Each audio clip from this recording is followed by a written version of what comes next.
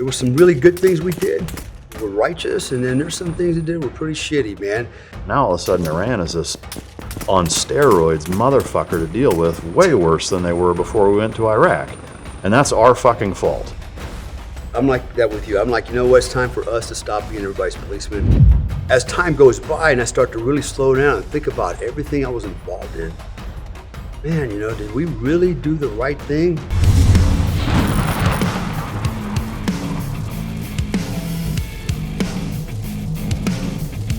Ladies and gentlemen, as always, it's both an honor and a pleasure to welcome my next guest to the podcast. He spent over 35 years serving this great country of ours as a paratrooper, Green Beret, Delta Force operator, and OGA contractor. He's also got a PhD in natural health and alternative medicine, which we're going to dive into.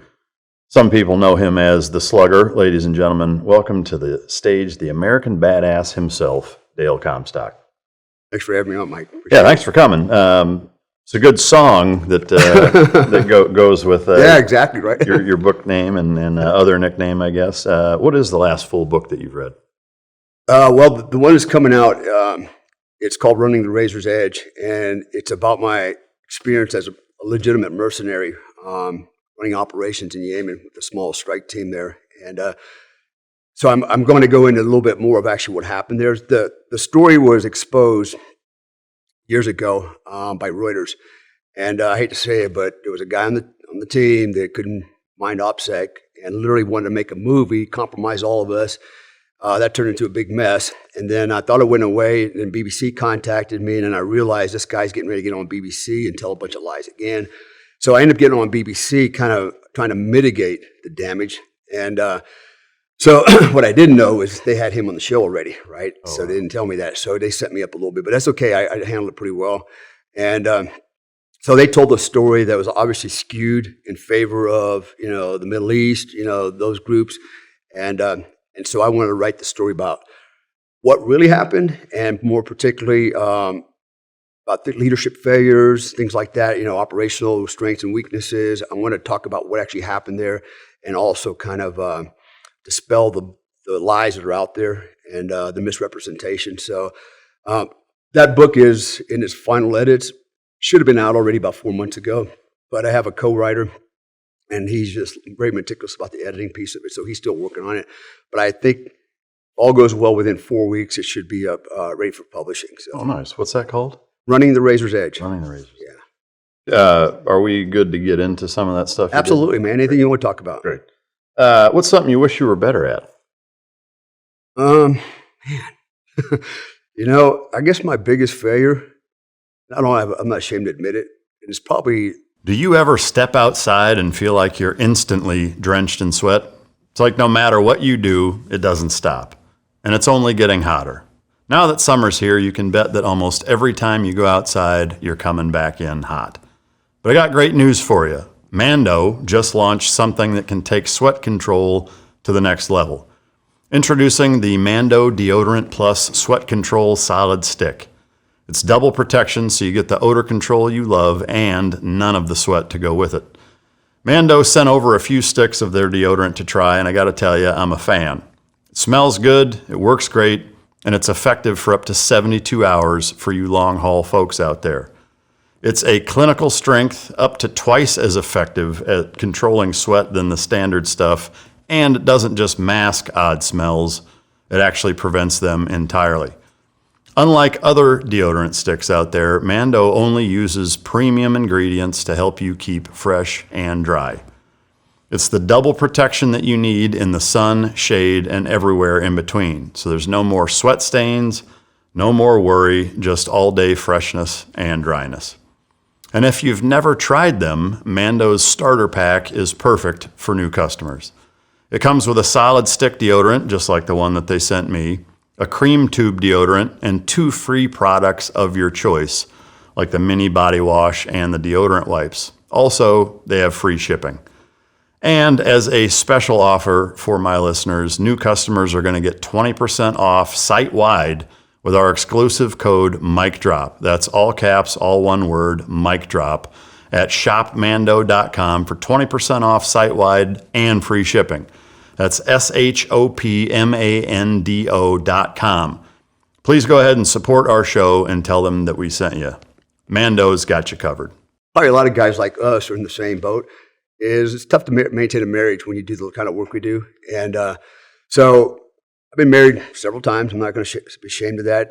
Of course, I've lost my kids because of that. I've lost a lot of things on a personal level, but, like they say in, special forces is your mistress, and reality is that's what happens to, guys like you and me in this line of work. You're gone all the time, and really the job becomes the life, and your teammates become the brothers, and in a lot of ways your family is taking the back seat, and I think we all probably go down range and we think about the days when they come where we get to spend it with all our kids and, and live this happy, nuclear family life. But when that day finally comes, we're older, they're older, there's off to college, the wife's not interested anymore. Yeah. And unfortunately, that's part of the, that comes with the job, and so it sucks, but you can't have it both ways, and that's kind of what happened to me. Obviously, I've been married several times. It's not because I'm a bad husband. It's just I wasn't ever around, So it's tough for sure. Same boat, not several times, but yeah. Well, people always ask me. I'll be upfront about it. I've been married. I'm on my 5th marriage. Oh, no shit. And I did a speech one time in Las Vegas, right? And I was telling people about my background. I got married several times, and everybody got really quiet in the audience. I go, I know what you guys are thinking. You're like, Comstock, why would you keep getting married? And the only answer I could come up with was, because I'm not a quitter. That's all what else you going to tell them, right? It made sense at the time. But that makes me curious, like for, say, 3 and 4, was there part of you that thought like, the odds are stacked against me or that like it's just a matter of time? Like, is there any of that negativity going into it, or were you full all the way in? Talking about what? 3rd and 4th marriage. Oh, yeah. No, you know what? There's always doubt. And, I hate to say I'm a subject matter expert on it. I've really learned a lot about relationships, marriages, women, and the reality is this, man. This is what I tell to a lot of my coaching clients. Most of them are men. I've got over 400 guys that follow me. They're my coaching clients, and I don't think I'm wrong on this one. But we as men are providers and protectors, right? Women tend to be nurturers. We have gender roles. Now, I'm sorry, feminists out there, but that's the reality. And And when you really look at the social dynamics of marriage and relationships, the evolutionary perspective of it, at the end of the day, I hate to say it, men are only as valuable as long as they can provide and contribute, right? Once you can't do that, you're on your knees, you're on your ass, women tend to lose interest because they start looking for the next guy that can provide because that's what they need. They need that security and protection. And so I'm more realistic, more pragmatic. I do love my wife. Actually, I loved all of them, right? And so, but I also understand that, statistically, there's 80% of divorces are initiated by women, 90% by women with college degrees, and 95% of the time, they get everything, child support, custody, everything. And here's the sad part about it, right? We go into this contract as men and women, and, we are expected to provide and protect. They're expected to take care of the kids, the house, nurture us, sex, all those types of things that go with that. But once the marriage contract is broken, we are forced by the state, you and I, to continue that role, provide and protect, right? And all those things, but the other half is not, right? They're free and clear. So when you start thinking it from the macro level and you start, paring it down to the micro level, it's like, man, I hate to say it, but there's not a little incentive left in America for men to get married because it's probably going to end disastrously. And so I'm being a realist about it. I'm 62 years old, been down that road, and I did get married again, but I didn't marry an American woman. I married, my wife is Asian, and it's been a good relationship. We've been together for 10 years, and so yeah, I understand that at the end of the day, this may not work out. There's all kinds of variables. There's the other guy, there's all kinds of things that can happen. So when you go in with that mindset, in fact, I heard a guy say it one time, if you want to be successful in marriage, go into it with low expectations. And, that was perfectly said. Just have low expectations when you get married. Yeah. Just do you, let her do her, and hopefully together, enjoy your time together, and it all works out. Hopefully together you can do each other, right? Right. I mean, for sure, sage advice, and I don't disagree with any of it. I mean, it is There is a lot on the line and less incentive for men, I think, to get married today. Especially in the West. Yeah. West is really bad for it. If time travel were possible, go forward, back, as far, either direction, where and when would you go? Great question. I would go forward. And here's the thing. Hey guys, I wanted to take a minute to tell you about the Mic Drop Patreon, where you can get the real mic drop experience the way it's meant to be seen. You get completely uncensored, unfiltered, and uncut episodes with nothing held back, just raw, real conversations directly from me to you, without YouTube censorship. Plus, you'll see it days before anyone else, with early premieres and exclusive bonus content that you won't find anywhere else. You get behind-the-scenes access to the show, including pre- and post-show footage, with me and the guest both in studio and on location, depending on what the guest is into and what we have going on. On top of that, we've got tons of Patreon-only perks, mic drop swag, access to exclusive merch, and the chance to submit your questions to be asked at the end of every episode. You'll also get a sneak peek at our upcoming guests, so you'll know who's in the studio weeks before anyone else. We're constantly releasing new features and dropping new content based on what you want to see. For our top tier members, you get the same Mic Drop Challenge coin that all of my guests receive from the upcoming show, which will never ever be for sale. We've got quarterly merch that's sent out directly to you, a monthly Zoom call with me where we talk about whatever you guys want to talk about, and an active group chat where we all shoot the shit on a daily basis. All of that for just a few bucks a month to support the show. Right now, we're also offering a 10% discount off an annual subscription, which means that you get more than a free month. I want to say thank you to everyone who has already signed up. Your support means that we get to keep bringing you the content that you love. So if you haven't yet, hit the link in the description or go to patreon.com/micdrop and join the team. I'll see you guys in there. Thank you. Now again, like I said, I'm older, I'm more studied, and I've really gotten heavily involved in the idea that the universe, energy, electricity, even you look at AI, it's like, we've gone to a point from 20, 30 years ago when the Terminator came out, Matrix came out, it's all this sci-fi stuff, but here we are, we're actually living it, man. We've got artificial intelligence. We have artificial intelligence that has sentience, self-awareness. When you start looking at AI and you start asking questions like, who are we? And it's like, are we just consciousness experiencing the human condition, right? Or are we actually, carbon-based matter that actually has consciousness? Some really interesting questions. And then, you throw in the UFO alien mix in this whole thing.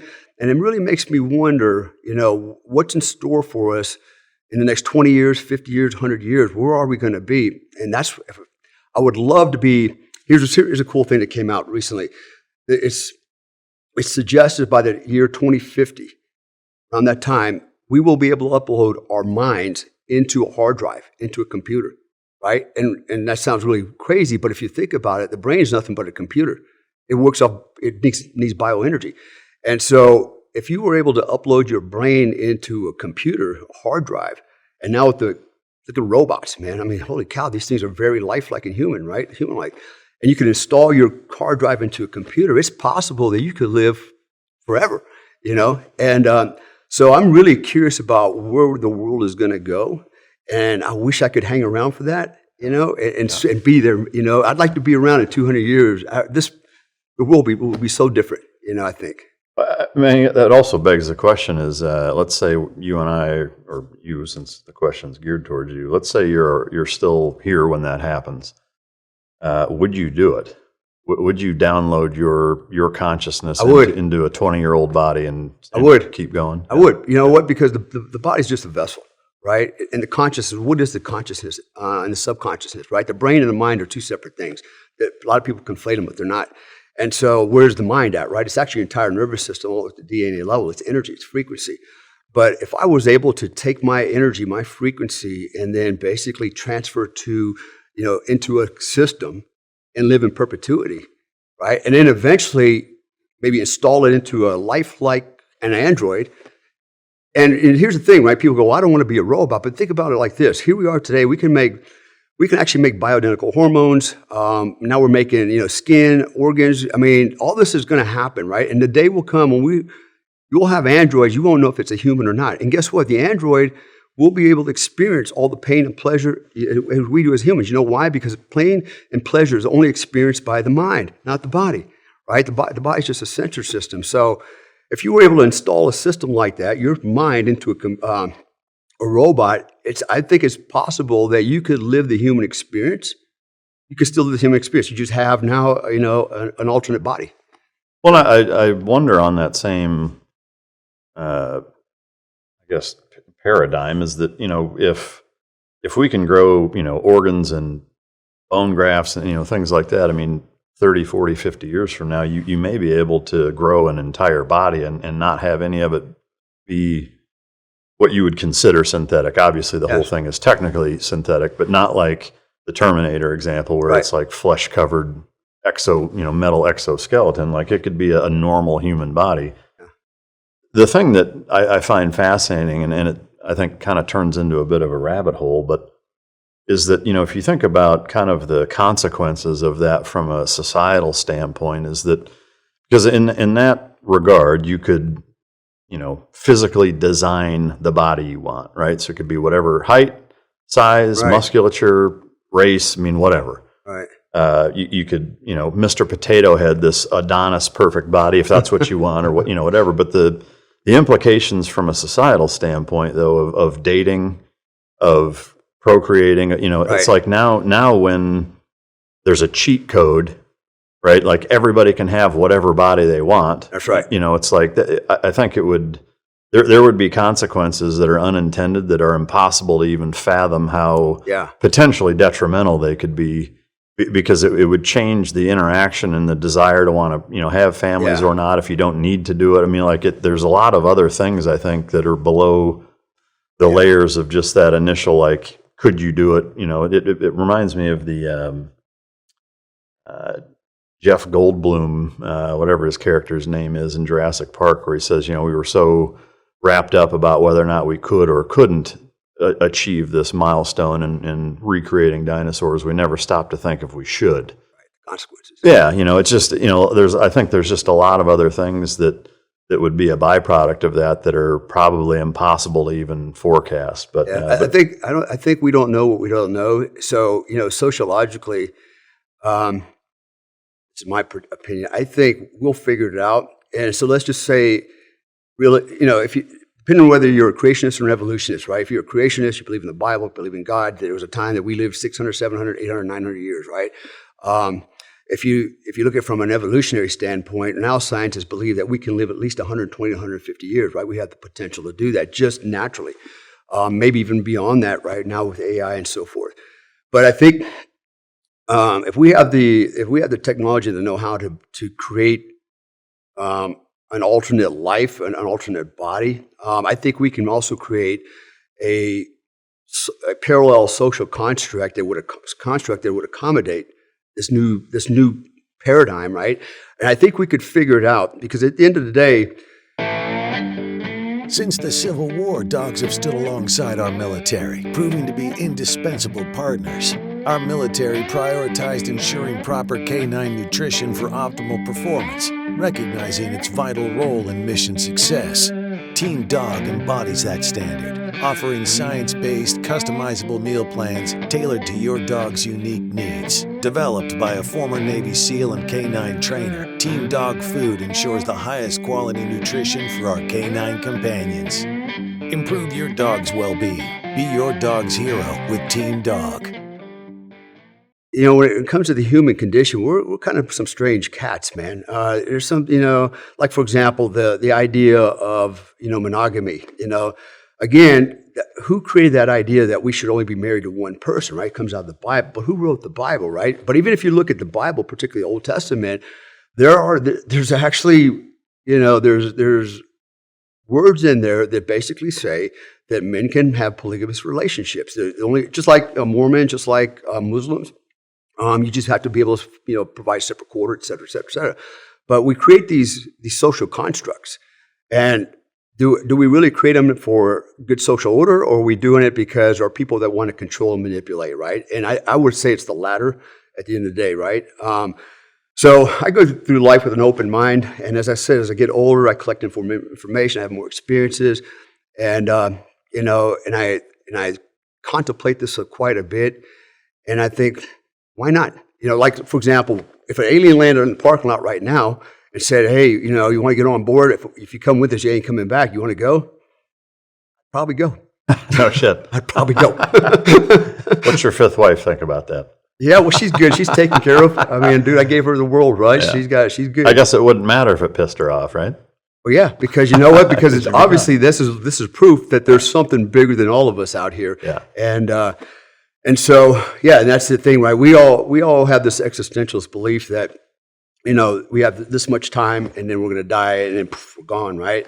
I don't subscribe to that. I believe we live on, not in body, but in spirit. What is spirit? Energy, frequency, And so I don't think we really die. And I think there's there's more out there than we're aware of. Right now, we're just experiencing the human condition, Maybe that's what we are, is consciousness, part of the divine consciousness, experiencing the human condition. I know that sounds like a lot of psychobabble, but I've done a lot of work in this area, a lot of research in this area. I'm fascinated by it. And I'll share some other stuff with you later about actually creating reality and manifesting. It works, and it's all a function. Success is a function of physics, and that's all it is. Success is based on physics. Nothing else. Has nothing to do with hard work. Has nothing to do with philosophy. And I'll break all that down later on if you want to hear about it. But yeah. Have you ever considered or stopped to consider that maybe we're the aliens? Yeah. No, I think we are. Because I mean, if you contrast us to the rest of the animal kingdom, we're the odd man out by quite a bit. Right. Obviously there's some similarities, but there's more differences. There's more similarities within the animal kingdom than there is for us, Right. compared to them. And, the thought or prospect of, our DNA or some sort of cellular level material on an asteroid that hit here, tens of thousands of years ago or however long. I mean, who knows? Like, it's fascinating shit for sure. But yeah, the theory is, if you ever read about the Anunnaki, emerald tablets, all these things. In fact, if you really look at, all the books, of the Bible, there's certain books that were not included, and like the Book of Enoch, and it actually talks about the aliens. Why was that left out? The theory is, and this is not just some layman people saying, this is people that are scholarly, physicists, scientists. They're starting to believe that we are actually some way related to aliens. Maybe we. In fact, the theory is we were actually created as slaves to support the aliens and what they need to do. Like, who built these damn pyramids, right? And things like that. There's just too many unexplained questions out there. And the theory is, and it seems to be pretty convincing, that we are somehow, some way related to aliens.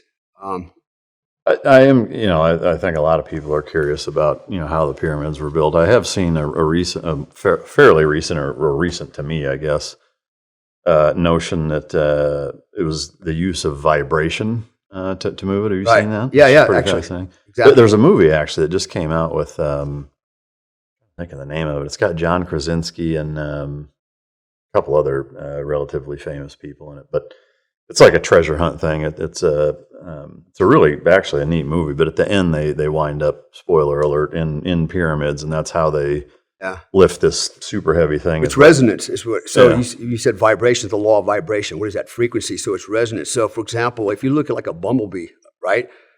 How does those little tiny wings on a bee keep it aloft, right? It's big. It's got little tiny wings. It's not because the wings are, it's manipulating air currents and things like that. Actually, what they've discovered is, because of the speed the wings are vibrating, it actually creates its own resonance field that actually matches the resonance around it.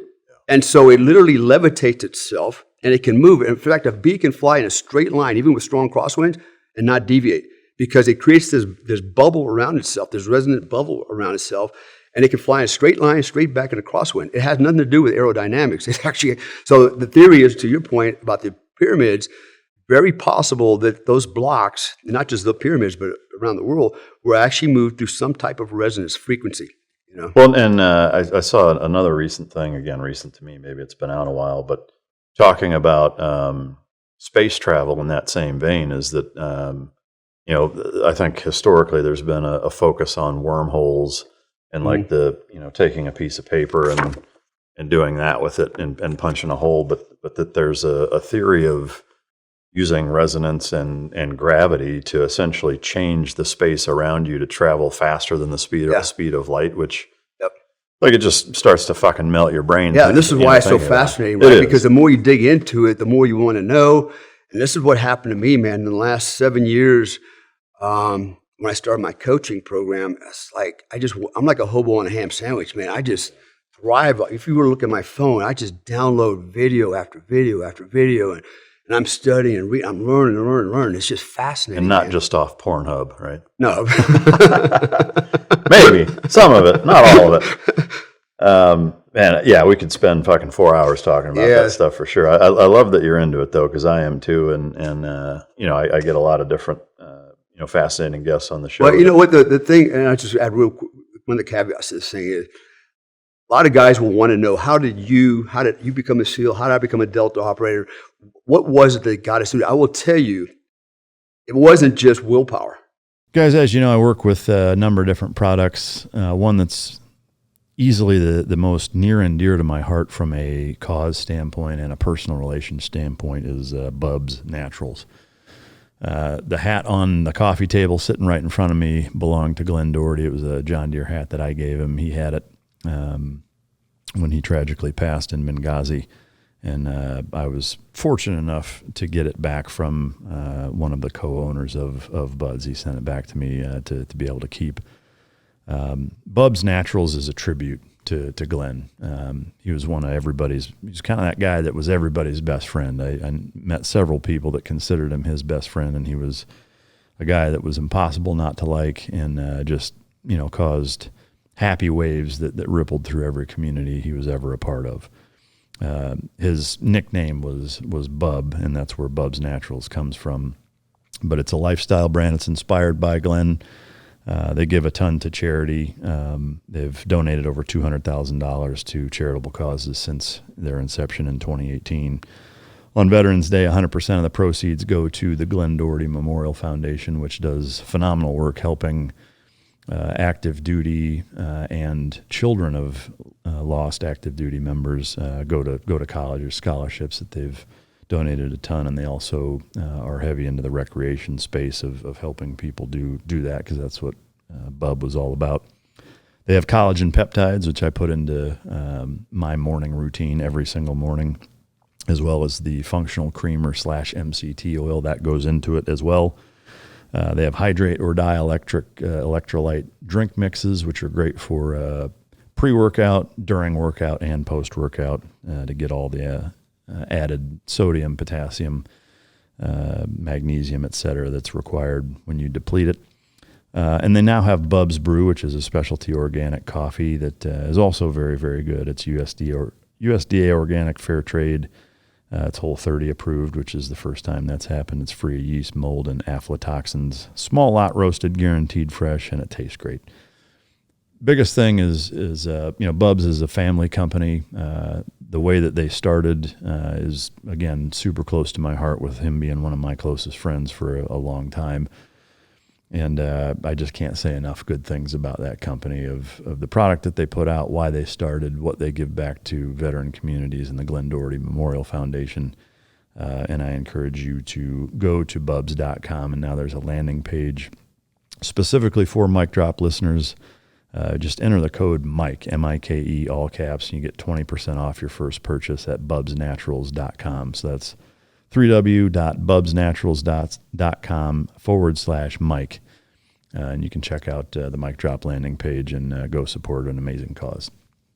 It wasn't just determination. There was more to it, right? And so I can break that down later on. Like, you were 23 when you became a SEAL? Is that right? No, I was 19, actually. 19, okay. Yeah, I was 23, there's some guys will dispute it, but I was, at the time, I believe, one of the youngest guys to ever make it through OTC. The minimum age was 22. It doesn't matter, neither here nor there. I should have never made it.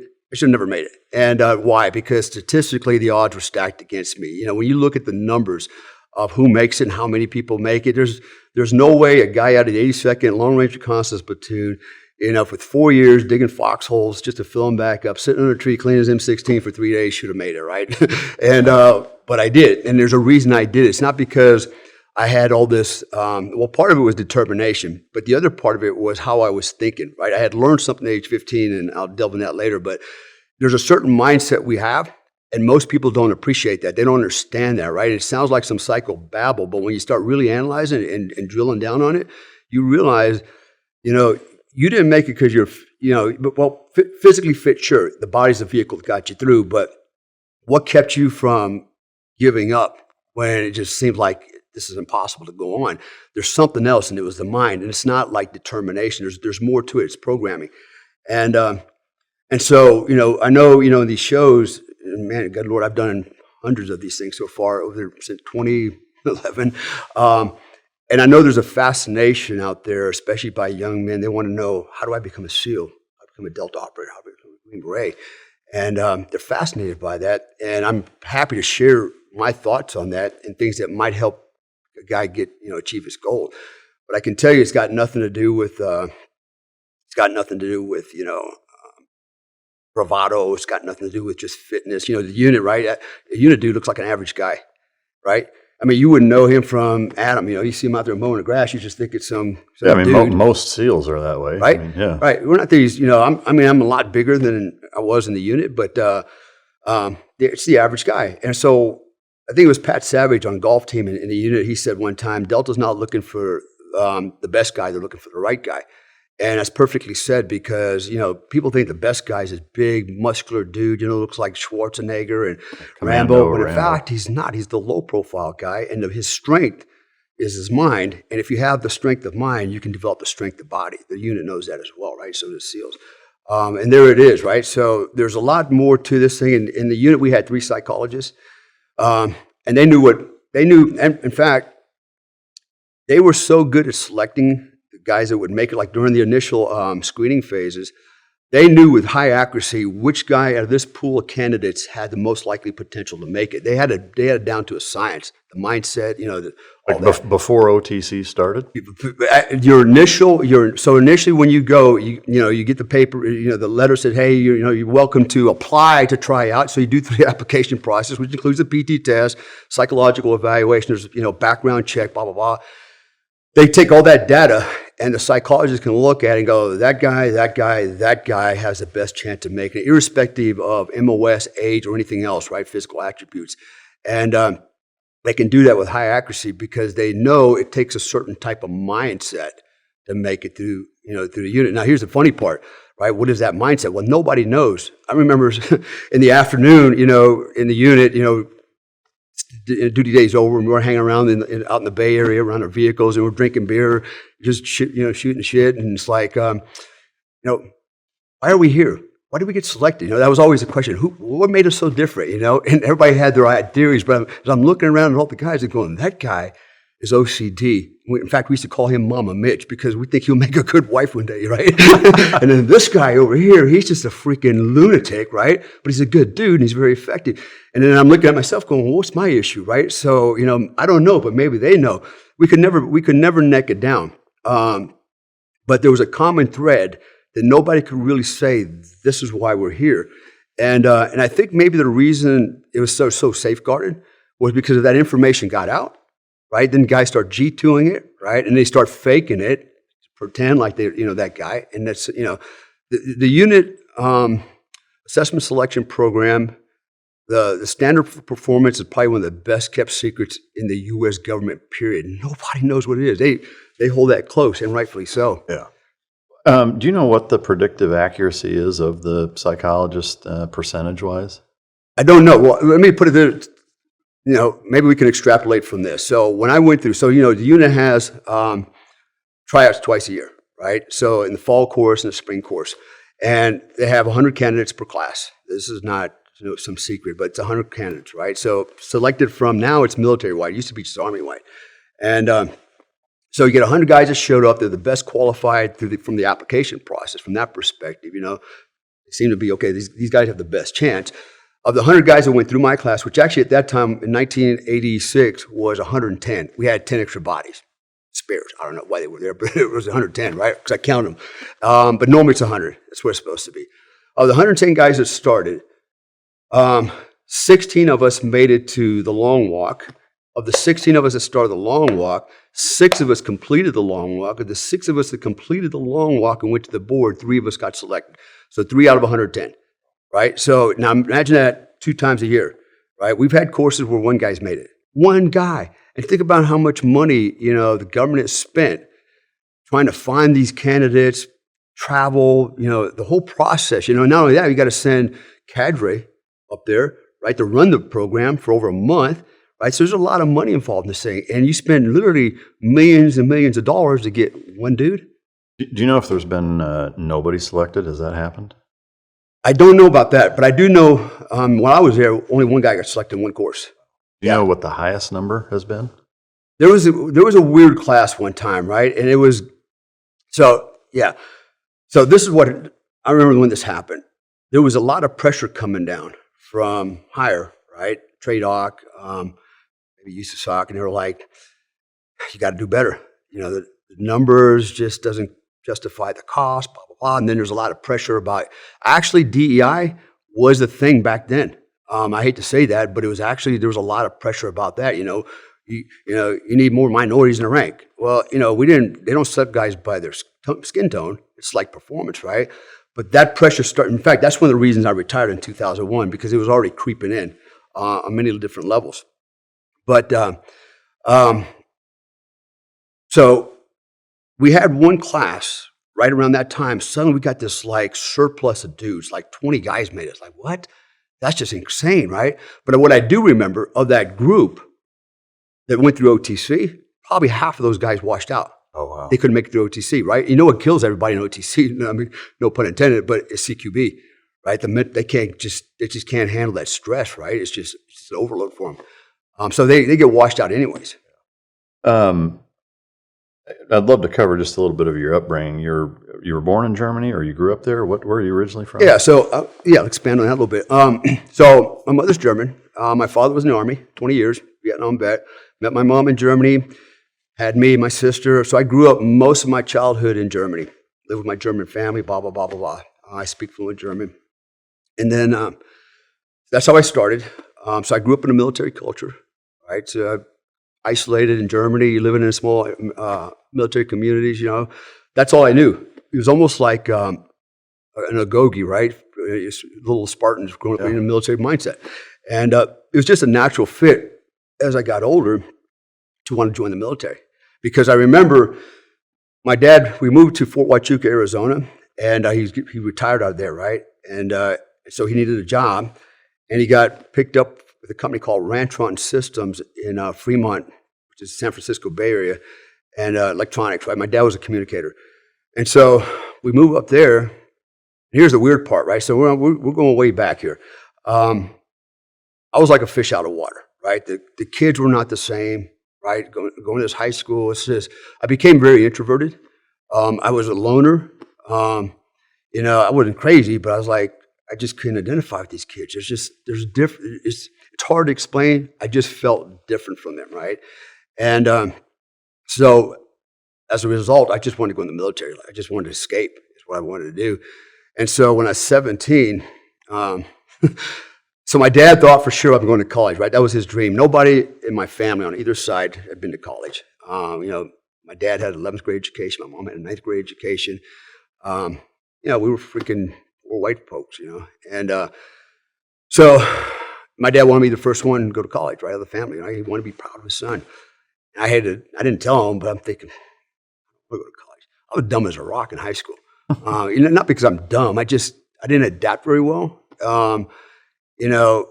I was high active, but I wasn't hyperactive, and that's what we do now. We label high active boys as hyperactive, ADHD, and we give them drugs, right? It's all BS, right? The whole school system, not set up for boys. No way. But I was that kid. I went through school, got my C's and D's and F's. That's about as good as it got, I was a C average, maybe D average student, In fact, I had to go to summer school in my senior year just to graduate. I mean, that's how, how messed up I was. So secretly, I went down to the recruiter's office, and I wanted to join the Army at the age of 17, right? A lot of people like to ask me about my workout routine, and while there's a lot of exercises and stretches, routines, et cetera, that you can do, you can't discount sleep.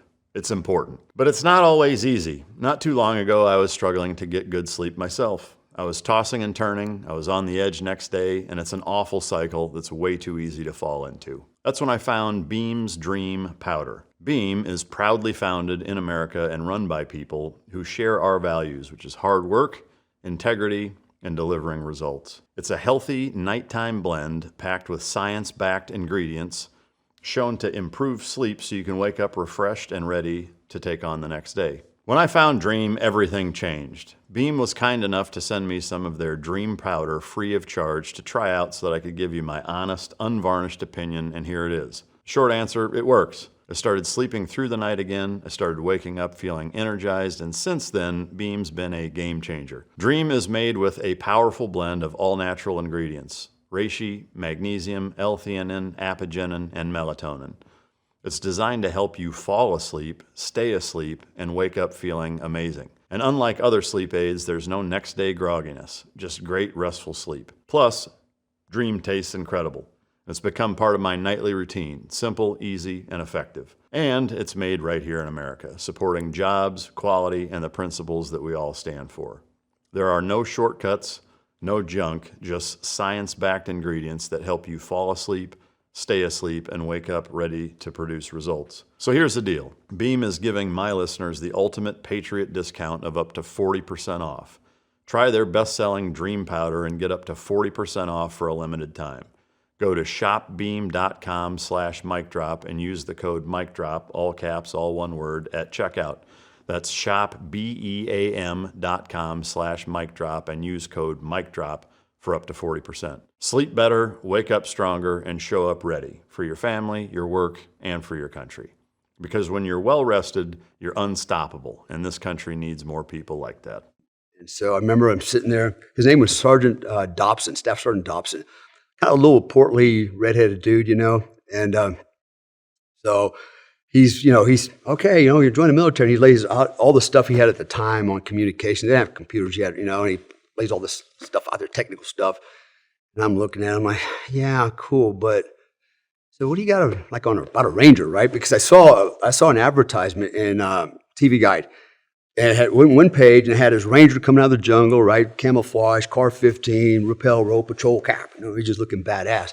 And I go, that's it, right? So that's why I went down to the office. And so when I said that, his eyes lit up, and he just wiped the desk clean, right? He pulled out a little pamphlet, and I go, that? And I go, that's it, right? So that's how I signed up to be a Ranger. And then I actually conned my two best friends to sign up with me, right? Because he told me, he goes, listen, if you bring two friends along, they sign up, all of you get $3,000 bonus, and you all get automatically promoted to E2, get mosquito wings, right? I thought that was a big deal. Like, yeah, I'm going to be a general, right? So, no, but so I did. I got my buddies to sign up. So the three amigos, we went in the military together. By the way, we're still best friends today. Oh, wow. They're in Sacramento, California, which is funny. One of them is a black guy, and the other guy's a Mexican. And of course, I'm the white guy in the trio, but we're really good friends. And so finally I go home, and one day I revealed to my dad, that, this is what I did. And I could see I broke my dad's heart. That was not what he had intended for me. And in fact, I remember previously, he had made a comment to me when I kind of brought up the military thing. He goes, you won't do good in the military, son. You're lazy. My feelings were kind of hurt. Like, what? He's like, you're too lazy. You won't do good in the military. And I was like a little disappointed, but I don't know if I didn't agree with it, but, I was just a regular teenage kid, Yeah, we like to sleep and fuck off and stuff like that. So that's what happened. I told him, and I realized I broke his heart, and now I felt horrible, man. I'm like, oh, my God. I could just see the disappointment in his face. And I said, Dad, I promise you, I'll get my college degree in the military, make you proud, I said, this is what I want to do. I want to be like you. I want to join the military, but I'll get my degree. I squirrel that way. So my dad was my hero. He really was. My dad was a good man. Very fair, not a big man, actually a very small man, but he had a big heart, and just a good person, And so I ended up, so then they pulled the old switcheroo on me, right? So now I'm ready to go to, Benning and AIT and basic training. And it's like, oh, by the way, your Ranger slot, got canceled, sorry, and I'm like, huh? And they're like, yeah, but it's okay. You just go in and you go through the program and you end up in the 82nd Airborne Division. That's what they got you slated for. But it's no problem. Just go tell your sergeant major you want to go to Ranger School and they'll send you. No problem. It's easy peasy. Oh, okay. What a lie that was, right? Yeah. Bullshit. Try walking up to the sergeant major after you get there, go, hey, sergeant major, I want to go to Ranger School. Can you make it happen? No, it doesn't work that way. So anyways, I ended up in 82nd. I was in the 325th Airborne Infantry. This was 1981. And that's when they called the 82nd the Jumping Junkies, right? Because, oh my God, dude. It was like prison life. Like we're living in these barracks and you got dudes, like everybody smoking marijuana every night. They're getting drunk. These are all infantry dudes. It's post-Vietnam era, right? So we still have a lot of Vietnam era vets in there. And it was marijuana, drinking, sneaking hookers up into the barracks on the weekends, parties, beating the shit out of each other. It was insane. And so that my platoon became, ultimately, we were actually out of 15,000 paratroopers at the time. My platoon was ranked the best infantry platoon in the 82nd. They have this thing called RTAPs, right? So it's annual evaluations. You have to go out in the field and you got to do all this stuff, as an infantry platoon, and they grade you. Well, we were number one, which was amazing, right? I was like, how does that happen with these dudes, right? But they were hardcore. I'm not gonna lie, man. These guys went to the field, they got it done, and so we got selected to be the long-range reconnaissance platoon for the 82nd Airborne Division, which General Lindsay was a general at the time. He brought that concept back because it wasn't relevant anymore since Vietnam. Because I wanted an alert platoon. So we became it, and we got signed to the 313th Military Intelligence Battalion. So I did 3 years with the LRPs, went to Grenada. We did some real ops down there, which was interesting. In fact, two of the guys from my LRP platoon came out as the most decorated combat veterans out of Grenada. Can you kind of walk us through how that went down? Yeah. So I was at the time I was in PNOC, Primary Non-Commissioned Officers Course, E5. And so PNOC Recondo School, they had a Recondo School at the time, was merged together, right? So Recondo was kind of like a mini Ranger school. So we finished PNOC, we're out in the field in Recondo School, and I remember one morning we had a formation, and there's all these jets in the air, and you could hear just a lot of stuff going on at Pope Air Force Base. And they summoned us together, put a formation together, and then they said, okay, if you hear your name call, go ahead and grab your shit and go back to your unit. Huh? So they called everybody's name but mine. I'm like, hello, what's going on here, right? And then I realized, yeah, we're going to Grenada. So I did get pulled out finally, and I ended up going back to the unit, 313th, and my platoon had already deployed without me, right? And they were in Grenada. So remember, the Cubans were occupying the island, and you had the People's Republic Army of Grenada, I think it was called Prague. But anyway, so you got the militia, you got the Cubans took over Grenada. At the time, the president liked the idea that they were so close to us, with that strategic capability. So we need to put a squash that. And my platoon was down there. And what's a long-range reconnaissance platoon do in a small little island? Well, actually, we set up LPOP positions, surveillance positions, because there's a lot of little islands, right? And it turns out that the Cubans and PRA had been caching weapons, ordnance, all kinds of stuff on these little islands, right? And they were running guerrilla operations is what they were doing. So what happened was my unit got deployed, 82nd got deployed, the Ranger Battalion got deployed, SEALs got deployed. Salinas Airstrip was the one strip that everybody landed on if they didn't jump in. And it was operational time. So I get back to the unit, and there's a couple guys stay behind, and they're telling me, yeah, they already left, blah, blah, blah. And I said, well, how do I get to go? Right? And they're like, well, we've got a 141 flying out tonight, and we're going to, got to send a bunch of batteries and equipment to the platoon down there. You can go escort that if you want. I was like, yeah, sign me up. I'll ride that pallet down there. So I did, and I flew out that night, landed in Salinas airfield. And the thing with Salinas is you land in the daytime. They don't land at night, right, because it's hot airfield. So they land, they offload everything, and then they take back off. So we show up. I got this pallet with me. I'm the only guy on the 141 with all this gear, and unload everything. And I'm supposed to have somebody pick me up from the unit, from the platoon, right? And nobody's there. And the airfield, airfield commanding officer, right? In fact, he was a first lieutenant. It's him and a couple other guys. And so I'm like, yeah, I'm here with this equipment, I'm waiting for my platoon to pick me up. We're going to haul all this stuff off. And so time ticked by, and it got dark, right? And then finally the lieutenant's like, hey, you can't stay here, right? we're shutting down operations. You can't be here. And I'm like, where am I supposed to go? Right? And so nobody here to pick me up. He goes, well, I don't know where you're going to go, but you can't stay here.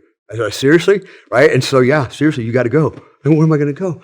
So basically, he kicked me off the airfield in Grenada. I'm by myself, right? And it's pitch dark out there. And I'm like, yeah. So I said, okay. I said, can I at least have some bullets? So they gave me a bunch of ammo. I loaded up, and I literally wandered off in the dark, right? And I'm not shitting. That's no bullshit. So I walk off, and I don't even know where I'm going. I know what the island looks like, it's not that big, but I'm like, okay, well, maybe if I just walk around, I kind of probe around and maybe run into the unit or something. I don't know what I was thinking, but can't stay here, so I got to go. So I literally walked, I walked down this one main dirt road for hours, and I ended up right outside of Georgetown, the capital. And there's a lot of activity going on there. I'm like, man, do I really want to walk in there? Because I don't know who's in there, right? And so I thought about it. I said, I'm not going to go in there, right? So I turned back around and went down the road the opposite direction for another couple hours. And it was pretty spooky, man. Jungle, it was dark, and all of a sudden I heard somebody go, "Halt, who goes there?" And I recognized a voice. Sean Pearson. He was one of the guys on my team, right? I go, "Sean?" He's like, "Dale?" So Comstock, right? And we're like, "Hey, oh my, thank God," And so we linked up that night, right? And so from there on, we started running these operations. So we would go to there's an island called Green Island, which was one of the islands next to Grenada, and so we'd fly out at night, do a night insertion, small orb team, 4 or 5 guys, and we'd just sit there in a hide site for 5 days, 7 days, monitor radio, and just basically looking for anybody coming to the island to recover caches. And that happened. They actually were coming in at night on these boats. They come in real fast. They do a BLS, land on the beach, and then they'd go and dig up their shit and load it back up. And one of our rope teams was out there one night. Boat lands. They saw it. Our guys come down there. The interdict them. It was actually 2 of the guys, and just to go check it out. And when the PRA and the Cubans had landed, it was a small team, like 4 or 5 guys. They actually put out left and right security, right? Well, the other guys were digging, and our guys walked into their left flank security, right? And point blank range got opened up on AK-47, right? So they got shot up, didn't die, got shot up, right? So they dive under this other boat that's staying there, and a return fire, firefight ensues, and then a couple of guys fell in the water, they were dead, and the Cubans picked them up, threw them in the boat, and they hauled off. In fact, the next morning, when the QRF showed up, they actually fished out a couple of dead bodies from the ocean, were some of the Cubans that they had killed. But our guys had also been wounded, and then those same 2 guys had also, so flying back and forth from Grenada to Green Island on the Black Hawk during the day, they saw a small boat capsize with a bunch of kids in there, right, fishing, and so they were drowning. So they hovered the helicopter and got one of the guys' name was Kirk. He fast ropes down, right, and gets right to the bottom, locks himself in, and he grabs one of the kids, right. He tells a pilot to get us up, and as the kid's coming out of the water, he's got a shark in his hand. He don't want to let go of his shark, right? The little baby shark that he caught. Like, I work for this, I'm taking it with me. Like, no, you got to leave it behind. But they rescued a couple of these kids, and they got the soldiers' medals for that. So they got Bronze Star, soldiers' medals, Purple Hearts, all kinds of stuff, right? Just from that one particular team. So that was my Grenada experience, and technically, I guess you could call it combat, but I really didn't engage anybody, but, I did a lot of surveillance on the field waiting for stuff to happen. And so I ended up in the 82nd, to continue on with this, my story here. And I came up to my 4-year mark, and I was at this crossroads, like, man, do I want to stay in or want to get out, And I was married at the time. My daughter, who's now 40, holy cow, she was about 5 or 6 months at the time.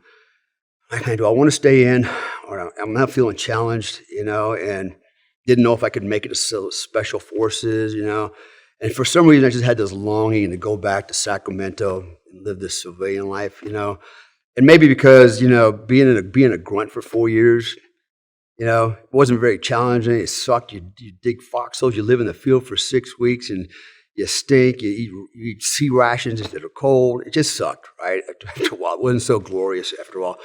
And so I remember I called my mom, and I said, "Hey, Mom, think about getting out of the Army." Would you mind putting up with me, my wife, and my daughter for, I don't know, 3 months so I can get a job?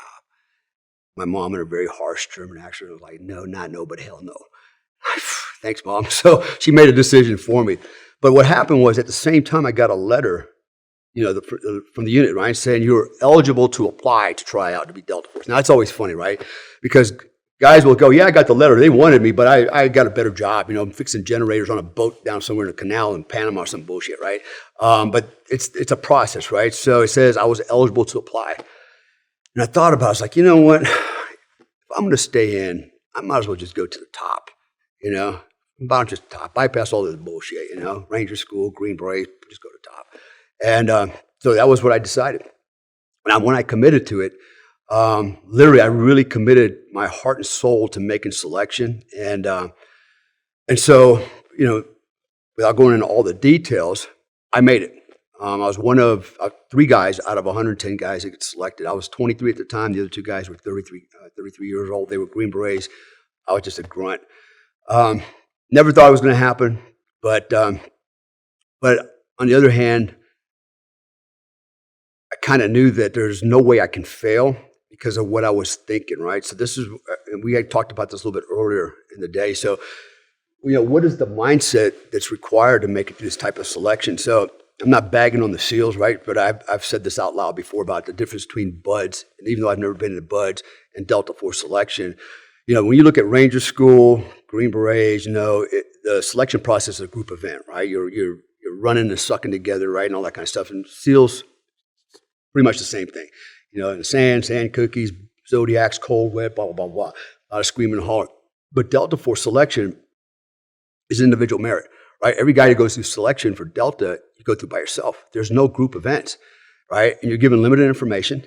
You're told to do the best you can, right? And so, in fact, they don't even recognize you by your name. They call you a color number every day. You get a different color number, right? So it's almost like they almost dehumanize you, right? You're just a statistic. And they don't talk to you. They don't smile, right? You ask them a question. It's like, what were your instructions? Blah, blah, blah, blah, blah. Okay, do the best you can. But start, do the best you can. How much time do I have? Do the best you can. Have a good one. That's all you get out of them. It's like, hello, is anybody in there, right? But it's part of the shtick, right? There's a reason for it because it gets into your head. And this is what guys have trouble coping is through the selection piece.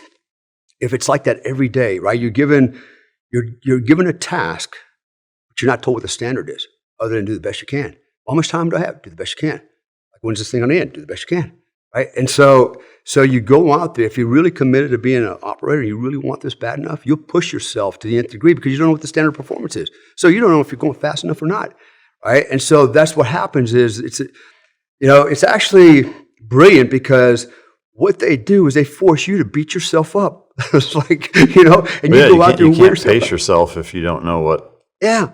Yeah. So you push yourself every day till you break yourself down physically, right? So how long can you go day after day, night after night, carrying weight up and down mountains in some of the worst conditions, weather conditions, with limited information, and you push yourself and push yourself and push yourself till things start breaking and ripping and tearing, right? And your body's had enough. And that's the whole moral of the story. They want you physically be broke because what they want to measure is the capacity for you to continue on here, right? And this is what they're measuring. This is why I said earlier, they're not looking for the best guy, they're looking for the right guy, right? There's a lot of studs, man, they've gone through selection physically, right? But they let their mind defeat them, Yeah, to me, I'm fascinated by the whole selection process. It's so cool, and I love how limited the information is because it's really it's the last bastion of the United States military's special operations as an entity. Yeah, that there's still very little information. I've had a number of different Delta guys on, and they'll share a couple of details here or there, but just super tight-lipped, and it's it's almost of mythic proportion how secretive it is, which I think is amazing. Yeah, and I also think to your point of it's the only selection process by yourself. I would say not only that, but it's also the only one where it kind of broils in uncertainty constantly. Any other selection process within soft community, there's a certain level of certainty. Okay, well, we're doing this for this amount of time. And there's a block of time that you're there for, but there's no other selection course that has such a vague standard of excellence, and I think that, from a human nature standpoint, you could argue that that's one of the most stressful things in the world. And that's why most people aren't entrepreneurs, as an example, is because of the uncertainty that comes along with it, and most people aren't wired for it. You mentioned that there was an incident at 15 that kind of either dictated or foretold. Can you share that? Yeah, I think this is very relevant. So I had what I call a gateway experience at the age of 15. Okay, and I'll share the story. But basically, this gateway experience that I had has set me on a trajectory through life that has literally allowed me to be all that I can be. By the way, that was the Army motto when I first went in: "Be all that you can be," and I still live by it today. Be all that you can be. But to give you some perspective of where did it propel me to, and where am I at today? Well, I live in 3 countries right now. We've got 3 homes, three families, extended blended families. I have multiple international businesses. I do a lot of different things. I'm still in the security space. I do a lot of recovery type work. I do very niche type security stuff. People call and go, "Hey, I got an issue." Like, for example, can you find my daughter, bring her back from this country? Or, "Hey, my husband got kidnapped in Saudi Arabia. Can you go find him, right? Here's a bunch of money." So I do some stuff like that. I do recoveries where I go into countries and I bring people out over the borders. Call me a mule if you want, but I bring out people that they're Americans and they've been done wrong, basically, So, but anyways, so I do niche work in that space. I have a security company in Indonesia. Provide explosive detector narcotic patrol dogs for like all the Marriott properties on the local venues. And then I got a bar, restaurant, lounge. I also have another enterprise where it's involved in not gold mining, but it's a humanitarian project where we help basically small level gold miners. And there's a lot of them, especially in Indonesia. 20-something thousand in the jungle panning for gold. We help them get their gold to market so they get maximum profits for their money. They skip all the middlemen. So we do stuff like that. Help them with medical, bring doctors in, field hospitals, schools. It is a humanitarian project. It's 9 figures, I'll tell you that. It's a big project. Those are just some of my enterprises there. Then I've got other stuff that I do in the Philippines, and of course some virtual stuff that I do, include my coaching program. So I live this life where I'm sovereign. I don't answer to nobody. I haven't since I left the military, and since 9/11. I get up when I want, I go to bed when I want, I do what I want, travel where I want. I live a good life. And remember, I'm the guy that had a dad that was 11th grade education, mom had 9th grade education. I went in the Army as dumb as a rock, but I took advantage of that time. I got my bachelor's degree, I got my master's degree when I got my PhD when I was in the OGA. Actually downrange. I got my whole doctoral degree downrange. If I wasn't slinging lead or lifting weights or sleeping, I was studying, right? So that's a little bit of some more of my background on the civilian side of the house. But this experience that I'm alluding to, this gateway experience at age 15, here's what happened. So as I mentioned earlier, I grew up in Germany, lived in American communities. We had lots of them at that time back in the 70s. And all these communities, like the one I lived in, it was Pattonville in Stuttgart, Germany. We had about 1,000 families living there, American families. And so what does 1,000 Americans do in a small community? It's like an island of Americans in Germany. Well, they have intramural sports for kids, right? We have one movie theater. We had one TV network, one radio station, right? So not like it is today. So I ended up, I like playing sports. I was an athlete. I've been an athlete all my life. And so this particular year, I decided I'm going to play baseball. Right now, I've never played baseball before. I'm really good at football. I was a running back for football. I was basketball. I'm really good at basketball. But baseball, I'll try it. So we had 2 baseball teams just in my community. We had the Pattonville All-Stars or Pattonville Royals. Now, you can imagine all the Pattonville All-Star guys were the good guys, right? Because the coach knew who to pick. And the new coach, which was my coach, got all the leftovers, the runts like me, right? And so I ended up playing left field, if I didn't get left out of the game altogether, I sucked. I mean, I sucked really bad. I mean, Dale was afraid of the ball. I mean, I'm not going to lie, right?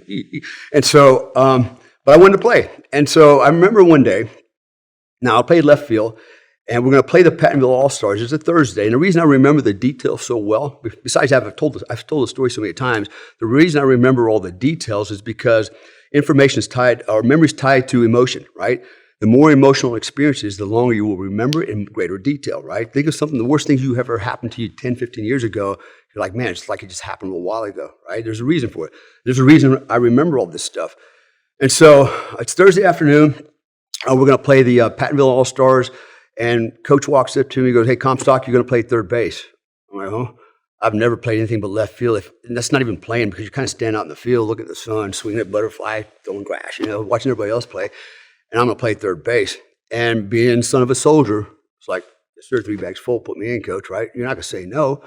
But I got to lie, I ain't gonna lie, I was scared shitless, right? And everything I imagined could go wrong went wrong, right? So, I mean, literally, line drives were coming at me. I could have caught it, and I duck and it'd go by me, It got so bad that the parents from the other baseball team would come over to the third base box and they're chewing my ass, like, gee, you're not even on my team, And, all right.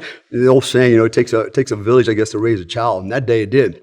So, well, we lost badly, probably in large part because of my lackluster performance. So I remember I went to the dugout and I waited till everybody cleared the baseball field before I came out, And then came out, went home. Next day, it was Friday. I didn't quit. I went to practice in the afternoon.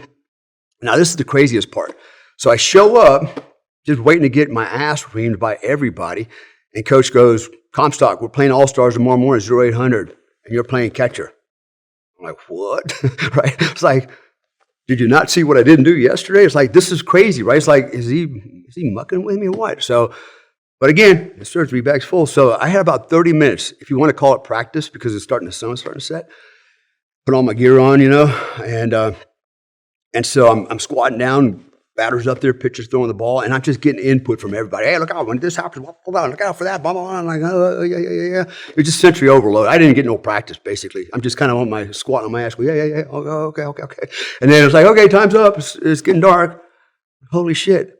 And so, see you tomorrow morning, baseball field 0745.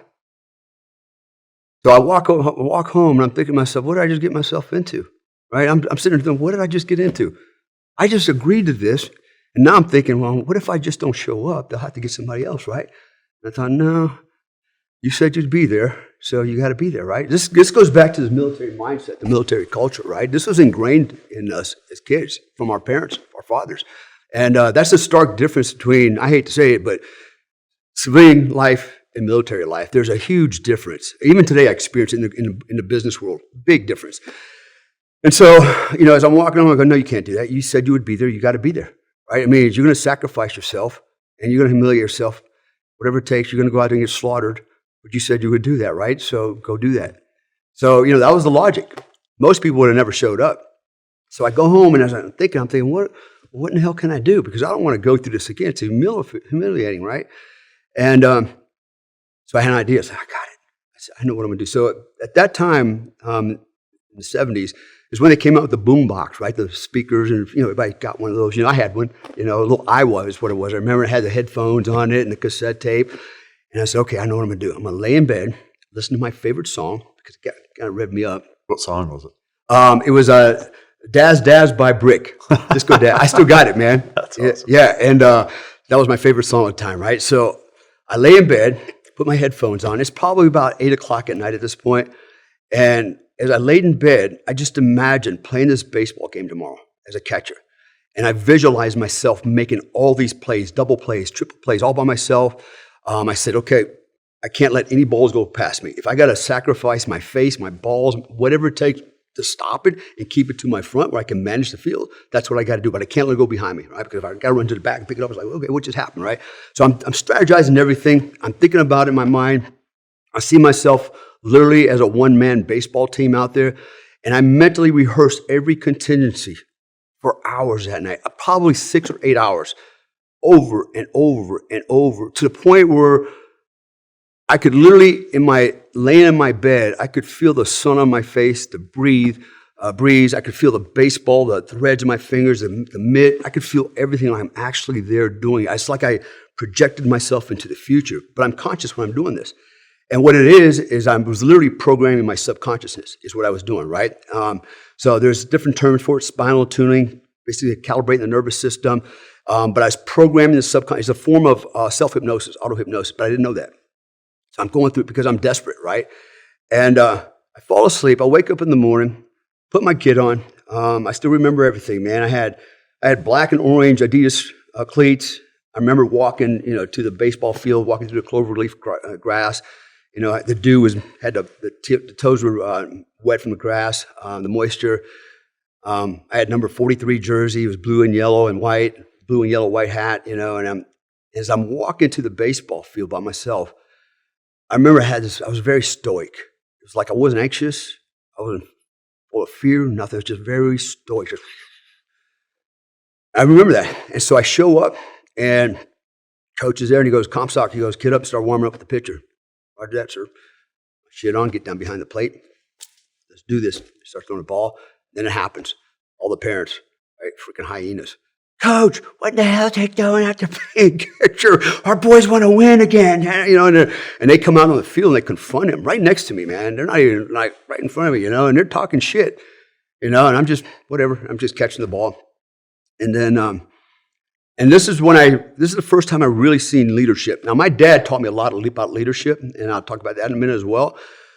But this guy, he's a new coach. He was a soldier, probably an E4. And this was a little part-time thing when he was on duty, active duty. His day off, he was coaching us, right? He's a really good guy. I still remember that. And so we stand there, and they're fucking giving him an earful, right? And they're like, literally, man, they're mad because I'm playing catcher. And so the coach, he says this. I still remember, and I'll paraphrase it, but he goes, listen, he goes, I'm the coach. I decide who plays, where they play, when they play, how long they play. He goes, that's my job. Because your job as parents is going out to sit there and support your children. He goes, you want my job, you can take it right now. Or otherwise, get the hell out of here. Right? He's talking shit to him too, right? And they're like, okay. And they walk off. I'm like, whoa, right? Coach got my back. And then he looks at me, he goes, what are you looking at? He goes, keep warming up. Sure.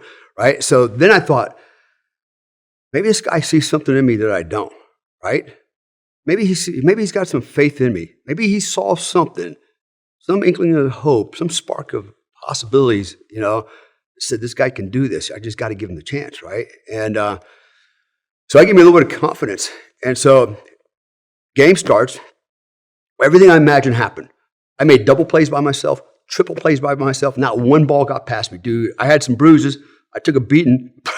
I stopped every freaking ball, right? And when the game was over, both baseball teams formed up on the mound with the coaches out there and the referee, the umpire, and they called me front and center. They awarded me the game ball as the most valuable player, and I played catcher from there on. I was a badass catcher. I went from 0 to hero overnight. And I thought, how did I pull that off? And I never forgot that lesson. So now let me fast forward. This is an important story. So this has to do a lot with the mindset, right? What I didn't know, this thing had a name and was actually a thing. I didn't know what it was, right? I didn't learn that till later in life. And so now, 82nd, right? It's time to either retire or stay in. I get the letter. And I remember thinking, okay, I'm going to do this, right? So I started my training program. Now, here's what was cool, too. In the 82nd, my platoon was really excited, my entire chain of command, that I got the opportunity to go out try for Delta. Out of 15,000 paratroopers, I was one of few that actually got to go. And so I'll never forget, man, the chain of command was like, hey, listen, Comstock, just show up for work, do what you got to do, train, whatever. You don't have to participate in anything we do, just train. We want to see you make it. Now, that's support right there, right? That's real support. Like when you have a unit that's behind you, like we want to see our guy make it. That was pretty cool. So here's what I would do. So I had 9 weeks to train.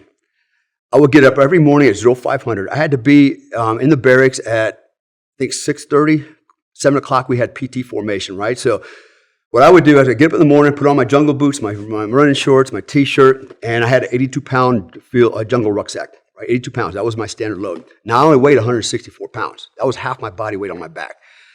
I would literally, every morning, run to work 5 miles, okay? Because I lived off a post, but I'd run down Riley Road, end up at 313.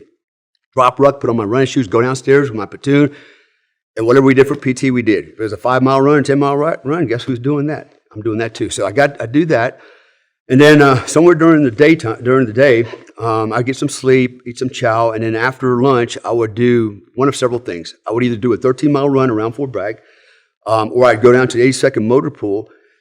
It was kind of like in a depression, and it was probably about 4 or 5 stories worth of stairs going down to it. And I'd take my rucksack, go down there, and just climb stairs, up and down, up and down, up and down, manage my heart rate. And then maybe I'd go for a run, or from there I'd go to the gym, and I'd go work out, right? I wasn't a big gym guy at the time. I was actually pretty small. But I'd go, lift some weights. And then at COB, at the end of the day, jungle boots went back on, rucksack went back on, 5 miles back home. Right? I did that every day.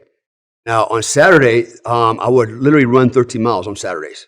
I had a circuit that I would run in the Fayetteville area. And I didn't run slow either, by the way. I could move out. And I think my best time is 11:36 with running shoes and 12:36 with combat boots.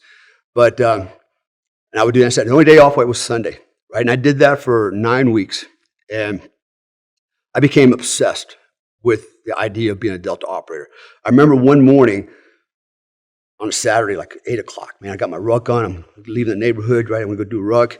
And this guy rides by on a mountain bike, right? He's got long hair, bushy mustache. He's got the signature pager on his side, right, back then. And he goes past and he turns around, comes back and swings back around. And he goes, "You getting ready for something?" Well, yeah. And he goes, "Good luck. Hope to see you." And I knew exactly who he was. I was like, see, I want to be that guy, riding on a bike, going, "I hope to see you," right? And so that really inspired me even more. So off I went. So I was, like I said, it was just obsession, man. I would literally eat, sleep, drink, have sex, Delta Force. My wife would say, "Babe, let's go to bed tonight and have sex." I go, "No, let's go to bed and talk about Delta Force." That's how committed I was, man. I couldn't think of nothing else. So about 2 weeks before I had to go to selection, so I'm 7 weeks into my training. Dude, I was in the best shape of my life. I mean, I was like, holy shit. I could move I could run faster with 82 pounds on my back than the average guy could without anything but his running shoes. And I would do it. I'd run up and down the 82nd Street, Ardennes, and just smoke people, man, with a ruck on. It was like my shirt. So I get orders from Department of Defense. Says, "Oh, you're being levied to Fort Polk, Louisiana. You're going to be assigned to a mechanized infantry unit. You're going to go live in the swamp, basically." And I had a report date come in like a month later, which would have been while I was in selection. And I was thinking, shit, you know what? Now I'm on levy. I'm supposed to go clear a post, turn on my gear, do this. There's a lot of administrative stuff you got to do. And I bought a small house for me and my wife and my kid. And I got to either rent this or sell this. I got to move all my household. There's a lot of stuff you got to do, right? And I thought, if I do that, that's really going to interfere with my training. And I made a decision. I said, you know what? Screw it. I ain't doing it. I'm just going to keep training. I'm just going to know this shit, right? Knowing that if I fail, I'm probably going to end up in Charlie's Chicken Farm, CCF, right? I'm going to end up in jail, right? And get busted and all kinds of bad things were going to happen to me. But I said, you know what? I'm going to make this. So I did blow it off. I went to selection, and I turned some pretty fast damn times, man. I'll put it to give you perspective. After a 5-event PT test, 100-meter swim, I could run with a 45-pound rucksack plus water. I could do 18 miles in 2 hours and 56 minutes through the mountains of West Virginia. Yeah. Dude, I was moving fast. I was the fastest, man. And but I don't know what the fastest time was, but I just know I was in my bed 30 minutes before the next guy ever showed up. I already showered, ate, and lay in bed like, oh, over here. The 40 mile, I won't even go into the times on that. That's confidential, but same thing. I blew the doors off that. In fact, I won't even go into the time standard on that one. But what I can say is this: I only stopped twice, 2 times. First time I stopped was for 2.5 minutes. That was drop my ruck, get MRE out, rip it open, right? Put my ruck back on and walk and eat. And then the next time was about 3 hours later. I stopped for 1 minute and 45 seconds to take a dump, right? Offload, download, offload. That was it. That's all I stopped, 40 miles, right? And just kept going and going and going. And it was raining, it was cold. And also on that one, I was the first one done, right? And so I made it through that because the reason I made it through it because all I could imagine was being a Delta Force operator. Now, here's the thing, and I'm not trying to throw anybody under the bus, but I'll use, for example, what's his name? David Goggins, all respect for that guy, what he does. But I remember he said he went through selection and he got an owie, hurt his ankle, whatever, was a medical withdrawal. I'm not sure if he folded it twice or just once, but nonetheless, he made a comment about, yeah, I hurt my ankle and they pulled me out, and then he told me later, I can try again, but that's what they tell everybody, they pull out, right? But that's not a big thing. But here's what I would argue. A lot of guys, probably him included, they were so focused on making it through selection, right? And that's where they failed. And here's what I mean by that. Instead of me focusing on, I got to get through selection, I was like, I got to be a Delta operator. The selection piece is just a step to that end, but that's the objective. This is not the objective. This is just part of the path, the trailway there. So in different mindset, I saw the outcome.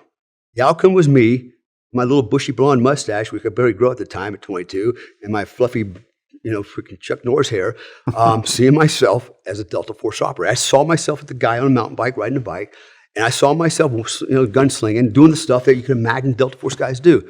That's all I could think about. The selection piece was like, that's just an interim step to that end. That wasn't all my concentration, right? That was just part of it. So I would argue a lot of guys, they fail because they spend too much time focusing on this piece and not really on the goal, on the objective. So now, next thing that happened was, so the 6 of us had completed the course. We had, again, another psychological evaluation, a bunch of other stuff.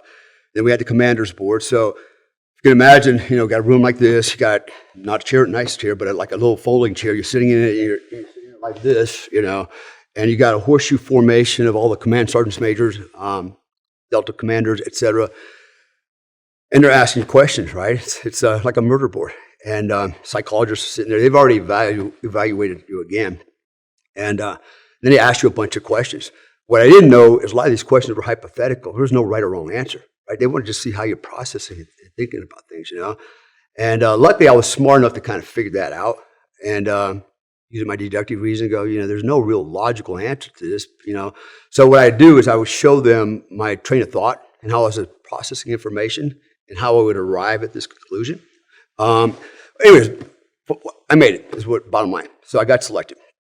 And I remember they made a big deal about my age. Like, you're the youngest guy we've ever had to, brought here. And are you really sure you're mature enough, I'm like, well, I'm married, I got a kid, got to be mature for that, I think, maybe. I've done this, I've done that. But, but I had enough humility to be honest. I go, yeah, I don't know. In fact, I used to call it anti-terrorism, right? I remember using that word. It's like, actually, it's counterterrorism. But, I'm very interested in anti-terrorism. Well, how about counterterrorism, right? So I didn't know what I didn't know. But what they did recognize was I had the drive, the desire to be there. And that was really what I wanted to do. So anyways, so then that next thing that happens is I report to the compound. And I report for duty. And day one, we're sitting in the classroom. I'm in the front of the classroom off to the right side. And you may have actually know this guy, Craig Maxim, called Mad Max. Yeah. Yeah. All right. He was my instructor, right? Jimmy Byers, a bunch of guys. And really squared away. So we're all kind of sitting there. There's me, and there's actually some holdovers from the last class. So there's probably a total of about, 15 guys in the class, including direct support guys that are going to go through the training as well, medics, EOD.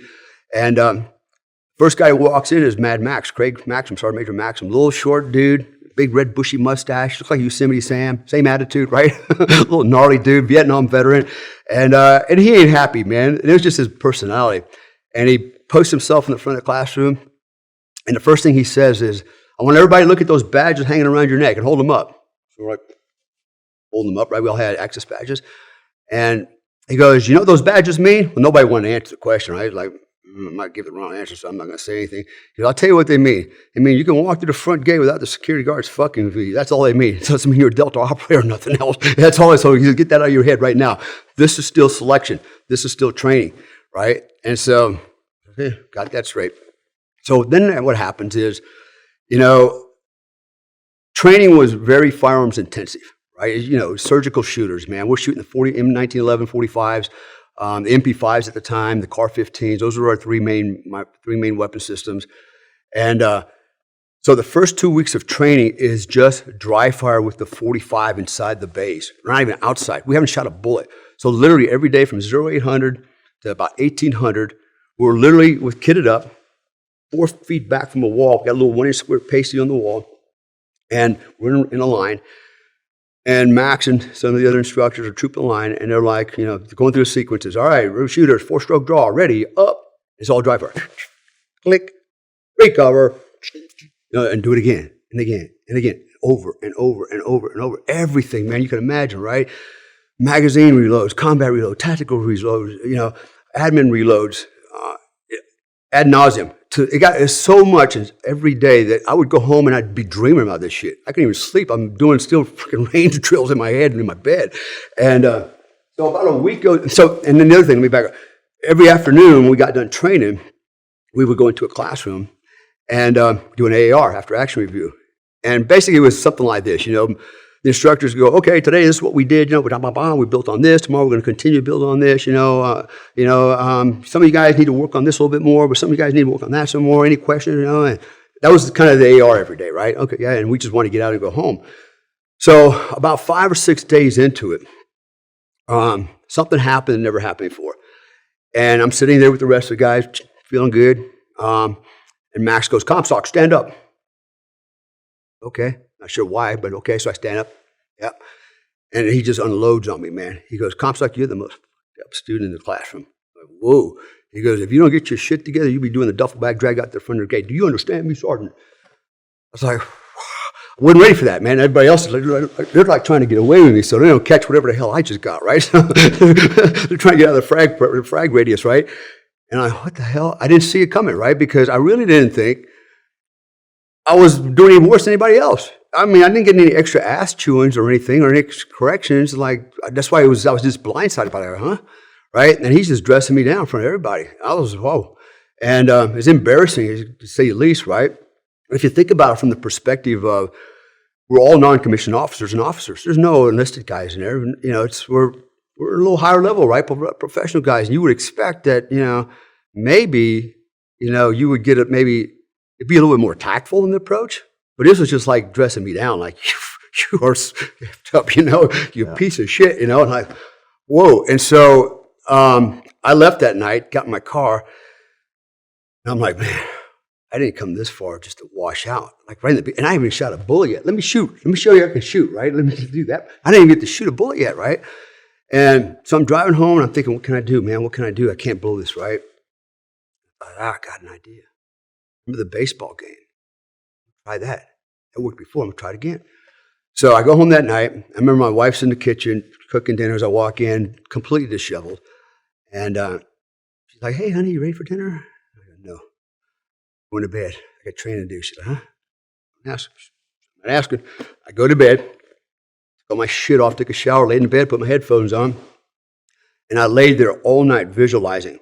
I could literally, to this day, I can still feel my primary and secondary M1911s, both of them. Match grade guns, Bomar sights. They were just a little bit different. Stiff length, 3.5 pound trigger. I can still feel those guns because those guns, those handguns, I shot so many rounds through them. It became an extension of my will. It became a part of my biology. Literally, it was a part of my body, right? And I can, to this day, still feel the smooth coat of oil on them, the stainless steel, everything, right? Listen to the same song? Huh? Did you listen to the same song? I think I did. I can't remember the song, but I do. I still have the song. I still listen to it. So I probably did, right? Because I wanted everything to be the same, like in a baseball game. So I wanted all the conditions to be exactly the same because the last condition worked out pretty good for me, right?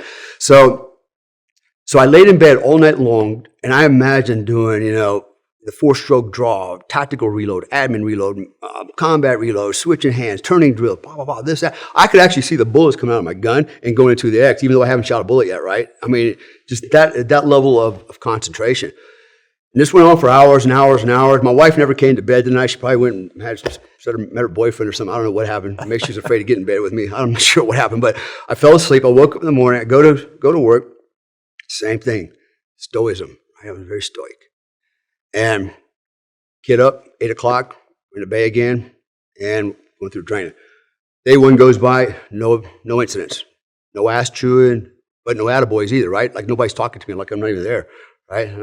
Okay, day 2 goes by, nothing's happening. Nobody's chewing me out, but nobody's patting me on the back. Like I'm not there, still like the invisible man. Man, day 3 goes by, still more the same. And now I'm thinking, God, please let them at least yell at me, because if they're yelling at me, at least they still think I have potential, but they're not even yelling at me, right? And I'm thinking, I hear the clock ticking, man. It's like, yeah, I think we're getting close, man. This is going to be the death knell, And so at the end of day 3, we go back into the classroom and it happens again. Comstock, stand up.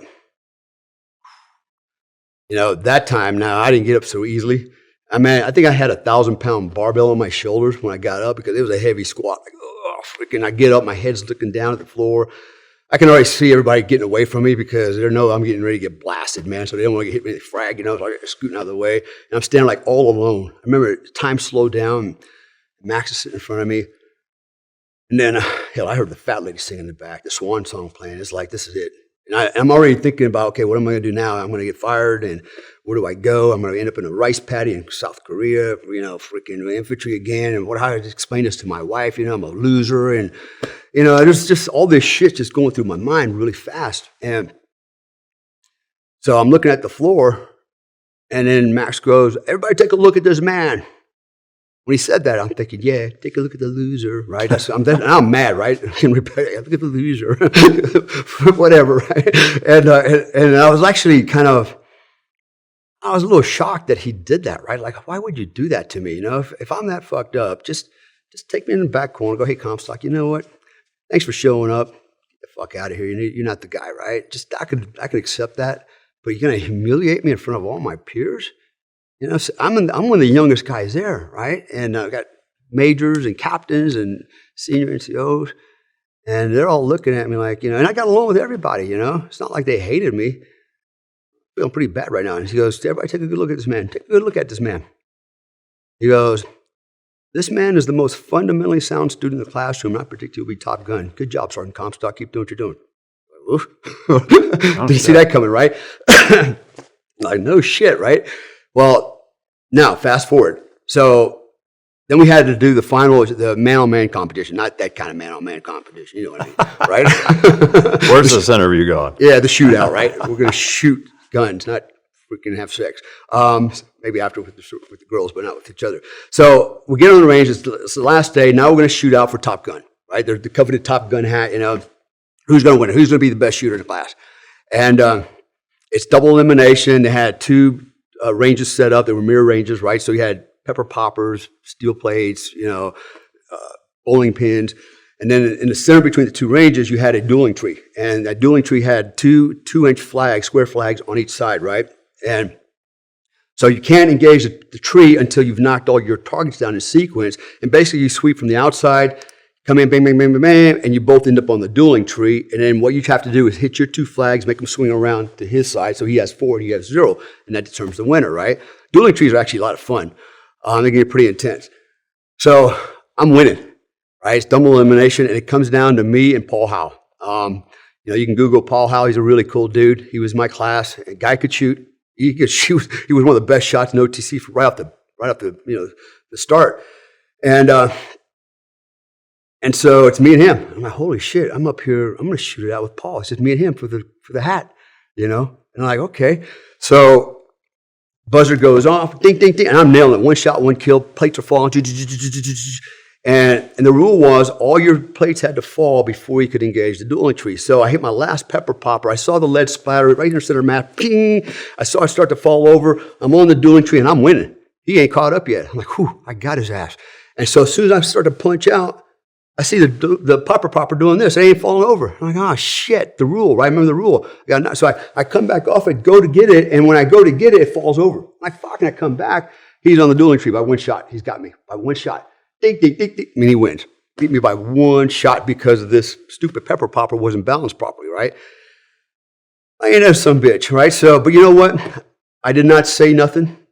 I walked over, I shook Paul's hand and said, congratulations, you're Top Gun, you won, you earned it, right? I didn't make a big deal. I was like, you know what, I'm happy to be here. Even if I was the worst shooter, I'm still here, I'd be happy with that, right? I just know what I did, and I know that I have the right to stand here, with the rest of you guys. And I went from 0 to, number 2 now.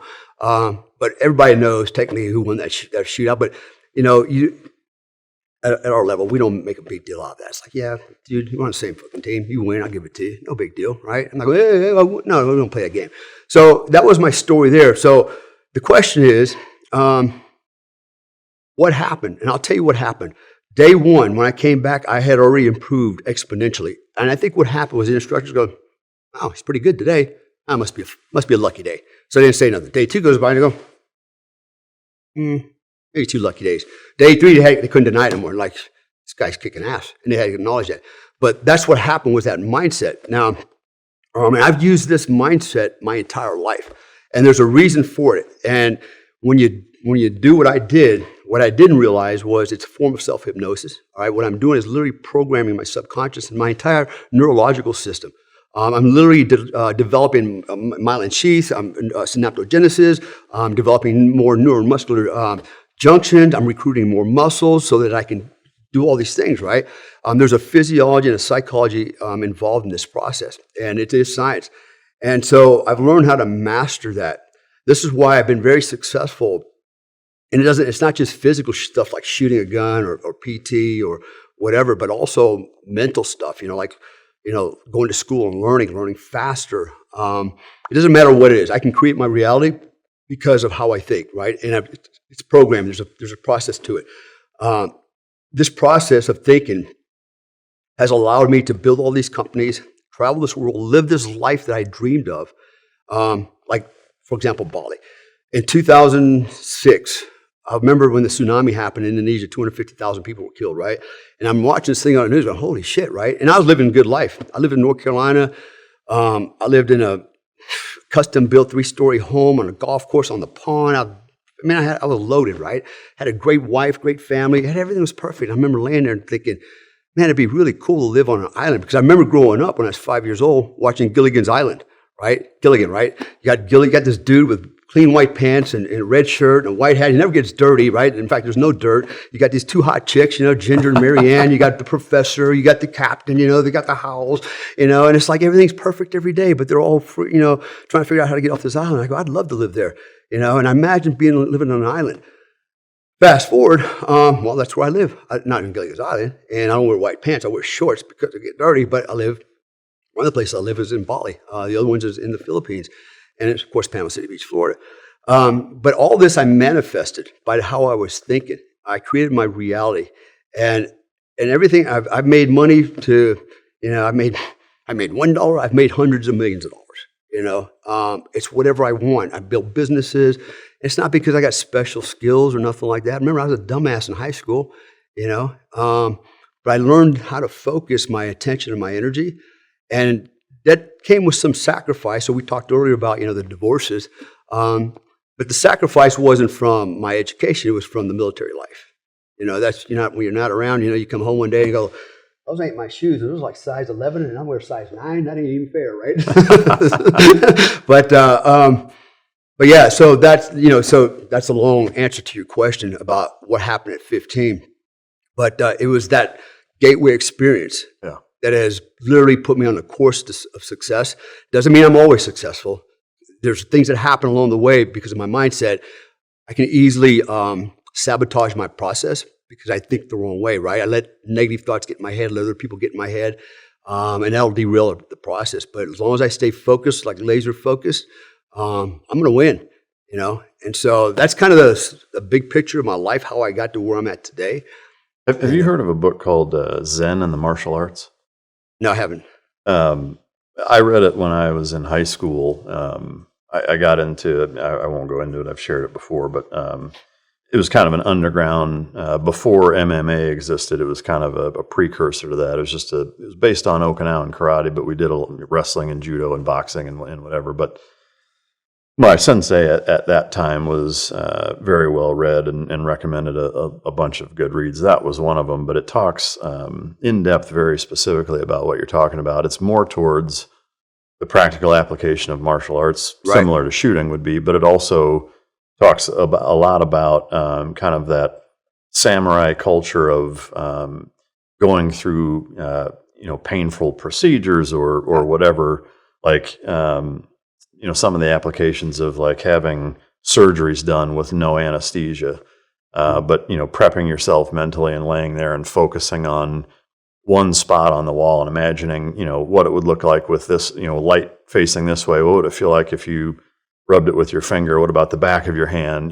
Does it smell different? Just like hyper focusing on all this stuff. But it talks a lot about, if you want to call it manifesting or visualization or whatever, is really, really fascinating. We actually did it in my high school, or on my high school swim team as well.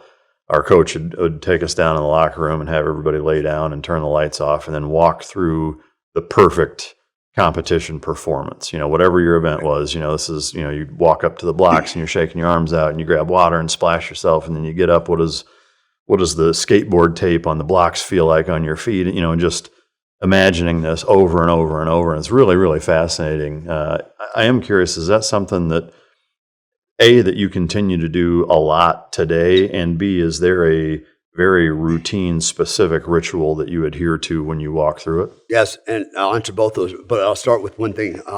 Even the unit back in 1986 was teaching us how to do this. Really? A lot of guys didn't understand it, right? So, for example, the psychologists, we had 3 psychologists assigned to the unit, and their job was basically to tweak the machines and make sure we don't go offline and do something stupid, right? Always evaluating us. And I remember during OTC, they would come in the classroom, turn off the lights or turn the light down low, say, okay, put your hands on, head on the table.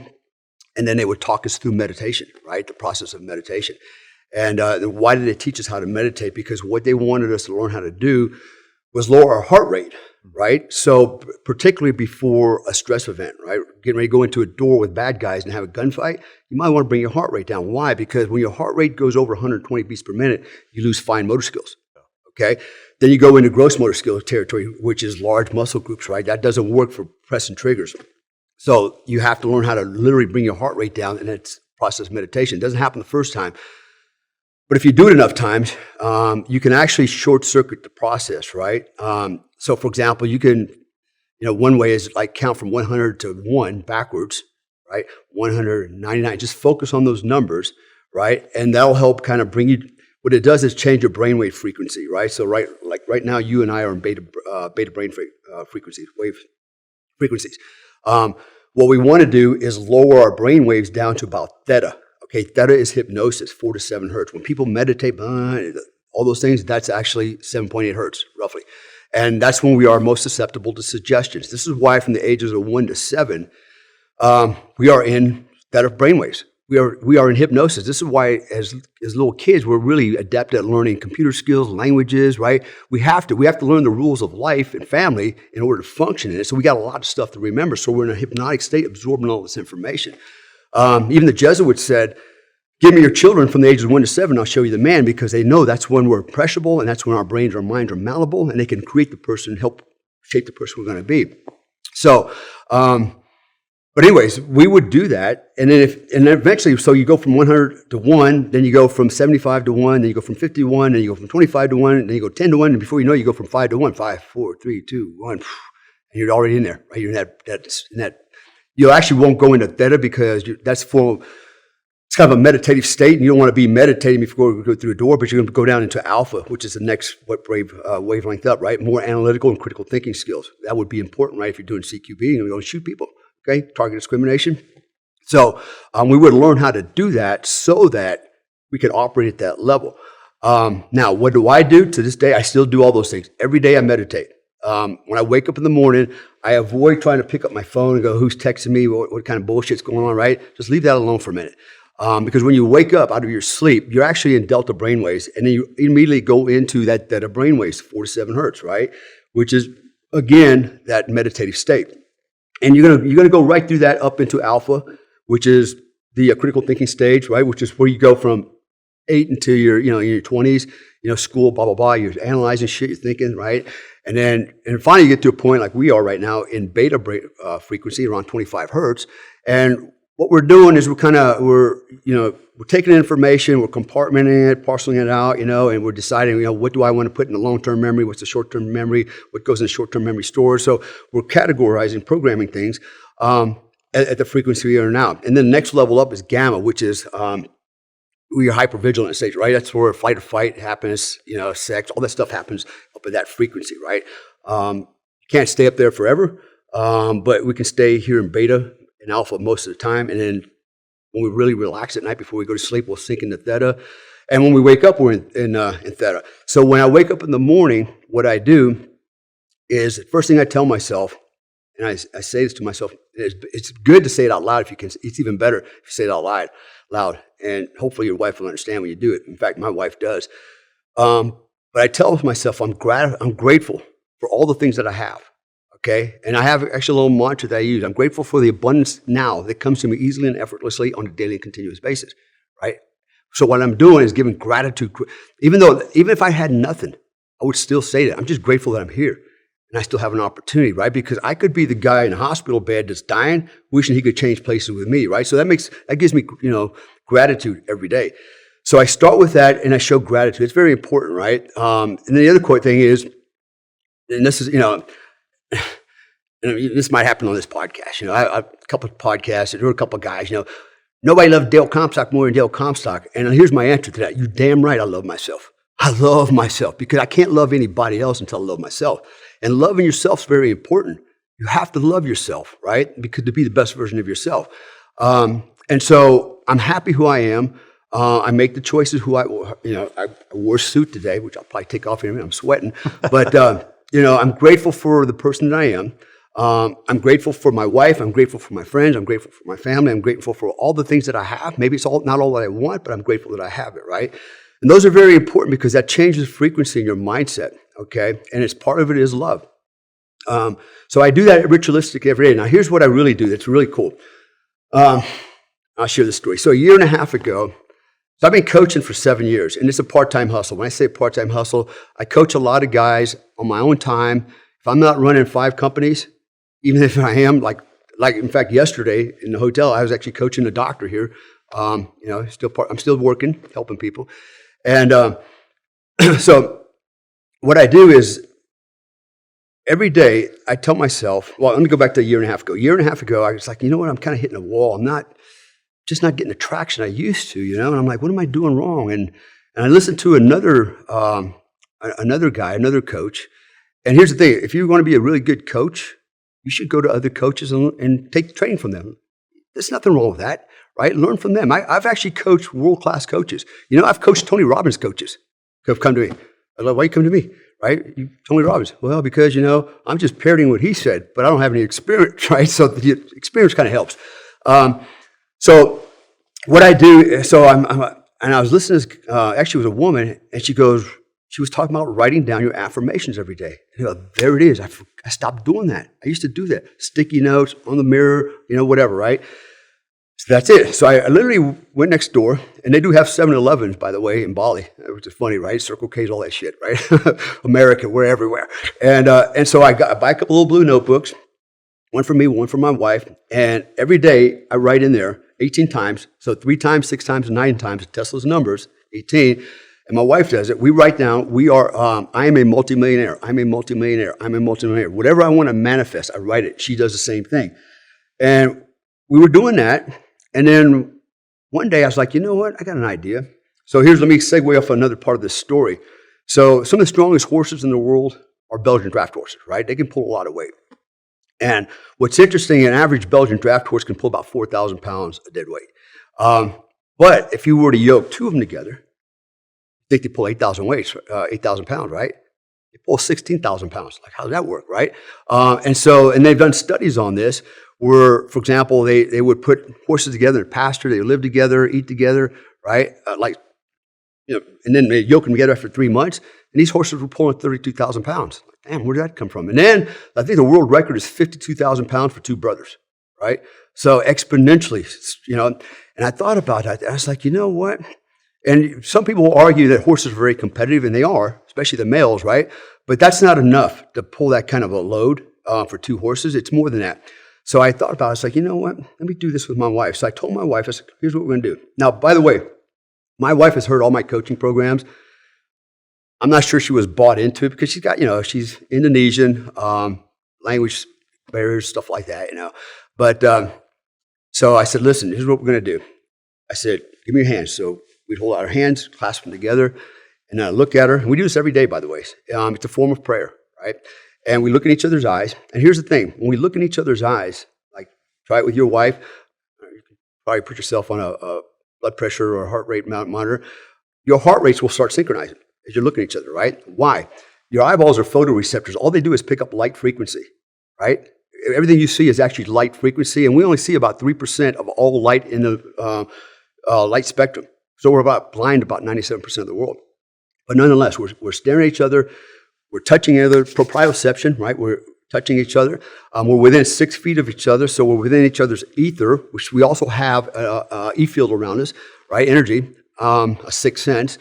We're talking together. So what we say, as we're doing this, we look at each other and go, we are multimillionaires, we are multimillionaires, we are multimillionaires, right? We'll do it 3 times, 6 times, 9 times, maybe just do it all 18 at one time.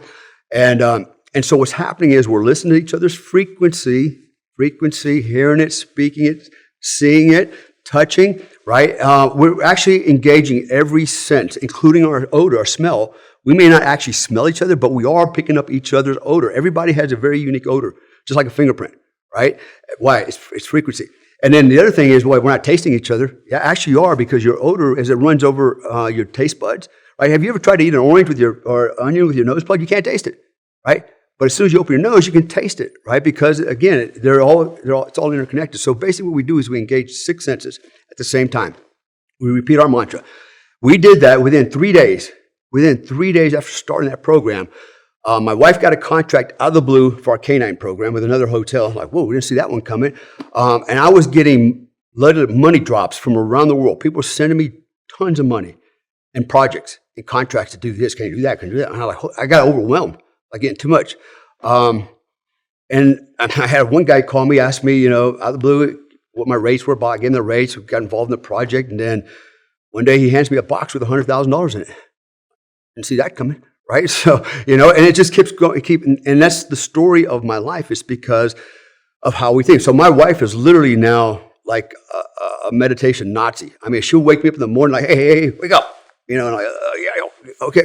And we do this thing every day. It's a form of prayer. Now, if you think about it, when we pray, if you pray to God, right, for something, people sometimes get their prayers answered. You know why they get their prayers answered? Because they have what? Faith.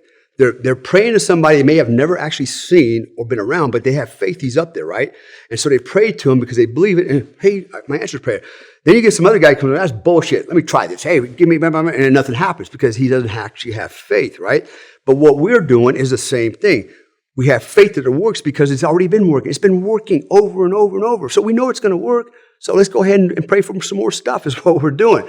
Do you do that the very first thing when you wake up? No. It's ideal in the morning, we're good. And usually what happens is my wife's already up. And so, she's cooking breakfast. And but at some point during the day, we'll do that. And sometimes she'll come in the room and go, hey, wake up, come on, let's do this, right? And do the prayer thing. But you can do it at any time. There's no set time. But you got to remember, you want to be kind of calm when you do it. You don't want to be all anxious and ramped up, and, you want to kind of do it when you're nice and calm and relaxed, kind of bring those brain waves down.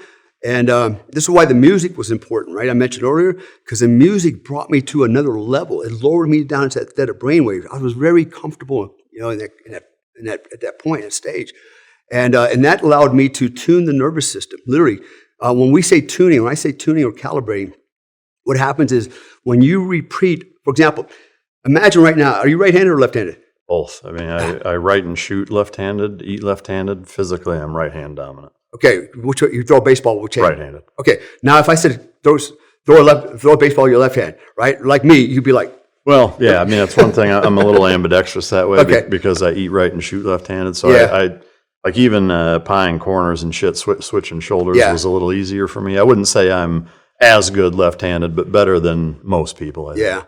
No, so, but the average person is like, all of a sudden now you got to do something with your left hand. It's kind of awkward, right? Yeah. But if you practice enough, eventually you smooth it out. You can throw like your right hand. What are we doing? What we're doing is through the nervous system, we're sending nervous signals down the neural pathways, and we're learning to recruit the right muscles in the right order so that we can sequentially throw that ball in a straight line, right? At first, we're throwing it all over the place because we haven't coordinated the program yet. And so, but as we do that, what happens is in that neurogenesis, we're literally creating more myelin sheath. We're making it thicker, and we're creating more neural pathways to recruit all the muscles needed to make that throw. Right. So there's actually a physiological change that you're going through. And guess what? Once you know how to do that, you can actually just think about it, and you just go through the same process. Right. So there's been studies like, for example, one study I remember. 2 groups of guys, right? They say, okay, For 30 days, you guys get to practice actually shooting baseballs, and for 30 basketball, and for 30 days, you guys just imagine throwing basketballs, right? And guess what happened after 30 days? They tested them, and the guys that didn't throw a basketball actually performed as well or better than the other guys did. Why? Because they imagined that ball, the trajectory going into the hoop every time.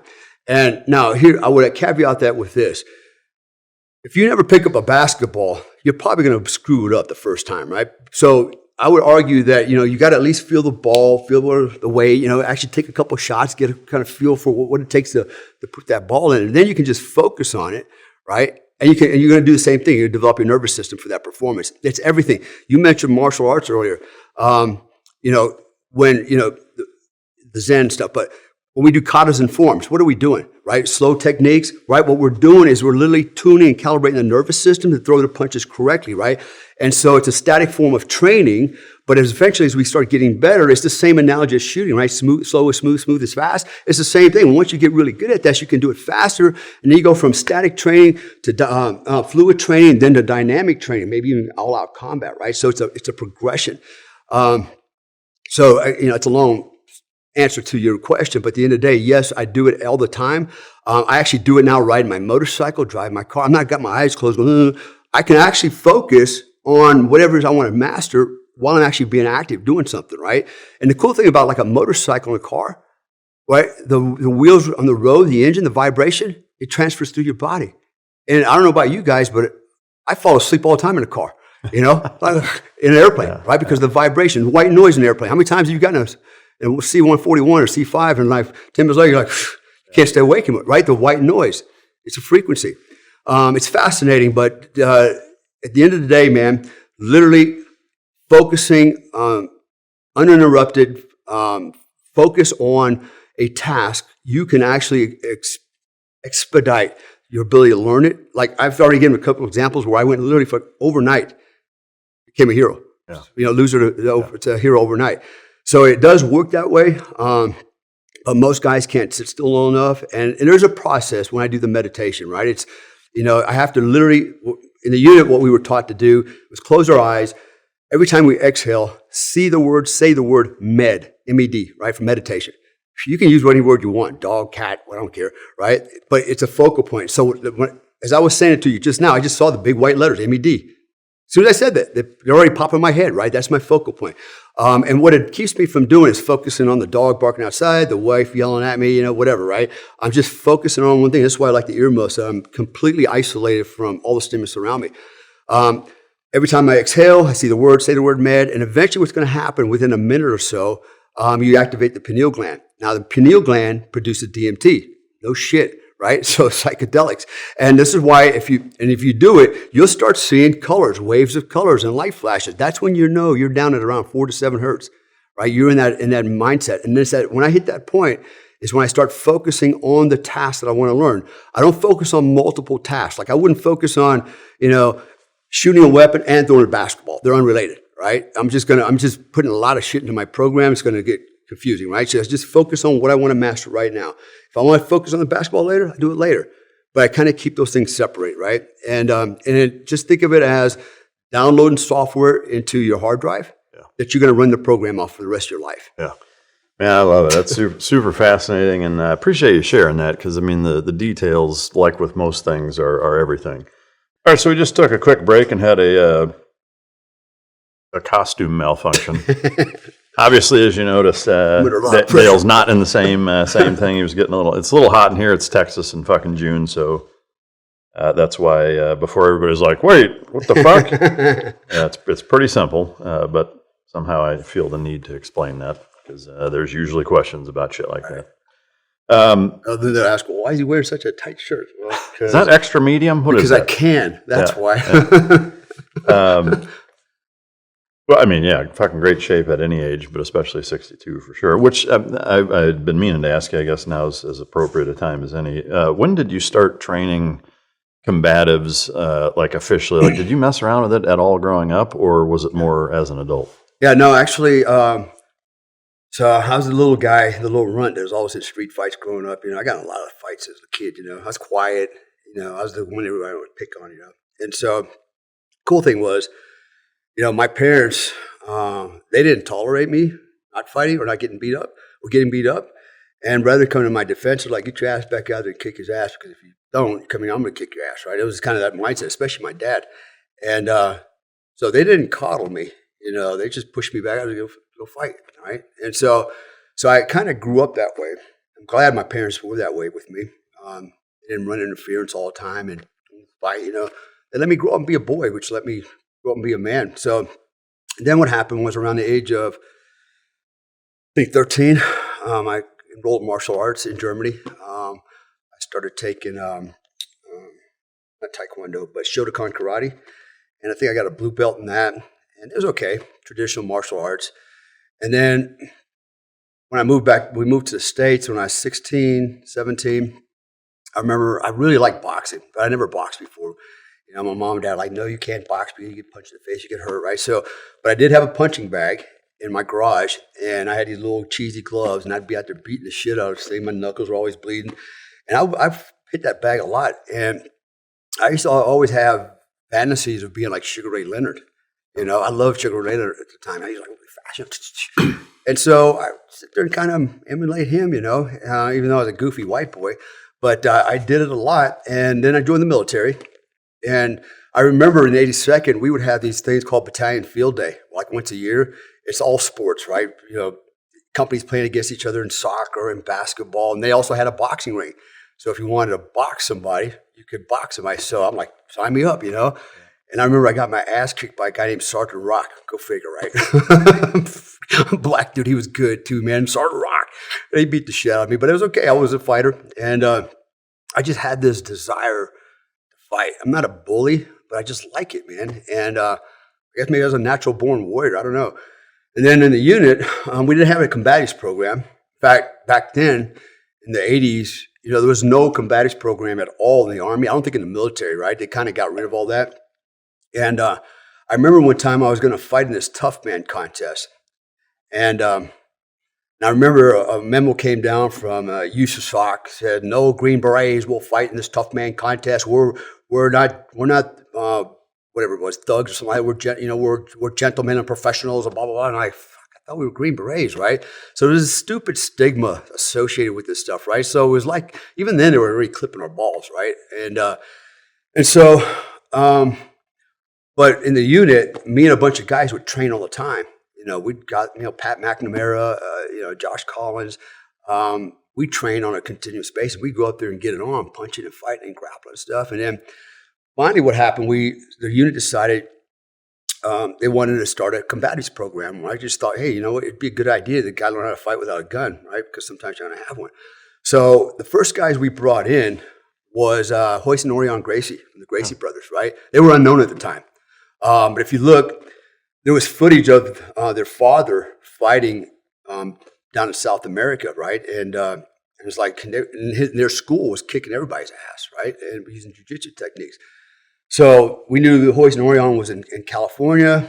We invited them out, and they started training us. And everybody kind of got the fever after that, man. These guys were good, man. They mopped the floor. I mean, they would line us up like in a line, right?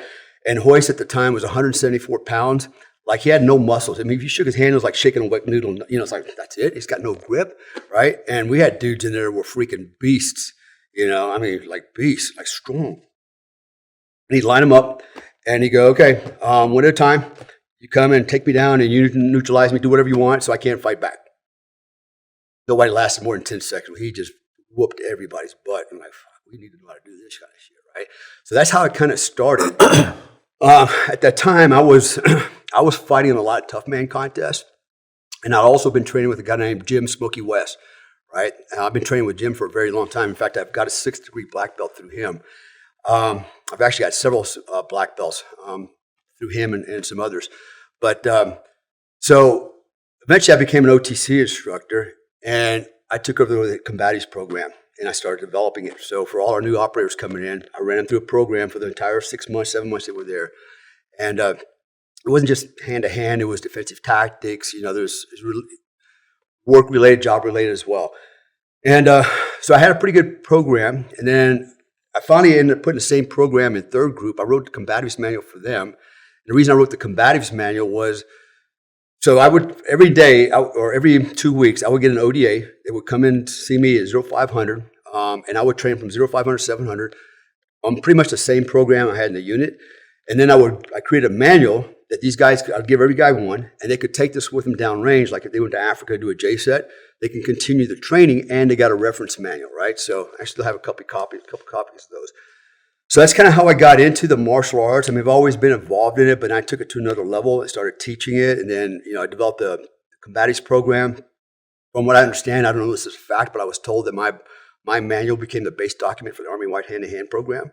And then it's just from there, everybody started, the Lions program came along, and the Marines, blah, blah, blah. So everybody started doing Combatives. I continued training. I started getting on the fight circuit. Started doing a lot of kickboxing, a lot of tough man contests. In fact, I fought the first Valley Tudo match in the United States in 1994 in Richmond, Virginia. And it was me against Frank Cucci's, one of his fighters. So you probably know Frank Cucci's, right? Yeah. SEAL, right? Yeah. So I fought one of his guys. I don't remember his name, little Filipino dude, I think. Anyways, back then, really were no rules. It was just a sanctioned street fight. It was 3 5-minute rounds. And we had these like cheesy little gloves. In fact, I remember the padding on my gloves was up here. So all I had was some leather over my knuckle. I'm hitting this guy barefisted, man, In fact, I broke both my hands, beating the shit out of this guy that night. But 3 5-minute rounds, and I started getting involved in that. And now I remember I was supposed to go to Dam Neck. I did go to Dam Neck. And I was going to fight, what's his name? Szymanski, right? He's the admiral, right? But at the time, he was one of the on one of the teams and one of the commanders.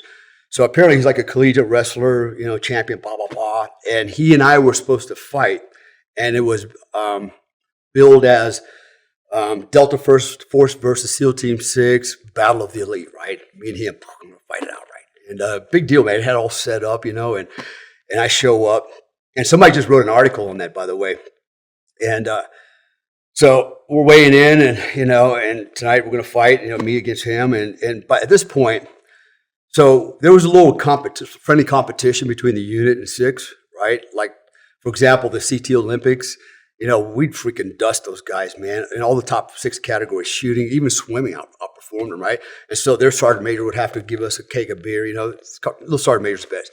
So at this point, they already served us up 2 kegs, and we're going for number 3 with me. And we weigh in that night. I show up, and the fight officials are like, "You got a new fighter. You're going to fight the West Virginia tough man contest." I go, "What happened to Szymanski, right? The SEAL?" And they go, "Well, he's got a virus. Let's put it that way, right? And they're afraid that I'll catch it, and I'll go blind and sue everybody." Like, huh? What? Right? It's weird shit, right? So some medical thing was going on. I don't know. So, okay, whatever. So I fight the West Virginia guy, knock him out in about 30 seconds. It's all over.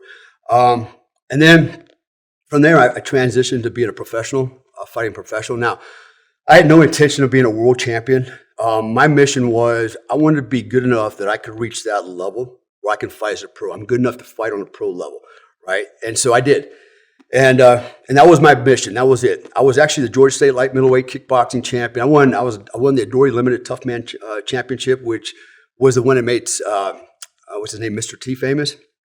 I actually won that one, and I kind of got screwed a little bit because it came to Fayetteville, North Carolina. It was 2 nights, Friday, Saturday night, and the purse was $1,000, plus you got a cool jacket, which I still have, and the winner of that fight would go to Las Vegas and fight for a $100,000 purse, right? So I show up on Friday night, get weighed. I'm the smallest guy, the lightest guy. I weigh 164 pounds still. And so they had 2 weight divisions, light and heavy. Heavy was 184 plus, 185 plus, and mine was flyweight to 184, right? And I was 164, the smallest dude in the fight. So the first night, I fight a guy, he's a Lumbee Indian, right? And not trying to be pun or anything like that, but he was drunk, right? Drunken Indian. He gets in the ring and he's going ape shit on me, but I knock him out, boom, easy, deep, peasy. So that was my first win that night. Came back the next night and I had 4 more fights. And there was one other guy, I can't remember his name, but I remember he kind of reminded me of Apollo Creed. He was pretty jacked And he wasn't really a refined fighter, but he was just aggressive, man. He was just beating the shit out of dudes, like fast, man, like the first 30 seconds. Right? And I was more methodical. I'm more reserved, and I'm not a showman, but I go out there and I just get the job done. And you could see through the progression of the night, man, I'm taking out all my dudes. I even fought a guy from the Fort Bragg boxing team, took him out. This is while you're active at the unit? Yeah. And they support it. You know why they support it? Because I taught the hand-to-hand program. They're like, hey, they let me do it because they're like, hey, this guy's out learning shit and he's bringing it back to the unit. So they're okay with that, right? I went out and so I'm bringing my knowledge, my skills, my ass beatings back to the unit. Go, I'm going to teach you something, right? Yeah. And so they could, in fact, the command sergeant major from the unit went to Dam Neck when I was supposed to fight the SEAL. He was there. He's going to witness this, right? Yeah. And pick up his next keg of beer. Yeah. So, but anyway, so I ended up winning that fight. So I fight the guy that night, right? The last guy. And it was the fight everybody was waiting on. And I broke his nose right off the bat. You know, I beat the shit out of him. I didn't knock him out, but I beat him up pretty good. Anyways, I got the $1,000. I got the jacket. And then they told me, oh, yeah, the only guys that can go to Las Vegas are the guys in the heavyweight. I'm like, what? So I got kind of screwed out of that. But the reason I actually fought that fight that night, so I lived out in Red Springs, North Carolina. I was a single parent in the unit. And I had this little house on 8 acres in farmland, you know, and we didn't have anything, right? No kids had to watch like local channels and stuff, and they were pretty small. And so I was like, you know what? I'm going to get you guys a satellite dish. So my dad sold satellite dishes, one of the other things he did. And at the time, they were $1,000. And I said, if I can get a satellite dish out here, you guys can watch cartoons and stuff, right? So I went and bought this fight so I can buy my kids a satellite dish, right? Because, look, I'm E7 in the Army. I didn't make that kind of money. You know, $1,000, that's a lot of money for an E7, right? So that's why I actually fought it, and is to win the set. And I did. So I took that $1,000 and bought the dish and put it up on TV for my kids, you know, and I got the jacket. So, but I started fighting on the pro circuit, and I haven't quit. I mean, I'm not fighting on the pro circuit or nothing like that anymore, but I still work out. I'm still fast. I still got skills, man, because I've never let them abate. You know, I'm always in there hitting, punching, and working my motor skills. What's the last time that you were in a street fight? It's been a long time because I avoid them. You know, look, it ain't worth it. Here's my fear. Not that I'm gonna get beat up, right? People are crazy today. They're crazy today, you know, and I'm not gonna get shot and stabbed for what? Because you're an idiot. You got a hard on. My biggest fear is I'm gonna kill somebody. I'm afraid I'm gonna hit you so hard I'm gonna kill you. You know, maybe not from the punch, but you hit your head on the floor. You're done, right? So it's been a while. It's been a while. Does the name Ted Pryor ring a bell? No. He was just on the show a few weeks ago, but he was from 82 to 87. I want to say middleweight kickboxing world champion. He was similar in age and kind of around the same time. Yeah. But, I don't know the name. Yeah, man, that's super cool. One of the notes I do have: were you actually in Somalia? Like, did you go there? Yeah, as a Delta guy? No, yeah, I did, but not for the October 3rd, 4th fight. I came in on the 5th, the morning of the 5th. So I'll tell you a story on how that all kind of worked out. So I remember I was in A Squadron, and Boykin, General Boykin, Colonel Boykin at the time, he issued a warning order to my squadron commander. Said, hey, I need to send a troop to Mogadishu. And the commander was like, I want to send the whole squadron. He goes, no, he's just be a troop. He goes, well, if I can't send the whole squadron, I don't want it. So he handed the mission to C Squadron. And I knew that was a mistake. And here's why I knew it was a mistake, because at the time, Gary Harrell, Colonel Harrell, General Harrell, who just passed away a couple years ago, he used to be my troop commander. I said, I know what he's going to do. And I was right. He said, yeah, I'll take that mission, one troop. And he came back and goes, hey, I need to plus it up another troop. I need to plus it up one more troop and a sniper troop. Before you know, he's got the whole squadron on board, right? And then off they go. And like, see, that's how you play the game, right? I knew it, man. And so that's how they went first. And then we were going to rip with them. They were down there for some time, and then we were going to rip with them. And I remember the night of the firefight, we were on the range training, right? We had another company rangers with us, and we're getting ready the whole pack was just really getting ready to get on the airplane and go down there and relieve C Squadron and take over the mission, right?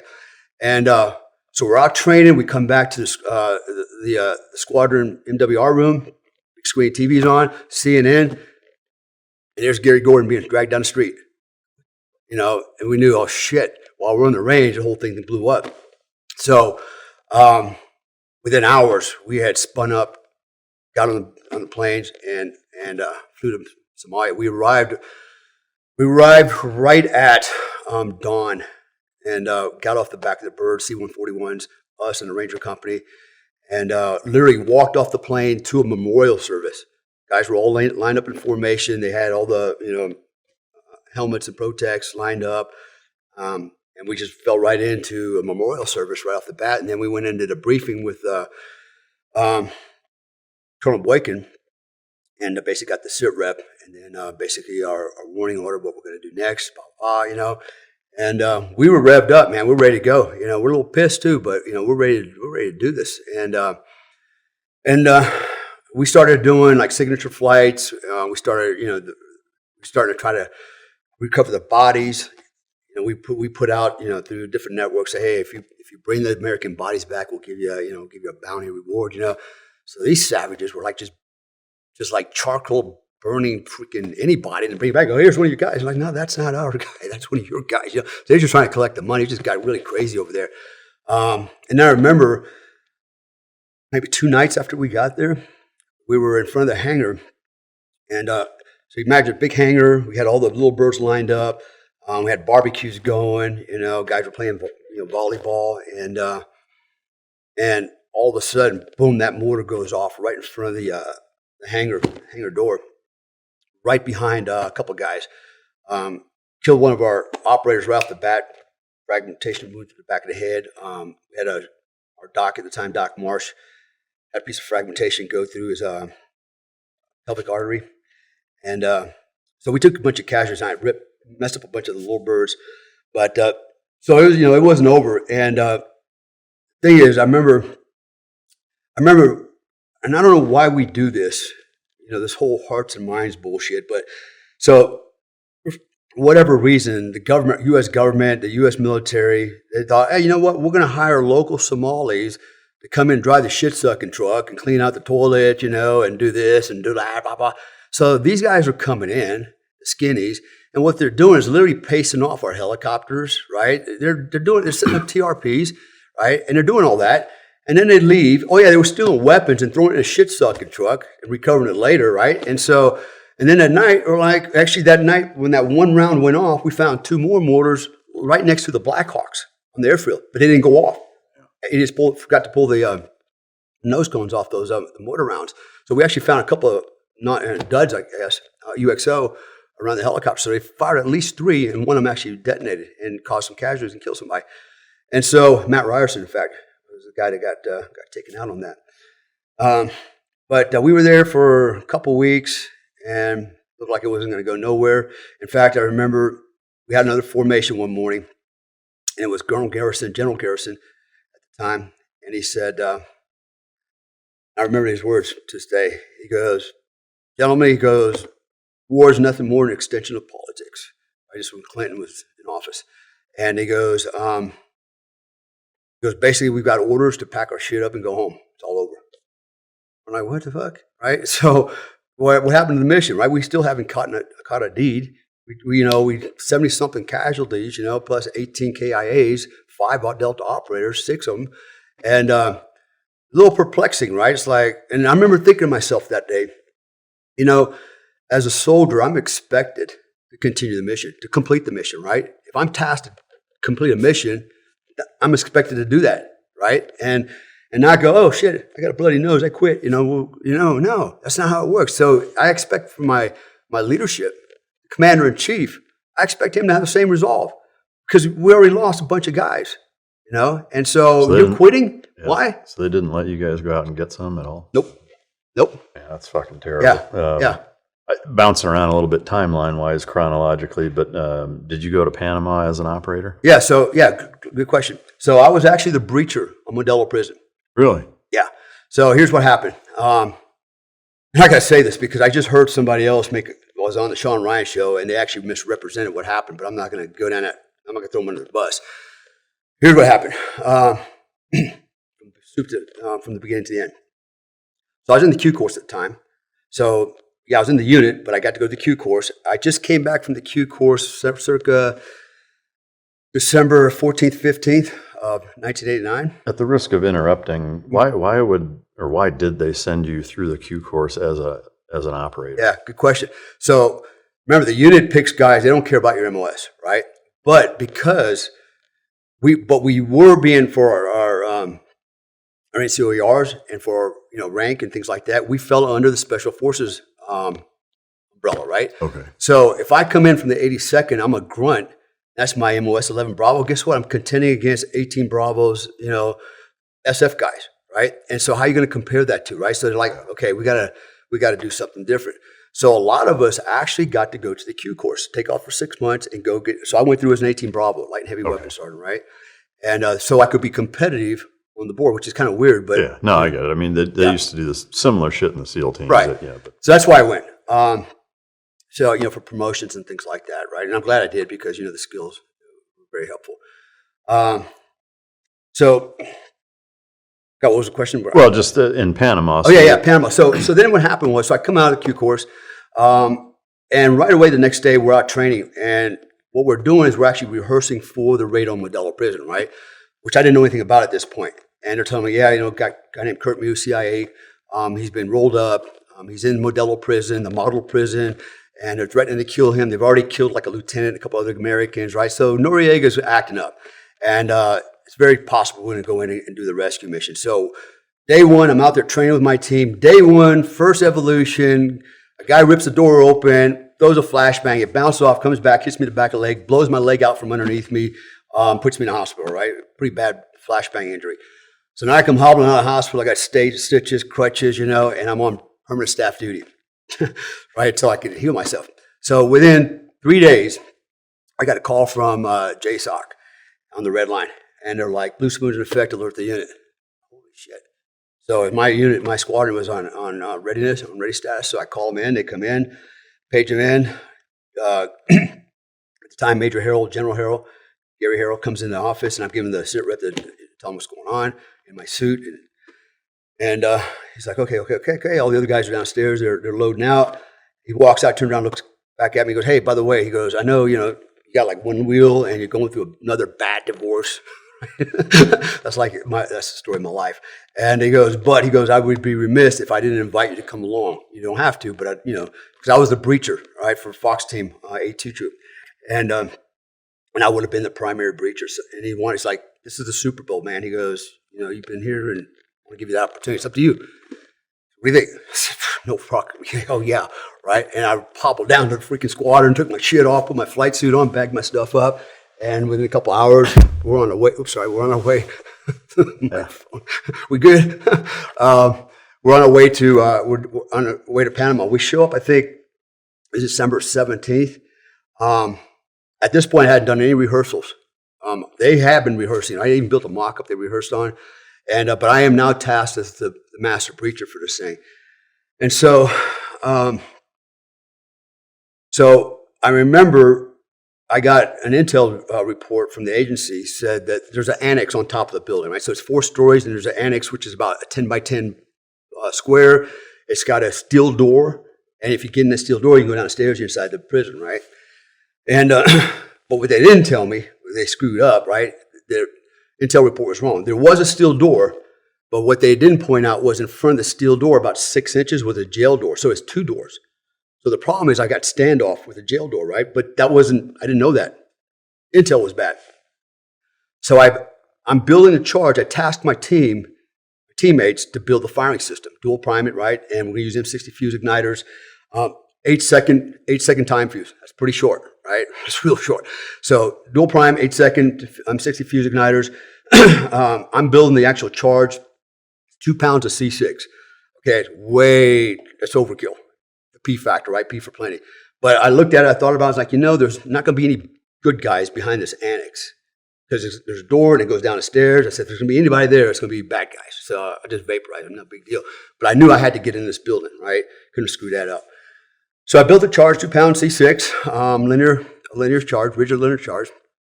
They built a firing system, put it all together. We're good to go. Then, as we're gearing up, we've already got sniper observer teams out.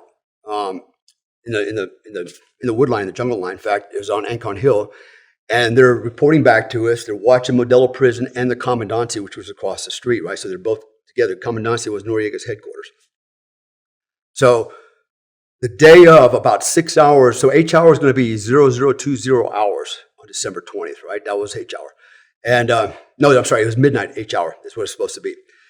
And the snipers started reporting back at around 1800, 1700, go, hey, there's a lot of activity around the prison and the Commandancy. In fact, they're reinforcing it. They're bringing in heavy weapons, 50 calibers, gun positions, gun trucks. They're fortifying everything. In fact, prison had roughly 60 prison guards, and they plussed up another 60 PDF, Panamanian Defense Force soldiers in there, right? So now we got about 120 shooters in there. And so then what we discovered was the mission had been compromised. And the reason it got compromised, I know of at least 2 incidents, probably many more than that, but, you know, I just got to say it. One was a Marine. He calls home, calls a mommy on landline. Hey, you know, something bad's going to happen tonight if I don't ever hear from you again. I love you, blah, blah, blah, blah, right? And so that got intercepted by one of the neighboring countries, and they told Noriega. Then another guy in Army MP goes down the canal, and he's telling all his Panamanian friends, hey, you guys don't want to be here tonight. Okay, it's going to be very dangerous, you know.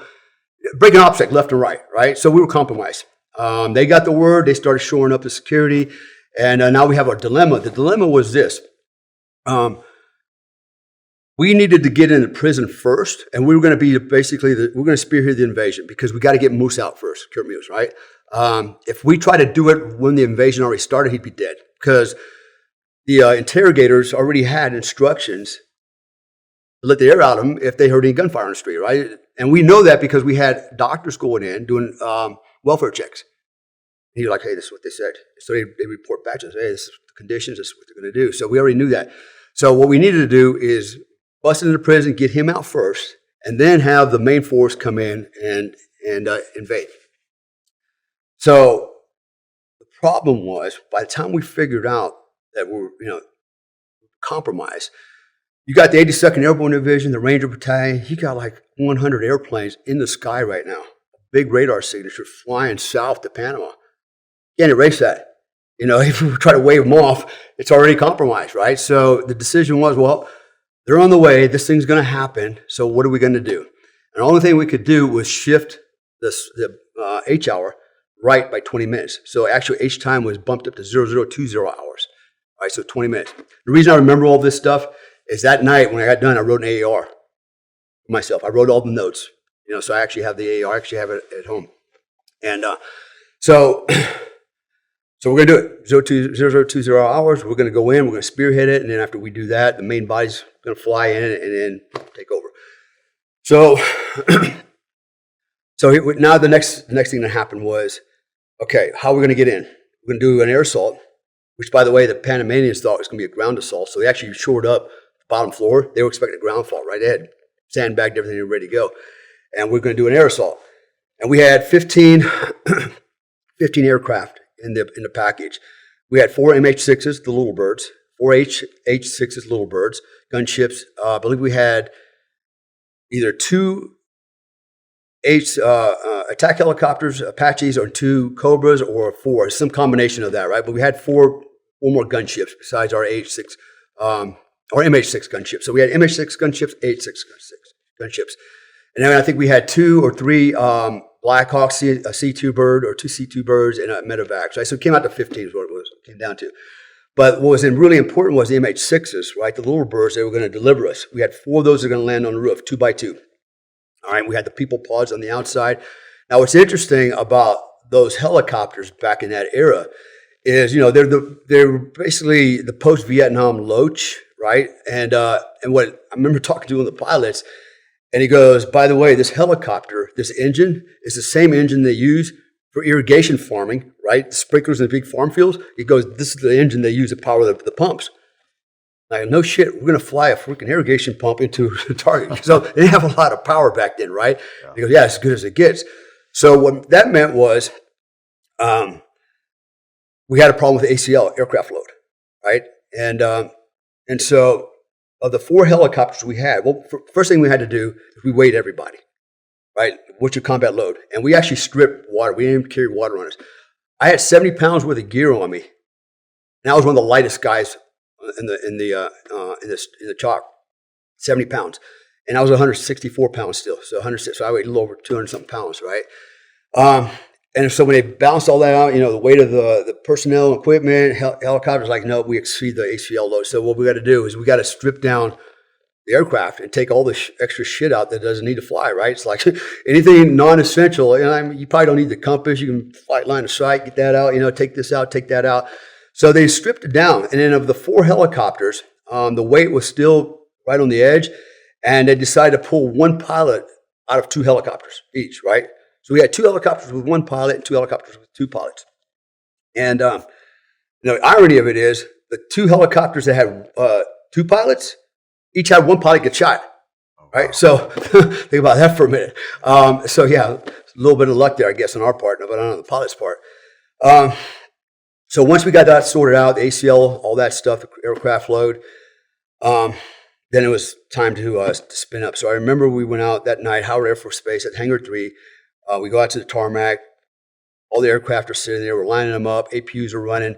Everybody's getting seated. We're sitting on the people pod. We're tying in. And then we fly. So we're leaving Howard Air Force Base. We've got to fly 1 minute and 45 seconds from Howard Air Force Base across the Bridge of Americas, right? The Panama Canal, Bridge of Americas. And then what we're going to do is we're going to come to a place called Ancon Hill. It's like a saddle, but it's got 2 hilltops. On the other side is where the snipers are looking straight at the prison and the commandancy. So we're going to come in pretty low, and then we're going to come through that saddle, right, and pop up over the top, and then that's when the shit's going to hit the fan, right? At that point, the snipers would start engaging, which they did, and then we would come in and swoop in on the roof. Now, because they were making all these preparations, right, the locals were like, what's going on here, right? So they started coming out in lawn chairs, music, cars, you know, beers, like they're expecting Mardi Gras parade. Well, let's see what happened tonight. They're out hanging on the street, you know, to see what's going to happen. So there was a lot of civilians on the street, tons of them. And as we come over the hill, shots start ringing out. And because of the birds, the weight of the bird, they couldn't just fly super fast and then just flare and hit the brakes and land. It's like they had to sink it in on the target, right? Because we're literally still right teetering on the edge of crashing a helicopter because it's just barely got enough lift to hold us up. So we actually came in pretty slow. I'd say maybe 35 miles an hour, about 45 feet, 50 feet above the deck. As we're coming in, gunfire's ringing out. People are running everywhere. There's people shooting at us. We're shooting at them. And the problem was target discrimination because it was dark.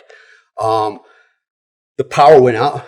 I think the snipers took out some of the generators or somehow they affected the grid. But so all the power goes out.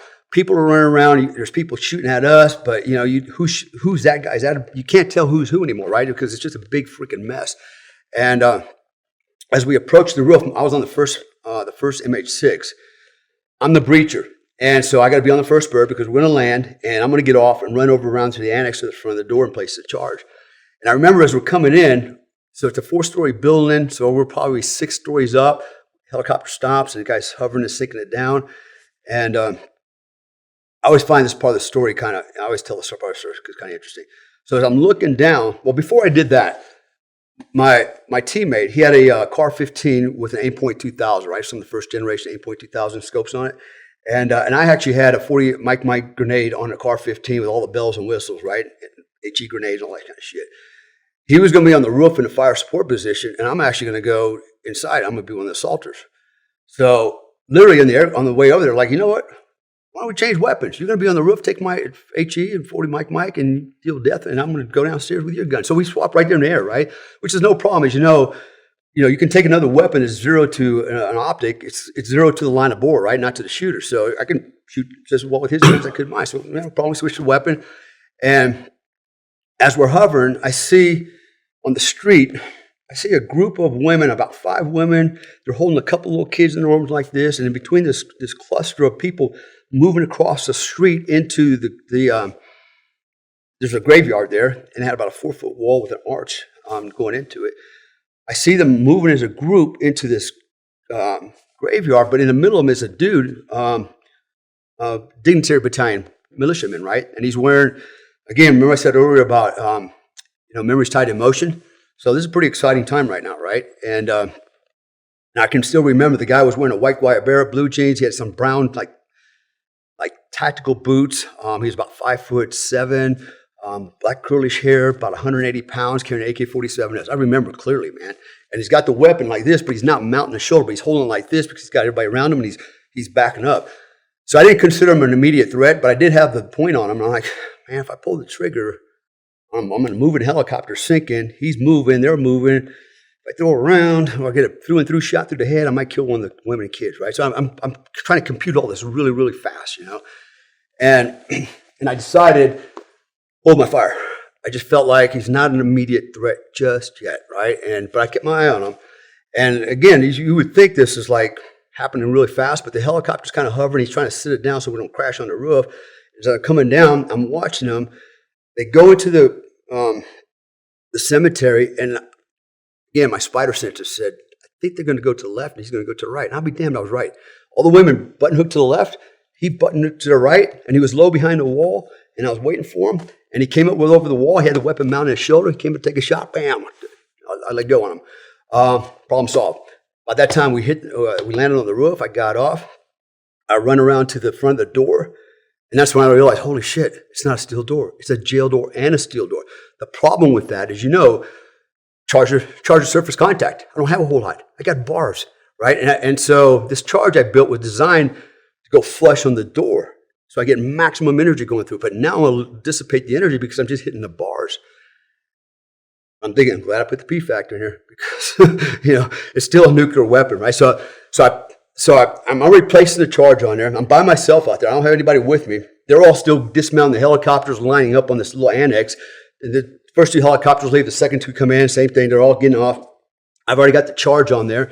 I connect the firing system. Now, here's the problem with the firing system. So this is where I need to make things clear, right? Because, like I said, I've been misrepresented, and I've actually come out and admitted, okay, I made a mistake, but it's not that big of a mistake. I did what I was trained to do, and so this is where the malfunction happened. So, got the charge on. I connect the firing system. The problem was the firing system had an excessive tail on it. It was really long, right? You got 2 dead cords, and then you've got, 2 blasting caps, and you got your dead cord. The dead cord is like 18 inches. It was way too long, and with a loop in it and a red devil, right? And it is what it is. So I got it connected, and we used to, at the time, on the M60 fuse igniters, you tape them together, and you make sure that the cotter pins are on the same side so you can pull them out on one side, right? You're not trying to pull one over here and then one over here. You can grab both of them because you tie them together, tape them together, and you pull them out together. All right. Well, here's what happened. We taped them together with electrical tape because that's kind of what we did standard, right? The problem was we're in a very humid environment, right? So that electric tape doesn't stick that well in humidity. And I'm wearing flight gloves, and it's dark, and there's lots of bullets flying. It's just a lot of light and chaos. So I reached down and I grabbed the 2 cotter pins in the wire, the string, and I go to pull it, and the tape came apart, and only 1 cotter pin came out. But I didn't know that. Right? I tossed it to the side. I still got 1 cotter pin in there. And here's why I made the mistake. And I have no problem admitting that. I've gotten away with it before. Today I didn't get away with it. Why? Because I got 1 cotter pin in there. So I put my middle finger through both rings at the same time. Right? In an M60, you're technically supposed to turn it and pull it. Right? But you can just pull it straight out too. I stick my finger in there, and I'm waiting for the countdown. Right? Everybody's lined up, and I'm really getting a little nervous right now because I'm like right in front of the breach point, right? I'm expecting any moment somebody shoot me through the damn door. I'm getting fire from the towers next to us, I'm like, I'm out there exposed. So I'm waiting. And then, I get the execution order. I pull the plungers really hard. And it's like, why is it not going? Where is it going? Right? So I got all these questions now because it's dark, it's loud, and I got flight gloves on. And I'm thinking, I'm pulling this system. It's got to be burning.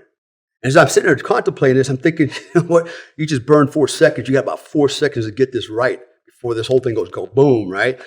And I said, I must have pulled it maybe in my panic or whatever. I just didn't realize it. So I'm like, it's got to be burned. I know I did everything right. So I pull. I'm thinking it's burning. I take my finger out. I lay the 6 fuse igniters down.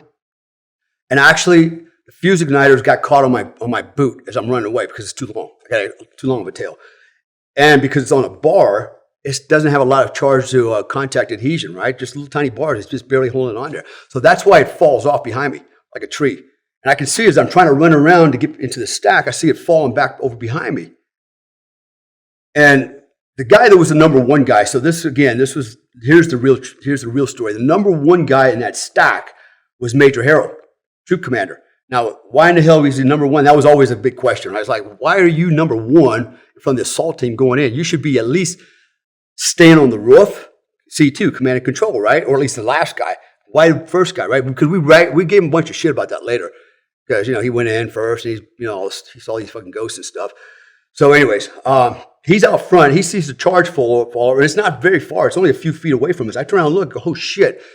And I'm counting myself, 1,000, 2,000, 3,000, 4,000. I know it's only 8 seconds, and I probably spent at least 4 seconds dicking around with this thing, right? And I go, yeah, it's not going to go.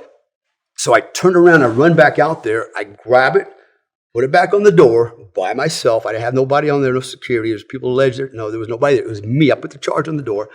And then I said, okay, Comstock, buy the numbers. Do it right.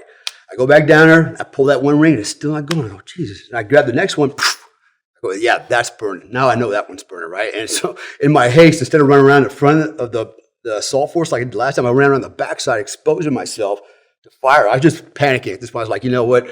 I don't care if I get killed right now. Just make this charge go off. Right? So that's why I don't want to be that guy. So I run around the back end of it. And man, that thing went off. And it literally took both doors, the jail door, steel door, boom, sent it into the annex, 10 feet, hit the far wall, slid down the wall, and stacked up nicely up against the wall. I mean, I couldn't have planned any better, right? It was just lucky. Like, it was completely out of the way. We didn't have to step over. We just run right by it, right? Perfect charge. And I got pictures of the breach point still. And then we go. And then my team was, we went on the first floor. And then the golf team went down to the second floor, which is where Moose was held. Now, at that point, big firefights raging on. We had 2 AC-130s up there, Spectre gunships. They're pounding the commandancia. There's a lot of gunfire going on. Oh, yeah, here's the other thing I forgot to mention. So we also had a 193rd Infantry, right? That's stationed in Panama. Well, most of the infantry guys had gone home for Christmas. So who was left? Cook's clerks, and and the extra guys there, right? And so we're like, guess what? You guys are going to be support elements. You're going to drive the M113 APCs, man the 50 calibers, and you're going to set up blocking positions around the whole neighborhood. And so they were actually staged at one of our little army bases off in the jungle there. And so they already staged and ready to go. When everything shit hit the fan, they broke the gates, come rolling down the street. Now, here's the problem they had. There were so many Panamanians out there, cars parked everywhere for the Mardi Gras parade, they couldn't get in. So you know what they did? They ran everything over. And I hate to say it, but there were people in those cars that got smushed. You know the old saying, there's no such thing as a spectator in a firefight, right? And that's what was happening, And so they come rolling in, and these guys, they're not shooters, man. They're just flipping hamburgers and freaking writing reports and shit. And they're on the 50 calibers. They're just freaking greasing everything that moves, man. You got tracers. You ever see a tracer coming at you from a 50 cal? It looks like a flaming basketball, man. And so they're getting out on the streets as well. So we go in, and here's the cool thing. I want people to understand is we're not a bunch of knuckle dragger murderers. There were Panamanians, soldiers armed to the teeth, and they literally dropped their weapons and laid down and surrender. They didn't want to fight. And we didn't kill them. We said, hey, give me the gun, flexed up, get out of the way. You're okay. Right? We could have shot them, but we didn't. I think that's important to note that, right? That target discrimination and doing the right thing, we did. So, boom, the door's breached. It's a big room, and it's got Moose's jail cell in there. He's in there. The interrogator's got instructions to go, let the air out of him if we show up. And we breached the door, or they breached the door. Interrogator gets up with his handgun. He runs into a shower stall. I've got pictures of that too. He's standing in a shower stall just like this, right? And a friend of mine, one of the guys on G team, one of the assaulters, a guy named James Sutter, he saw him and just made a beeline and chased him into the shower. Guy was standing just like this. James came in the car, 15, shot him 4 times in the chest. Guy never got a shot off. Dropped him right there in the shower, right? Speed, violence, aggression, all those things, right, came to play. And there's another factor there. It's called the stress shock phenomena, right, which is also something that I'm pretty sure you guys have training on as well. There's an aspect, a psychological aspect called stress shock phenomena, the general adaptation syndrome, where literally people will literally freeze, even though they're ready. If you come in with surprise, speed, and violence action, they still can't outperform you, even though they're at the ready position. That's exactly what happened. It's another phenomena, but it has to do with stress. So James took that guy out. Then a guy named Pat from G Team went in. He actually breached Moose's cell. He said, "Moose, you okay?" "Yeah, I'm okay." He said, "Take your mattress, lay it on the floor, cover yourself up." He did. Boom, breached the door. Put an assault vest on him, or a bulletproof vest on him, helmet, and then it was time to extract or exfil. Now I remember at this point, I'm on the 3rd floor, and I'm laying on the floor. There's this it's not really a balcony, but it's kind of like a balcony. It's a big open window thingy, and I'm laying there. It's pitch dark. We're all lined up the stairs, waiting for the birds to come back in so we can get out. So I'm laying there, I'm shooting, blah, blah, blah, blah, blah. I might as well do something while I'm waiting in line, right? And so I'm out there shooting. And then I heard the helicopters landing, and he's going to get on the first bird, right? They're going to put him in the middle, and then you're going to have 4 operators on the outside, and they're going to fly away.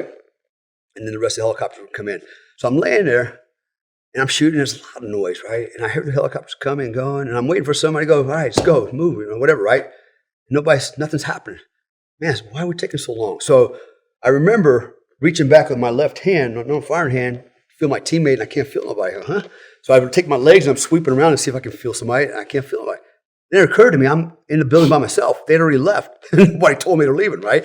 And so I'm laying there, and then I hear the Panamanians coming up the stairs, right? They're starting to react, and they're talking shit. I can hear them. I was like, holy shit, I'm in the building by myself with the Panamanians. And goddamn, I hope they're still right up there waiting for me. So I run up the stairs, man, and I run up the annex, and thank God there's still 2 little birds sitting there, right? Engine running.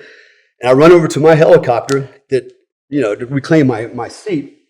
And there's somebody else sitting in my seat, one of the other operators. And we're like having this conversation, "That's my seat, And I'm kind of panicking right now because, we got a problem with the seating arrangement, and somebody's going to get left behind if we're not careful.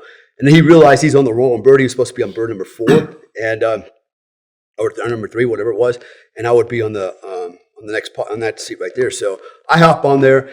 Turns out when Moose's bird went off the roof, because it couldn't just lift up, it had to get a running start, so they can get a little bit of elevation off the roof. They start getting forward speed, and then it can get lift.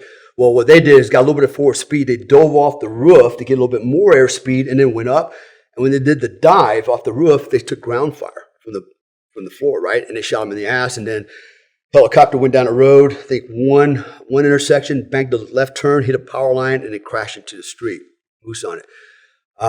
And then finally, we lifted off. And I remember when we lifted off, it's like, holy hell, man. I mean, literally 50 caliber tracers, going right underneath the helicopter. You lift your feet up going, holy shit.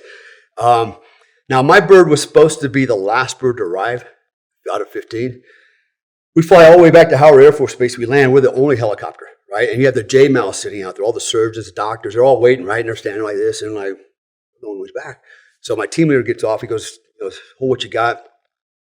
Walks over. I can see him all talking. He comes back. He goes, okay, put a fresh magazine in. He says, got to go back in.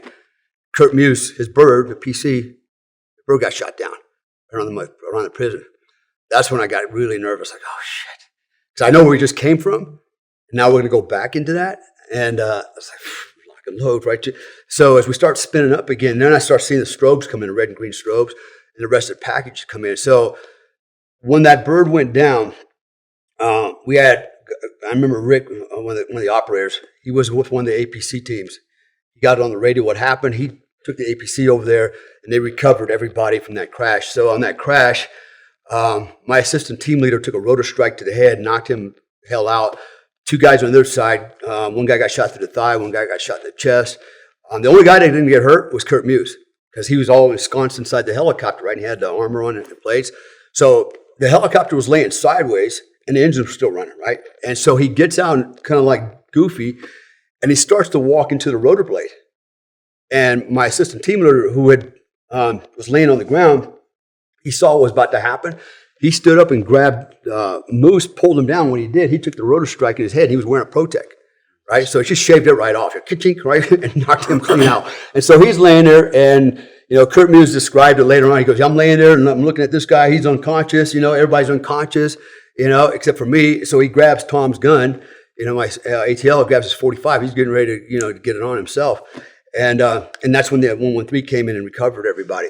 So they all made it. Everybody made it, right? So here's a cool thing. Out of the 26 of us that went in, all total, we had 2 pilots get shot. We had actually 1 helicopter, one of the, I think Cobra and Apache, get shot down into the commandancy. Both the pilots walked out of that.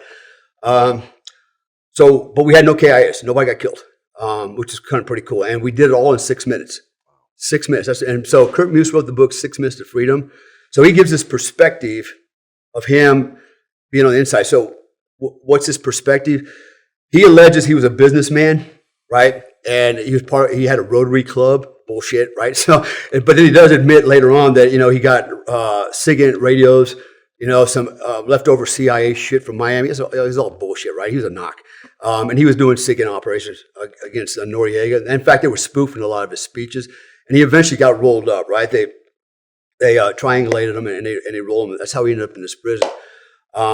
So he wrote a book about his experience and the rescue and everything like that. And so he got that piece of it, And then, of course, he actually knows. He's actually read my part, so he's got the whole story now. But yeah, 6 minutes, start to finish. No KIAs on our behalf, a lot on their behalf. We did have some WIAs. We lost some helicopters, but whatever. That's equipment. It's replaceable. And it's a good mission. Yeah. That's fucking intense. Yeah. That's pretty wild. Yeah. It's amazing. I've been doing the show for over 7 years now. And over that 7-year period, I've had a few different guys on that had involvement in Panama, and it's all totally different, and it's neat to kind of recount that operation now, so many years later, from so many different perspectives, and they're all totally different, like you included, your piece of that puzzle or pie was vastly different from all the other guys, different areas, different missions. And it's when it happened, I was in 7th or 8th grade, I think, and I didn't pay a whole lot of attention to it. I remember it happened. I was like, oh, that's fucked up, or whatever. Didn't really even think twice about it. But and now all these years later, like these stories that come out of what went down and how it happened is just really, really cool to hear. But there's a little continuation to it. I just think it's kind of interesting to share this too. So everything's over, war's over, Panama's liberated, blah blah blah blah. In 2010. So I was actually I was doing the other stuff, for, OGA, but I was also the COO for another security company, kind of by name only, but they were paying me for my resume, blah, blah, and I was helping them out. And they had a project they were trying to develop in Panama. And so they asked me if I could go down there and broker this deal for them, right? And they got a new president coming in.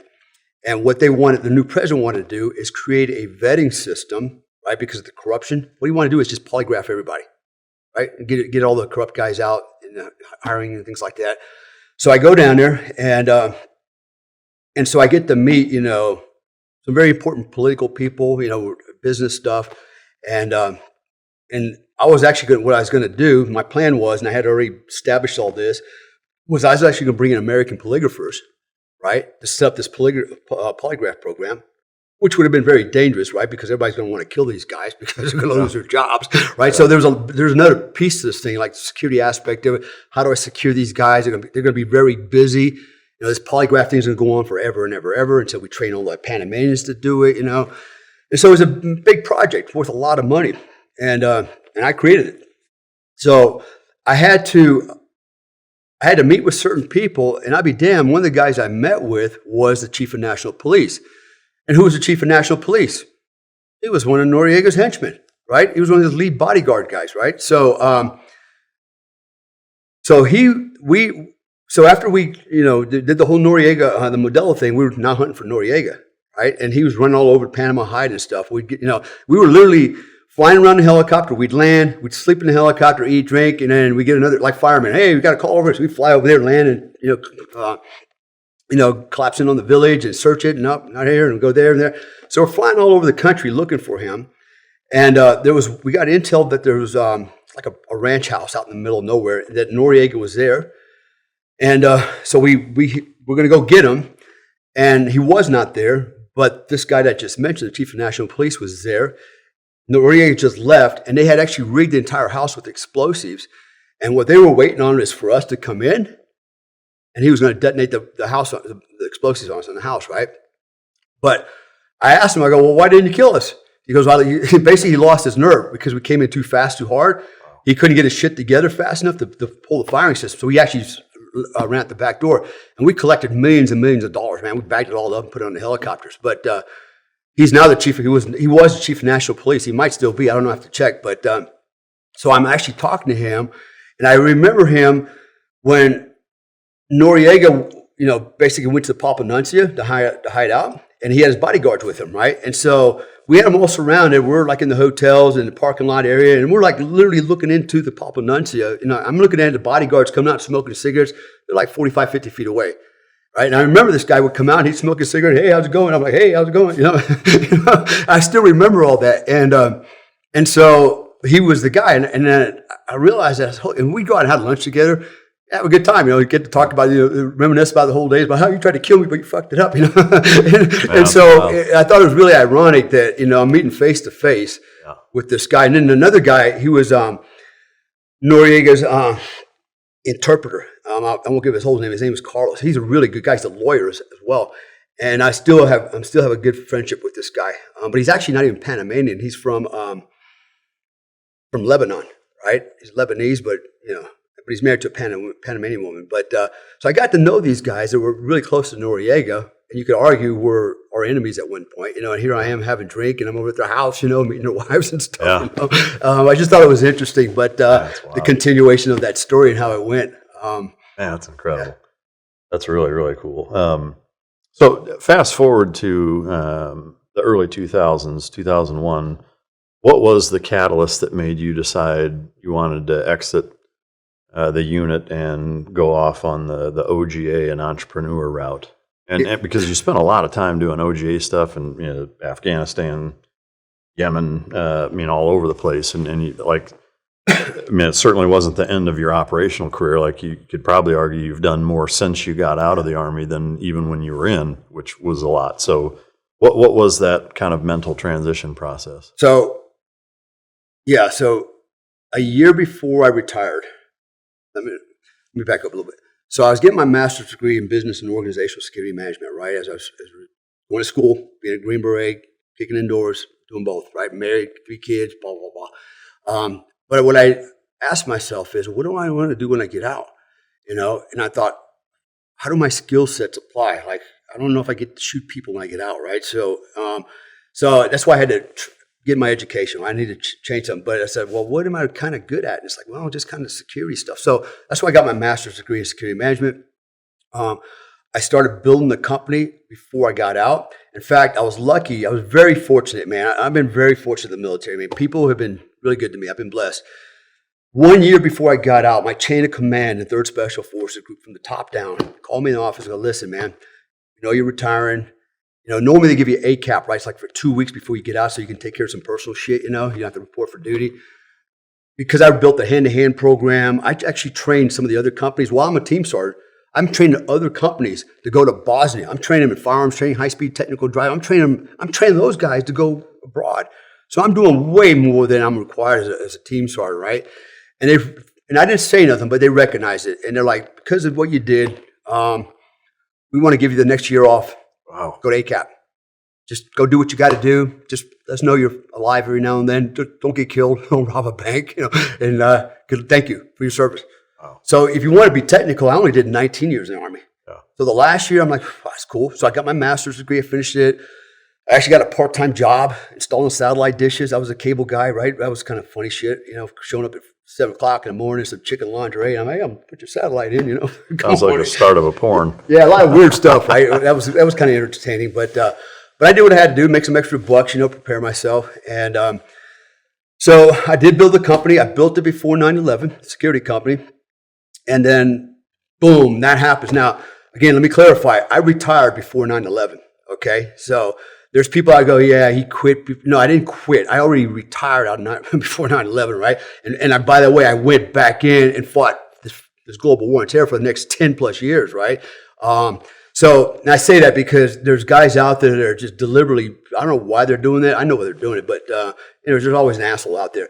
So anyways, I built the company, the GWAT started, and I made a ton of money, especially in the nuclear security industry, right? So they had a lot of issues. They didn't have any security, right? And suddenly, oh shit, you got to protect these nuclear power plants. And I had one competitor, I put him out of business within 6 months because they didn't know what they were doing. And my company, my guys, we went in, and actually I started bringing guys in from on active duty. They were taking administrative leave, right, especially from third group. And I was bringing them on board, and we're going out and doing red team stuff.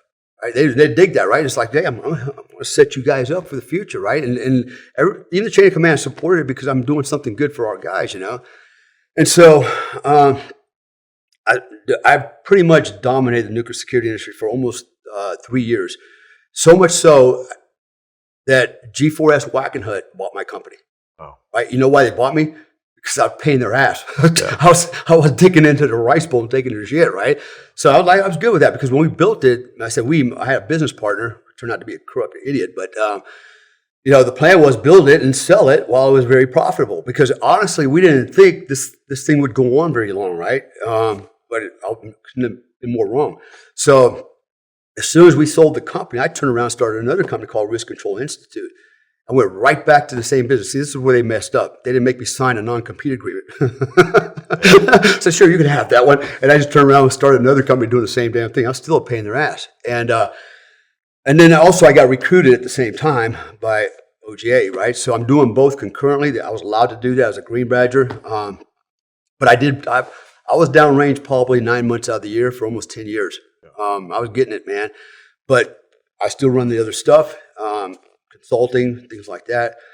And then 2011 came around, and got in a pretty bad ambush one night, and one of many, but this one was like, this is crazy, this one here. Was it Afghanistan? Or? Yeah, in Afghanistan, right? So, and I was at 47 at the time, 48, and I'm like, man, I've got time to hang the guns up, go home, be with my wife, my kids, and so I made a conscious decision that night. I said, if I get through this one, this is that last one. I'm hanging the guns up. I'm done, man. It's like, I've done enough. And so I got through that one, obviously, and I resigned. So another company had told me basically another company bought my company, is what they did. And with the caveat, if I could sell a contract, if I can get Shell Oil to sign up for a certain contract, if I could negotiate it on their behalf, they would buy my company. I could come in and run the program. I thought, yeah, it's a good way to get out of this shit, and so I did. So I I got Shell Oil on board. We started doing maritime security for all their drilling rigs going up all the way from New Zealand to Alaska.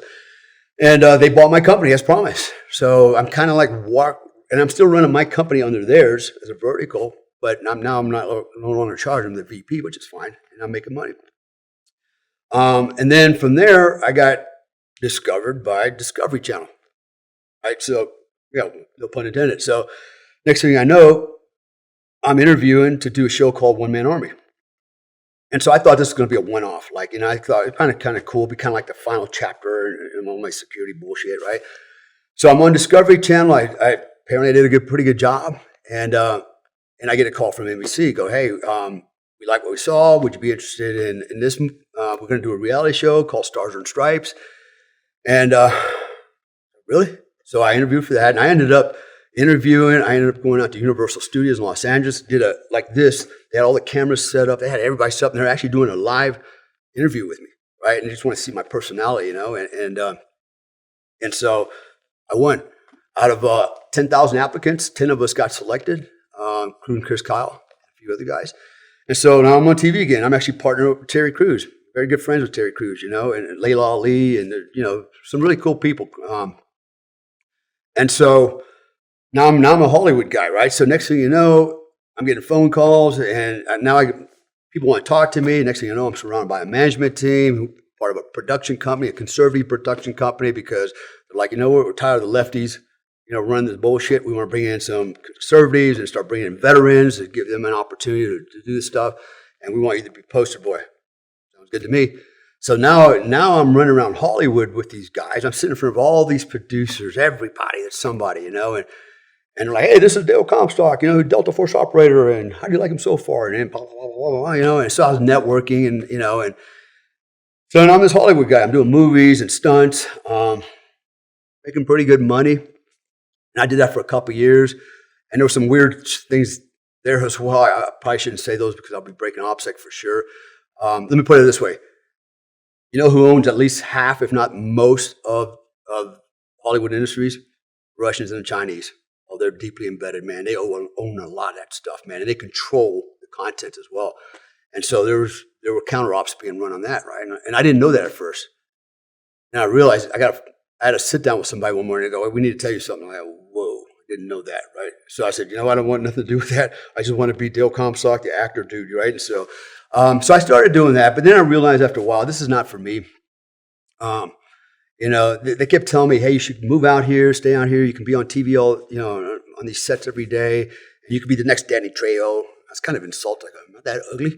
But I said, whatever. If you can pay me a lot of money, I'll be ugly, right? But I just couldn't get my head around the idea of living in Los Angeles. There were some good people out there in the business, but then there's some really shitty people, And I said, I'm not comfortable with pretending to be, this kind of guy. I'm more comfortable actually being that guy. So from there, I ended up going to Hong Kong. So I lived in Hong Kong for a while, and I ran security detail for a multi-billionaire investment banker as part of another company. And so I was living downtown Wan Chai, Hong Kong. Great times. And then that's where I met my wife. She's Indonesian. And long story short, she went back to Indonesia. Finally, I went back to Indonesia and went to Jakarta. Started a security company in Jakarta, and from there we pulled tent pegs and moved down to Bali. And we've been in Bali over 7 years. We're a security company now. So all total, I got about 10 years just in Indonesia. But I've also got quite a bit of time in the Philippines. I have a home there as well. Where do you spend the most time of the three? Right now, I think Bali, but it ebbs and flows. I used to go to Indonesia every 3 weeks, come back to the U.S. for 3 weeks, somewhere else for 3 weeks, back here 3 weeks. Racked up a lot of sky miles. But now it's because of these 3 different enterprises I have just in Bali. I spend more time there managing that stuff. I'm curious. 3 completely different environments, politically, societally, et cetera. From an EDC standpoint, like when you're in the Philippines and Bali, are you carrying? No. Are you not allowed to, I assume? No. Do you have any firearms there? No. None. Yeah, that's the problem, right? Like, for example, Indonesia, for sure, you can't have a gun. The only guys that have guns are bad guys, and the cops. Sometimes they're the same guys, right? So I could get a gun. Well, I can't. My wife can. It's $4,000 a year for a permit for a gun, for a handgun, right? And but most people, all the good people are unarmed, right? That's kind of how it works everywhere. And all the bad people got the guns. All I got is a kung fu grip and some knives, and this. Like in Bali, if you got caught with a pistol without a permit. Oh, geez. One bullet, 7 years, automatic. Without even the gun. Right. Wow. One bullet will end your life, man. Yeah. And we call it a gun. Yeah. If we could take one step back on the OGA stuff, you spent quite a bit of time, and I know there's a lot of things you can or won't get into with that stuff, but I am curious, are there any good stories of whether it was that ambush you speak of or any other kind of hairy moments of walking us through some of your experiences doing that just because you did a lot of it? Yeah. Well, the cool thing about that job, I like, being in the unit was really cool. We had a lot of autonomy. We did a lot of cool stuff, as you can imagine. But honestly, my time in the OGA was even better. And here's why. I'd get a phone call, hey, Comstock, you want to go down range? And I had the option, not right now. Call me in a month. Oh, yeah, I'll take it, right? And I just show up. They give me my per diem, all my shit, right? Passports, cover credentials, blah, blah, blah, blah, blah. And then I would go down range with one other dude. And maybe he's already down there, right? And so I would link up at some of these sites, these black sites, or some of the installations where we hanging out. And I'd have one other guy, maybe 2 other guys like me, paramilitary contractors. and we might have a paramilitary Blue Badger, right, case officer. But my role was basically to spot, assess, recruit, train our shooters, right? And that's what I did primarily is, and lead these guys into combat, which was really cool. I had one place I was at, just me and one other guy, former Green Beret named Dave, which, by the way, he committed suicide. Great dude, man, just a tragic thing. But just me and him, we're running 500 Afghans, just one base alone, right? And basically, we're running everything. We're feeding them, training them, paying them, disciplining them, everything, and leading them into combat. And so me and one guy, one American, would roll out the gate with a freaking army and put the smackdown on whoever. And there was no con ops. I mean, I remember walking into the chief of base one day, and he's in there. He's always doing carpentry shit, right? So like he's always painting stuff and building stuff. And I'm like, hey, chief. I said, me and so-and-so, we're going to, sometimes I'd go by myself. I said, I'm going to take the, shooters, and we'll go tonight. We're going to hit this target down the road, this one here, blah, blah, blah. I'll be back tomorrow. And he'd be like, yeah, okay. Yeah, just let me know tomorrow when you get back. Be safe. Cool, just like that, right? Yeah. And off we go, right? As long as he can do his shit, he doesn't give a fuck. Yeah, nobody gave a fuck, right? Yeah. And that's the thing, right? Because that was the coolest job, is because I was entrusted because of my experience, my background, to make the right decisions. As long as I remembered why I'm here, right? My mission was to fight the global war on terrorism, right? And I knew what the objective was with my guys. Our job wasn't to go out and wasn't to slaughter people. It was try to go out and exploit SSC, try to collect, hopefully catch some guys that we can fucking, oh yeah, you can't interrogate them, got to interview them, right? This stupid shit. But that was really the mission. But we're going to meet bad guys head on, which we did all the time.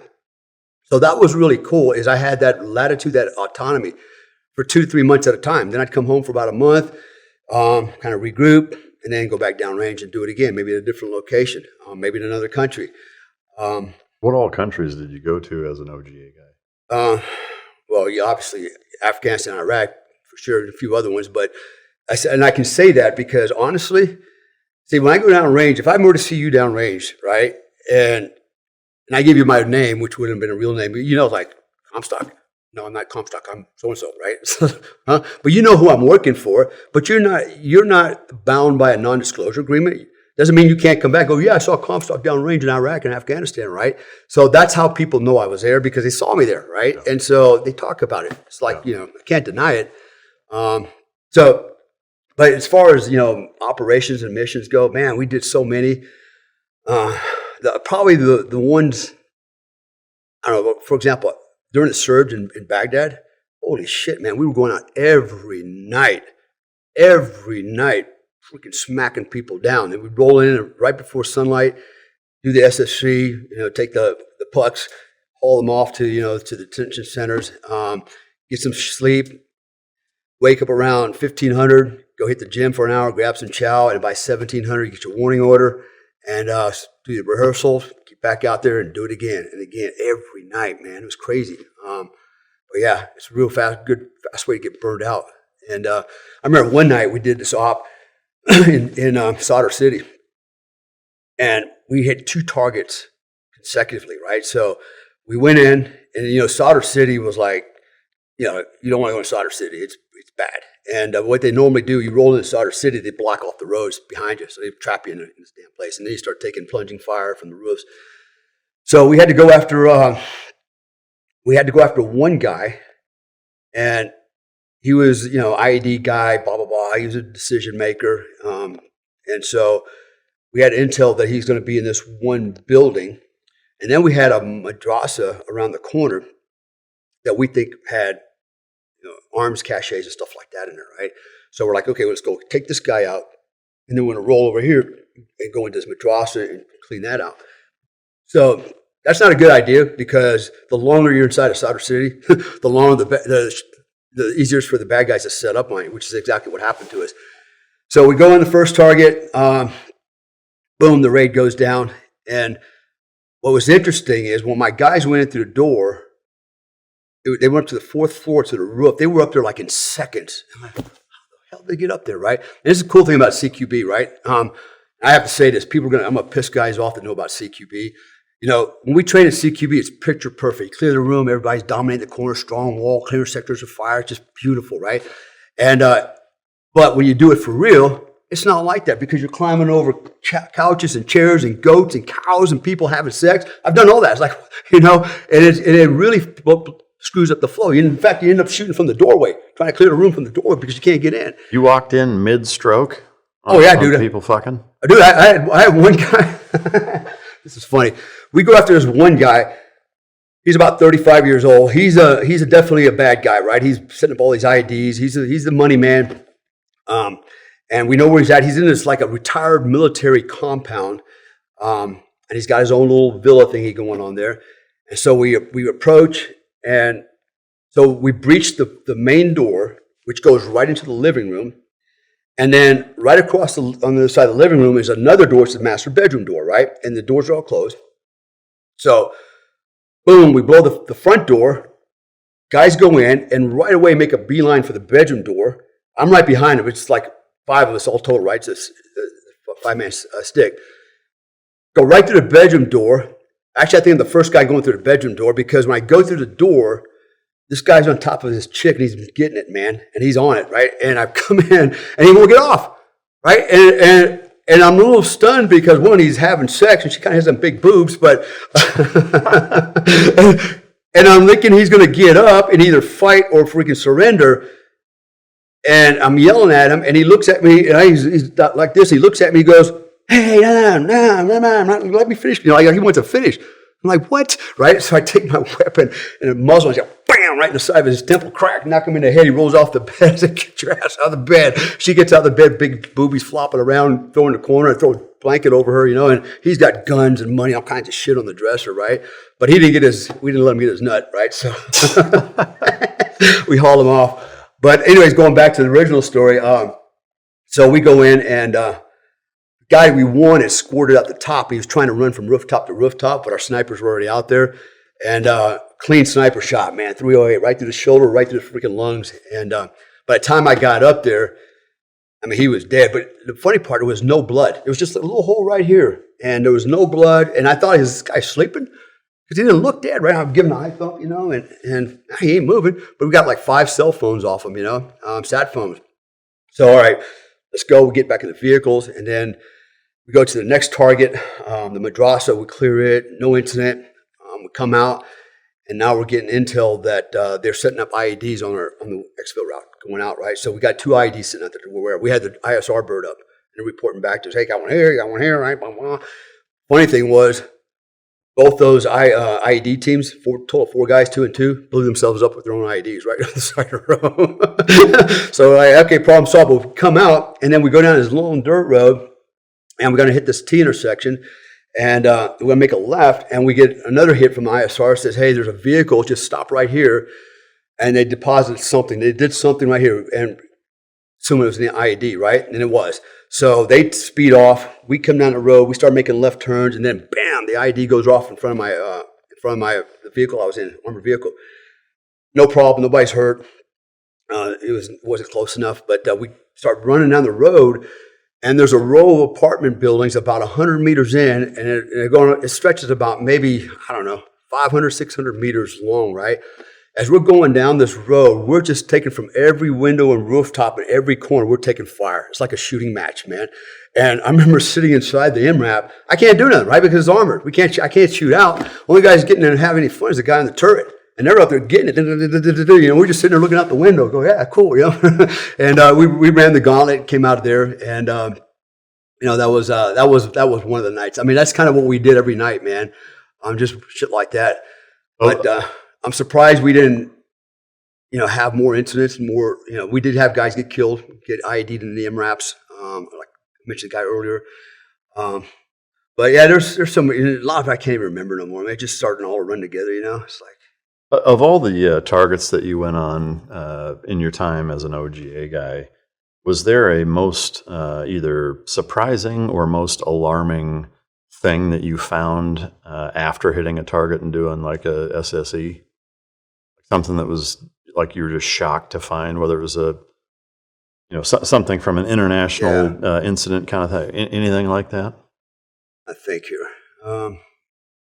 We obviously recovered a lot of caches, a lot of actually old World War II, World War I vintage weapons, still boxed in Cosmoline. Like, oh shit, brand new. Way back then, that was kind of cool, but we didn't get to keep it. Allegedly. Yeah, but I don't remember anything that was like a aha moment, or anything like that. Any surprising foreign involvement that you guys came across?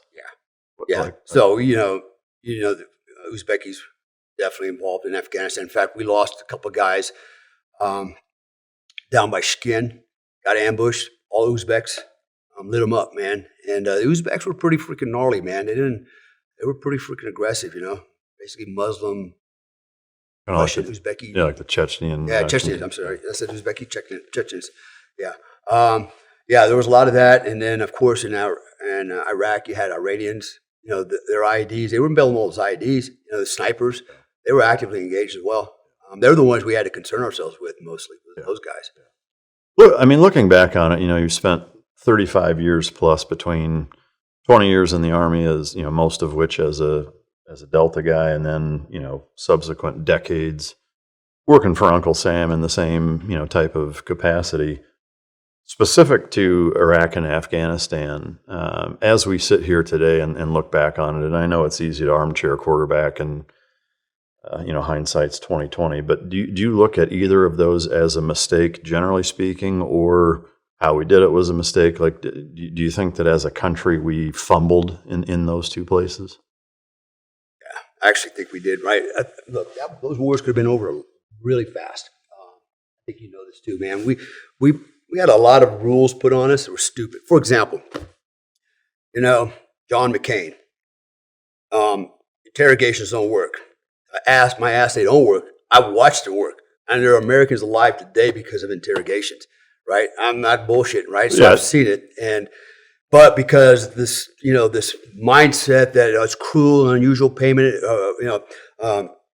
torture and all this stuff, it doesn't work, Yeah, it did work. It worked quite a bit. Yeah, well, yeah. I mean, especially coming from him. I mean, and no disrespect to him, having spent years in a Vietnamese prisoner of war camp, like, of course, he's going to have a very skewed perspective on interrogations. Like, and again, not to take anything away from his service or sacrifice or what he's been through, but to me, like, you've got to balance that perspective with, what is the net benefit that we've actually gotten? And I agree. Like, I'm not against them. I think that there's a right and a wrong way to do it. And I'm not even saying don't be fucking mean. I think there's for sure a time and a place for it. It's just you've got to be strategic and have a plan as to why and what you're doing, for it to be effective. But well, let me add something to that, because here's what happened because of that policy, right? They knew. Now the bad guys know the policy too, right? Yeah. And so we rolled guys up in a firefight or whatever, or they were on the target list, and maybe we didn't kill them, but we detained them, right? And so the first question they started asking, are you arresting me as a criminal or as a terrorist, right? Because they knew if you're going to arrest him as a terrorist, that was good, because you're going to spend 3 days, 3 hots in a cot. We can't touch you, we can't beat you up, we can't hurt you, and then we have to release you with all your shit. And literally, I was ordered to give a guy all his IED stuff back, which I didn't, by the way. I'll just tell you that right now. That's how crazy it started getting. But if you arrest him as a criminal, guess what? You hand him over to who? The ANP, right? The Afghan National Police. Now, they didn't mess around. They knew if they get a hold of him, they're gonna hurt him. They're gonna mess him up if they survive at all. So they were happy that we rolled them up, because they're gonna get a little break in Motel 6, right? So that started happening. I actually rolled a guy up. It's like the second time, and I'm like, "You again?" And I said, "You know what? That's 2." I said, "Number 3, you won't live through that one, right?" And then I got to a point where there'd be a guy getting interviewed, and I'd go in and he'd go, "Hey, it's you again." And I'm like, "You again?" Right? I mean, it got to a point where it was almost like personal. They knew me, right? The bad guys were knowing me, right? It's like Norm walking into Cheers. It was nuts, man. And so there was that aspect of it. And I feel like, we put a lot of people in jeopardy because of these bleeding hearts in our country and all this bullshit. Had we gone in and just, did what needed to be done, the wars would have ended really fast. I mean, we were, as a force, we were much, much better, much more superior, right? But it just kept getting, the war's a racket. You know how this thing goes, right? There are people making lots of money off this war. And it's sad because a lot of people are dead It didn't have to be, but because people want to line their pockets, these big corporations and things like that. And I think we did make a mistake. I think we should have went in there and not just punch them in the nose, but literally chop their head off right off the bat and get this over with. And we would have been in and out a lot faster. But Do you adhere that same strategy or thought process to Iraq, like as a 30,000-foot view? Like, do you think we should have even gone there? so that's a good question. Here's my perspective on that. Here's what I do know. When people go, there was no WMD there. Because where I was at, 250 miles inside the country, 3 weeks before the ground war started, I was already out there doing our thing, right?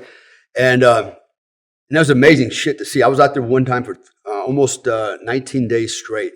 It was coldest I've ever been in my life.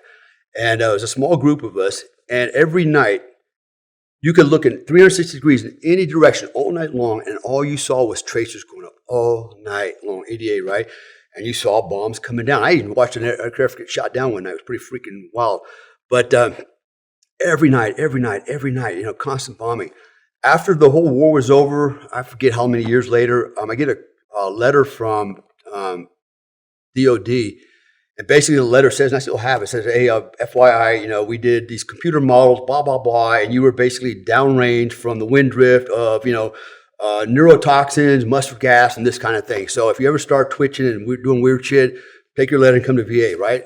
Right? So they're acknowledging it was there. Okay, I believe it was there.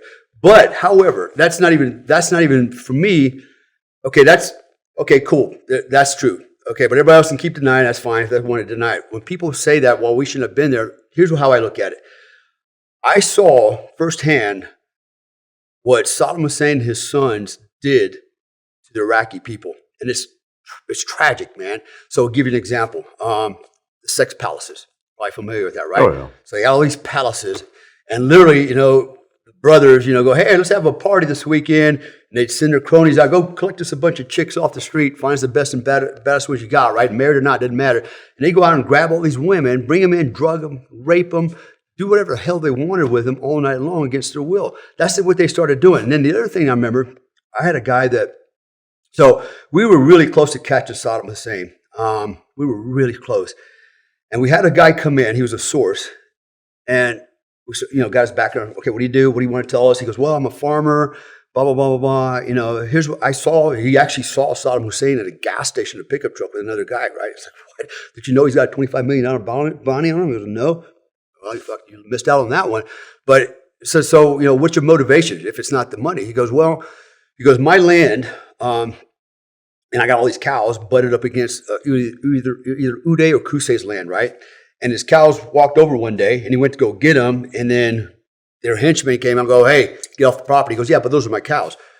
And they're like, well, they're not your cows anymore. They're on his property, and they're our cows. And he's like, no. He tried to argue with him, give him my cows back. And he goes, oh, these are your cows? They rounded up his wife and kids and killed them right in front of him. Goes, are they still your cows? Right? They killed his families because he wanted his cows back. That's the kind of shit they were doing. And these are kind of stories I heard, And I mean, there's more to they were hanging people from the rafters, women and kids, and there were scuff marks on the walls from their heels. Were trying to, these people were brutal, man. And so when I look at that, the hell with the WMD. The fact that we just went in and stopped the madness was good enough for me, And so, we can armchair this. The civilians can armchair this shit all they want until you actually been there and experienced it. Shut the fuck up. That's all I got to say to that one, No, I mean, no two ways about it. The regime that was Saddam Hussein and his family and extended family was, incredibly tyrannical and brutal.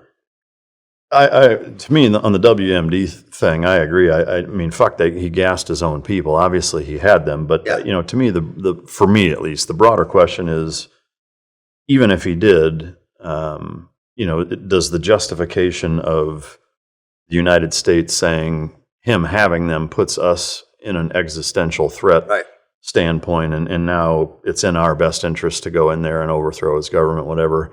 I'm not too sure about that. Well, I do agree with you on that. So as I get a little bit older, I get more jaded as I look back into my life, right? Especially in the military. I've literally been in every conflict from Grenada to Yemen, every one in between. The only exception is Bosnia. That was during my transition out. But literally, I've been on the front lines, a shooter, meeting the threat head on.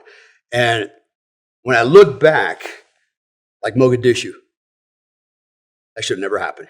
That should have never happened. We wasted a lot of lives. You know, Gary Gordon was actually on my team in OTC. Man's dead. His family's lost a father and a husband. Why? For nothing. Because Bill Clinton had the balls to finish the job that he started and he sent these men to go do, right? Disloyal son of a bitch. Sorry, but he is, and his wife. I look at that, right? And then I fast forward what happened just in Kabul, right? Again, more bullshit, right? And it's starting to become very apparent to me, and it should have been more apparent to me early on, that we don't always go do the right thing, and that we're doing it on behalf of people that have an agenda, personal agenda. They have some other objective that's not necessarily an American objective, right? So now we have done some good things, okay?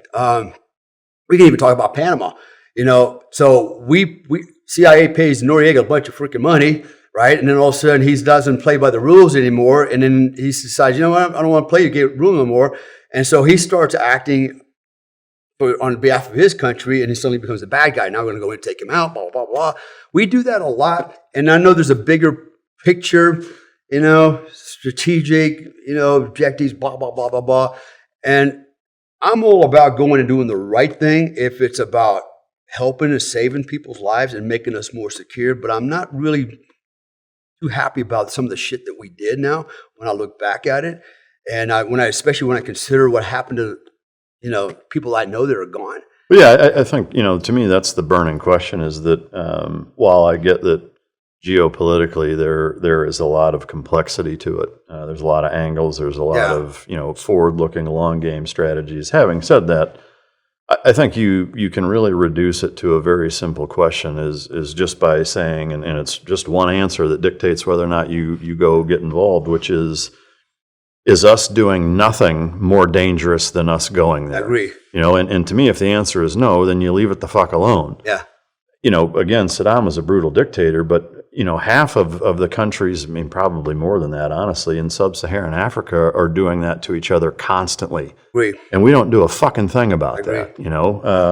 No, yeah, that's a good point, because, you know, you're right. Unfortunately, you know, me, how you, we go through our military career, and we're, in a lot of ways, we're just brainwashed and believing certain. Look, we believe, you know, the John Wayne mindset, you know, duty got it, you know, country got, all that stuff, right? And so we think we're doing something that's morally right, ethically right. I was raised that way. I was raised as a soldier, right? This is where, you know, my government wouldn't betray me, wouldn't lie to me, you know? But when as time goes by and I start to really slow down and think about everything I was involved in, man, you know, did we really do the right thing? You know, and I was blind to that shit. Now I'm a little bit older, a little bit wiser, and I look back from a higher perspective. I'm like, yeah, you know what? There were some really good things we did that were righteous, and then there's some things we did that were pretty shitty, man. And so, yeah, and that's the thing, right? So, you know, what do? You know, we get duped, just like, you know, COVID, the pandemic. A lot of people got duped, right? And it's not, you know, it happens a lot. It happens in war. It happens every day. Yeah, I mean, so what do, man? You just gotta, you know, go chalk it up to another lesson learned, you know. Yeah. Well, I think it starts with, you know, guys like us being in, you know, post-military, you know, being able to see it far in the rearview mirror. Is something as simple as just having honest discussions like this about, you know, and being forthright about it. But, you know, to me, again, just the simple question is it necessary? Right. You know, do we stand to lose more by doing nothing than by doing something about it? You know, and I think you have to keep it that simple. But I'm like that with you. I'm like, you know what? It's time for us to stop being everybody's policeman. I just think it's time that we take care of ourselves. And like you said, you know, we don't stand up our army unless it's a direct business, right? Just yeah. I mean, I think World War II is as good of a textbook example of, you know, if, you know, intervention policy geopolitically, you know, is that, you know, should we have gotten involved? Yeah, I think we should have. You know, and did we handle it the right way? I mean, of course, there were micro or even maybe macro mistakes made, but if you look at it as a collective whole, experience in our nation's history, I think we were on the right side. We did the right thing, and the world is a better place for us having done that. I can't say that about Iraq and Afghanistan. I agree. And so to me, it's just, I understand, especially post 9/11, like the mentality was, dude, we just got sucker punched. Like, we can't let this happen again. Let's be preemptive. So I think it is important to bring that up, is that, we didn't want to get caught with our pants down again. But I still think, we made a lot of mistakes in Afghanistan. I think we should have gone in there. I agree. I think it should have been over in about a month. But Iraq seems like, looking at it now, I think the region as a whole is worse, because you've got the one thing about Saddam is, as much of a motherfucker as he was, the one thing you can't really deny is that he was a big enough problem for Iran that they weren't able to fund Hezbollah, Hamas, and fuck with everybody and develop nuke programs, because they had their hands full with him. Yeah. And so as soon as you get rid of him, and there's this power vacuum now, and now all of a sudden Iran is this on steroids motherfucker to deal with, way worse than they were before we went to Iraq. And that's our fucking fault.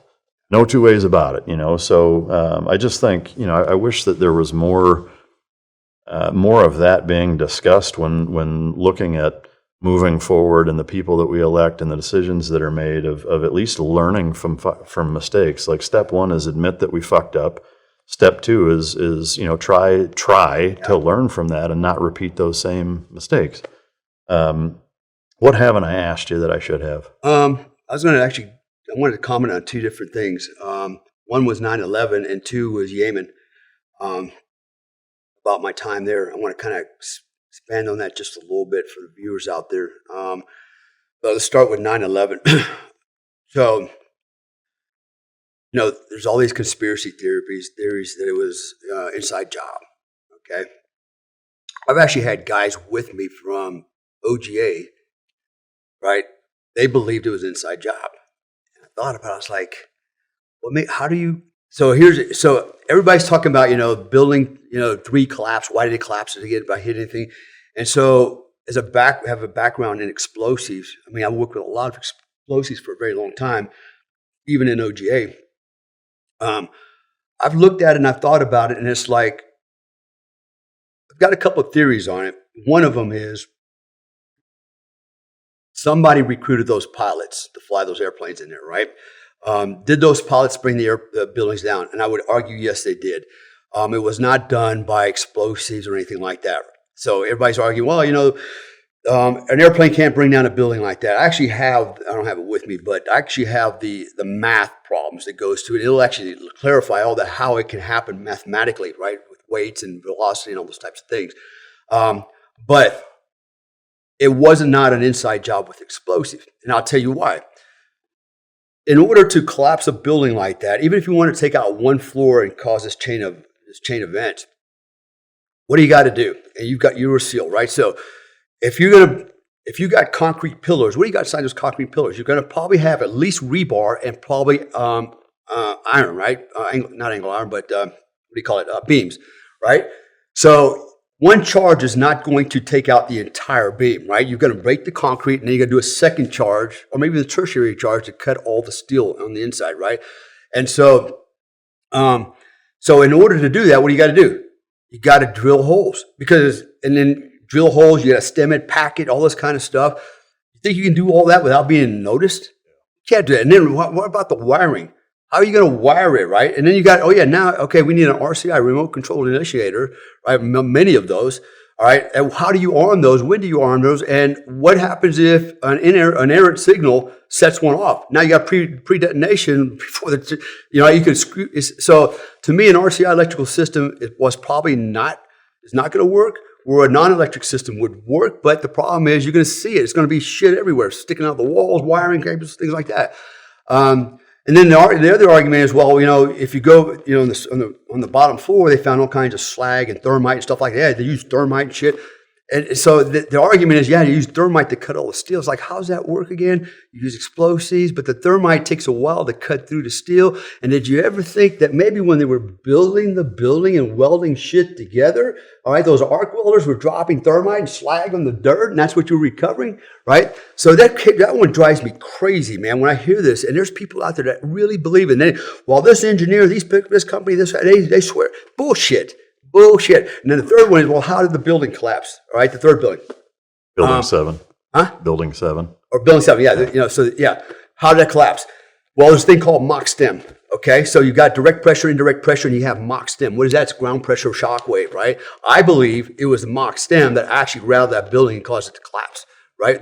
That's what I believe. And, So I had a Secret Service guy on, this was a little over a year ago, I think. Or about a year ago, and he was there that morning. He was actually stationed to Building 7 on 9/11, prior to and subsequently.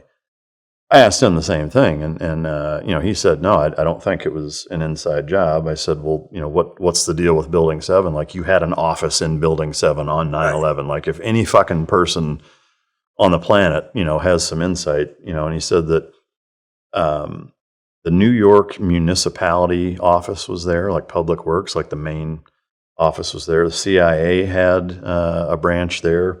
The Secret Service had a branch there, and there are a few other entities that had offices there. But because of the CIA, the Public Works, and the Secret Service being, such an essential, employee, status or whatever, they had a fuck ton of generator capacity and fuel underneath it. Number one. Number two is that it also had an air bridge attached to one of the towers from an overpressure standpoint. And so his take was that the combination of, a fuck ton of fuel underneath the building, coupled with the overpressure of when he's like, that's 1,000% what I think happened, And again, like, he doesn't have any skin in the game. He doesn't have any reason to lie. And the other thing too is that there's 2 points I would bring up. Is number one, like, by all means, question things. I think it's important and healthy to do that.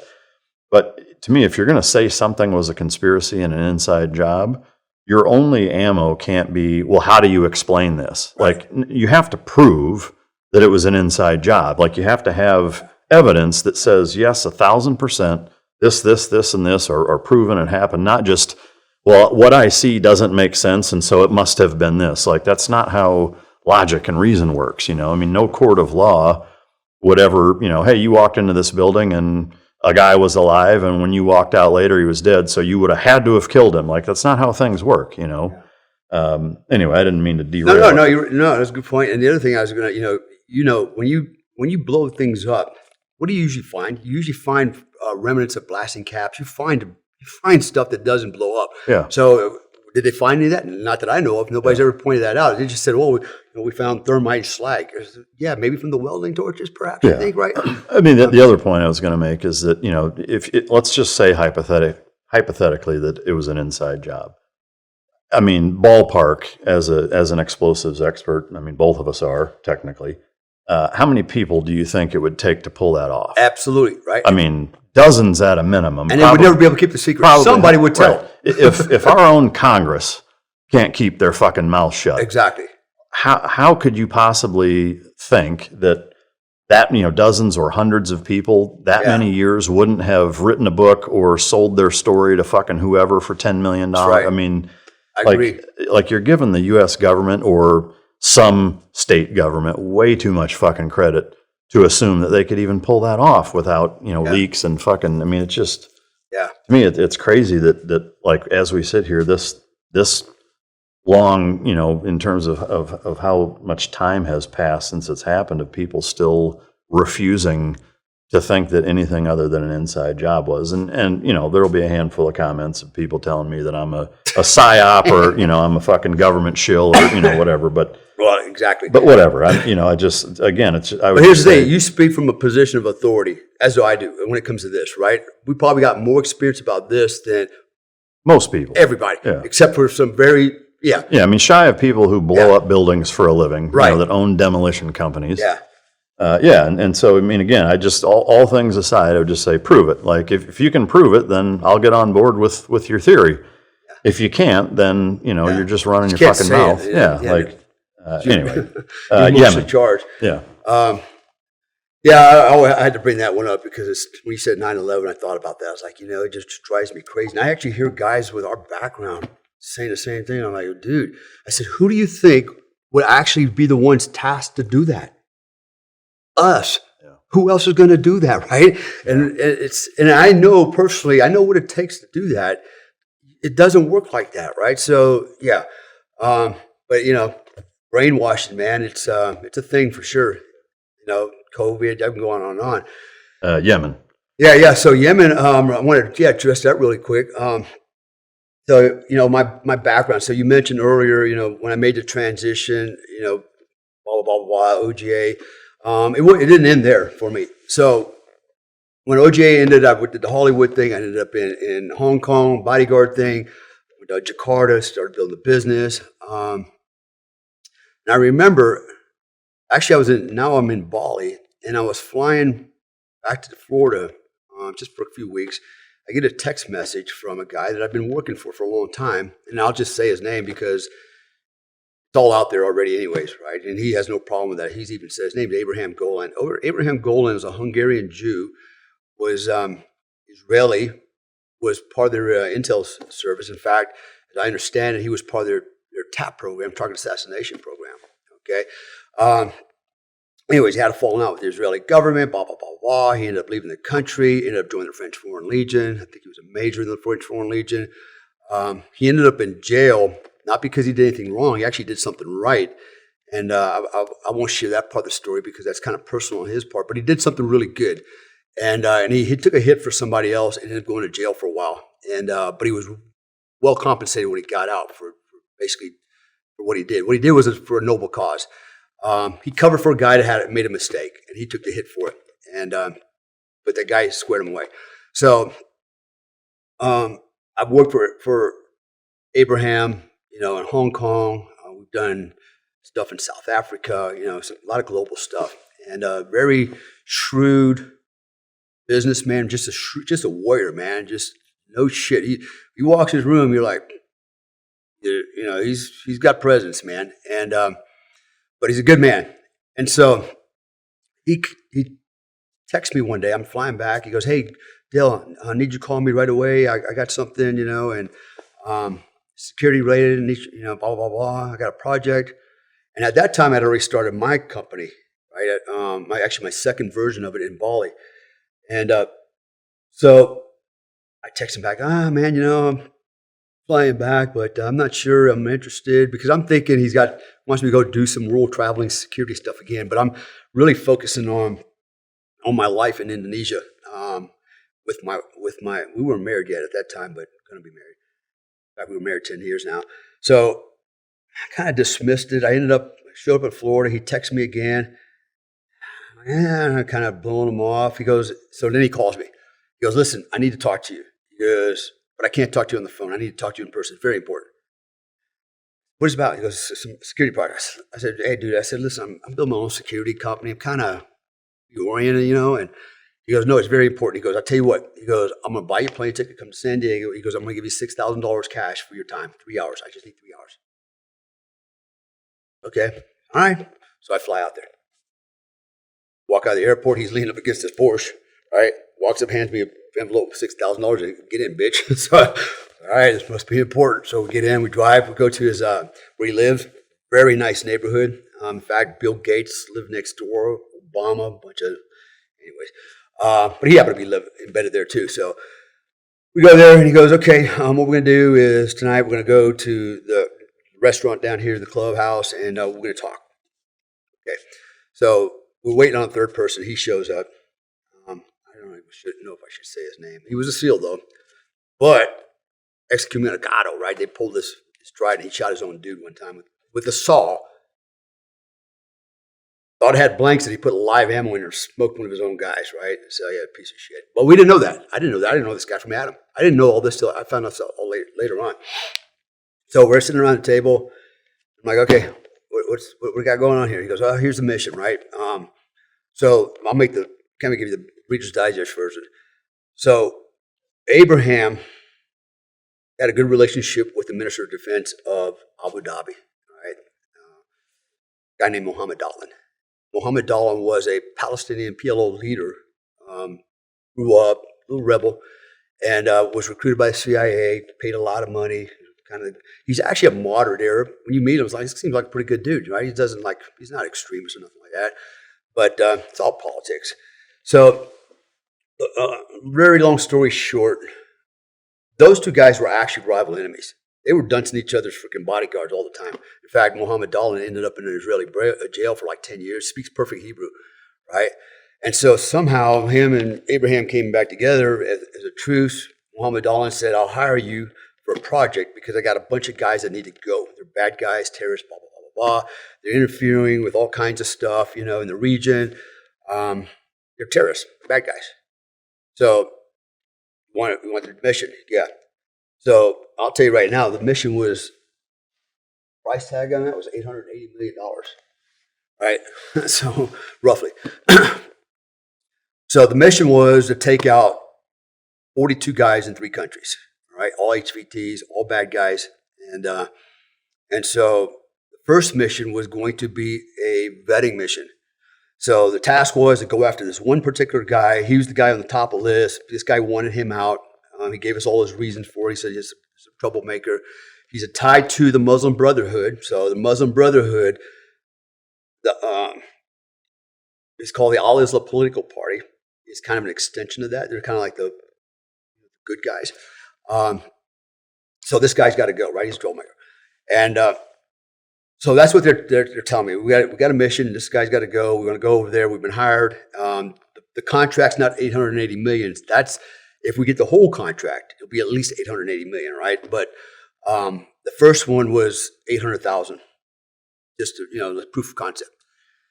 So, like, okay, sounds pretty interesting. So we're going to go over there. We're fighting on behalf of the Emiratis, global war on terrorism, take out bad guys. They can pay us money. Yes. So, okay, listen, later on we go home back to his house. Then Abraham calls me into his office. Come in, I want to talk to you. Close the door. He leaves the other guy outside. And I won't go into the specific comments he made about the other guy. I just say, he goes, listen, I need you on this project. I'm like, man, you know what? I got like 3 days. I got to go back to Indonesia, doing this, I'm doing that. I said, I like the idea, but I'm not ready to go just yet. I said, how about this, man? You guys do the first one, and I'll come in on the second evolution, right? I'll be ready to go by that time. And he goes, no. If I don't have you on the first one, I don't need you on any of them. Okay. Didn't register me what he meant by that until later on. So I'm sitting there thinking about it, and he pulls out $40,000 cash, throws it on the desk. He goes, that's yours? I say, yes. For starters. He goes, you'll be a multimillionaire in the first year. He goes, plenty of money. I was making about $150,000 every 6 weeks. So I was like, damn, he's messing around here, right? So I said, all right, I tell you what, I'll do it, but I got to go back to Indonesia real quick, say goodbye to my girl. I'd lie to her. I'm really going to go too. I said, I need to take up a couple of things, and I'll meet you. I'll meet you in New York, because that's where the link-up point was, right? So it was a total of 11 men on this strike team, war nationals, a few Americans, Moroccans, French Foreign Legionnaires, right? And total 11. So, okay, we agreed. So I fly back to Indonesia, see my wife. I go, hey, I got like 48 hours, and I got to freaking blow out. He goes, where are you going? I said, yeah, I'm going to go in the Middle East and teach people how to march, right? Freaking, I made up some bullshit, right? I didn't want to tell her what I'm really doing. She goes, oh, how long you be gone? I said, I don't know, it's not too long, but it'll be a lot of money. Don't worry, you're going to like it. And so they also told me, hey, you don't need any tactical gear. Just show up as you are. Everything's been ordered, brand new U.S.-made weapons, uniform, everything you need. We got it, right? Whole Christmas list. I said, cool, but, I'm not an idiot either. So I did bring some stuff, like some 511, some desert boots, a little bullshit here and there, right? And actually, I bought it in Indonesia. So I fly to New York. A couple of days later, I meet at a hotel. We're supposed to meet at like 10 o'clock at night in a certain room, in a certain hotel. And so I check in. It's about 6, 7 o'clock in the evening. I'm sitting down in the restaurant, eating some food. And I noticed some dudes walking around. They had a certain swagger to them. I just said, those guys look like had an SF soft swagger to them, right? You could just tell military guys sometimes, yeah, it sounded like Frenchies too, you know. So starting, okay, maybe these are good. So 10 o'clock comes up. We go into the room. Everybody's in there. And it was kind of like a scene out of that Ronin, right? Colors of the Boathouse type thing, right? So we go in, and I'm the last one to show up. And everybody's sitting around looking at each other, sizing each other up. And Abraham's like, okay, guys, here's the deal. He goes, everybody didn't know the whole mission. I actually didn't know the whole mission either, quite completely 100%, but more than everybody else. He goes, here's the mission, blah, blah, blah, blah, blah, blah. He goes, I paid all you guys $20,000 so far just to be here. He goes, if you don't want no part of it, you're free to leave, keep the money, no harm, no foul. Okay, anybody want to leave? I was like, no, stay, right? So he already told kind of the mission. He goes, good. He goes, that guy right there, he's pointing at me. He goes, that guy's in charge of everything. Everything. You take everything from that guy. I'm like, what? So I was like, okay. I guess that's a better position to be in than being the follower, right? At least I can take charge and kind of run things. So I was it. Can you say what the mission was? Yeah, the mission was to take out these HVTs, right? So it was to assassinate 42 people. I don't like to use the word assassinate. Basically, take out heads of terrorist organization, right? So call them whatever you want. Yeah, we'll call it assassinate. I don't give a shit. It's all in the news. That's what BBC calls it. Actually, I think they called it murdering or killing. I don't know. But yeah, that was the job, is to take out these dudes, right? They're troublemakers. And and it wasn't kill, it wasn't capture, it was just kill, right? There's no capturing in this game. What we had to do was the next night, we're going to all meet downstairs. We're going to some vans were going to come in, and we're going to drive to Teterboro. It's a private airport in New York, and we're getting on G5, and we're going to fly from there to, I think we refueled in Hungary, made a couple stops in flight, and then ultimately we would land on a undisclosed airstrip. It's not on a map, just a dirt airstrip out in the middle of the desert with a G5, right? The pilots didn't even know that. They didn't know that until mid-flight. We're like, hey, by the way, changing plans. You're not going here. You're actually going to land here. They're like, where? There's an airstrip on this map, even though you don't see it. Just fly those coordinates. And I'm like, yes, sir. They didn't want to, the reason they didn't question us is we all were wearing, and we were instructed specifically, show up at the airport wearing your field gear, your uniforms. Man, that's like look at me, uniforms, freaking. And everybody else was wearing suits, like I was already, right? And so we did, and I was like, why would we do that? But just to be clear, this is not state-sponsored by any country. The Emiratis, okay. UAE, okay. Right? United Arab Emirates, sponsored, right? Yeah. No, we're not doing nothing rogue. It's all legal and above board. And by the way, you can, as a U.S. citizen, go and fight on behalf of a foreign government as long as it's in alignment with U.S. policy. We've got guys in Ukraine right now doing the same thing, right? So anyways, that's kind of what gave us some cover. But so we're going to wear these uniforms. Again, I'm questioning that, and I'm wondering, but I'm thinking to myself, Abraham knows what he's doing, right? So pretty sure he's got a pretty good reason for it. He's not that stupid. So, and I know what the reason was now, because he knew we were being watched by USG, right? And so what he didn't want to do is make it look like we're being inconspicuous and hiding shit, because one thing we didn't do is carry any kind of weapons, brought water, MREs, and uniforms, and that's it, right? So we don't get snagged up or anything like that. So we show up at the airport, get on the G5, which, by the way, putting 11 dudes in a G5 is no fun. It's not built for 11 dudes. Yeah. I'll tell you that right now, especially 11 big dudes, man. And but we got in there and and flew away and and then along the way we had some whiskey and did the singing and all the jolly shit that you do. We finally ended up in UAE. I'm going to say it was about maybe 8 or 9 o'clock at night. It was dark. We land and there ain't nothing there but desert. And there's one C-130 sitting off the runway, ramp down. And that's it. And there's a guy standing there, which actually turned out to be a colonel, who was an intel officer for the Emiratis.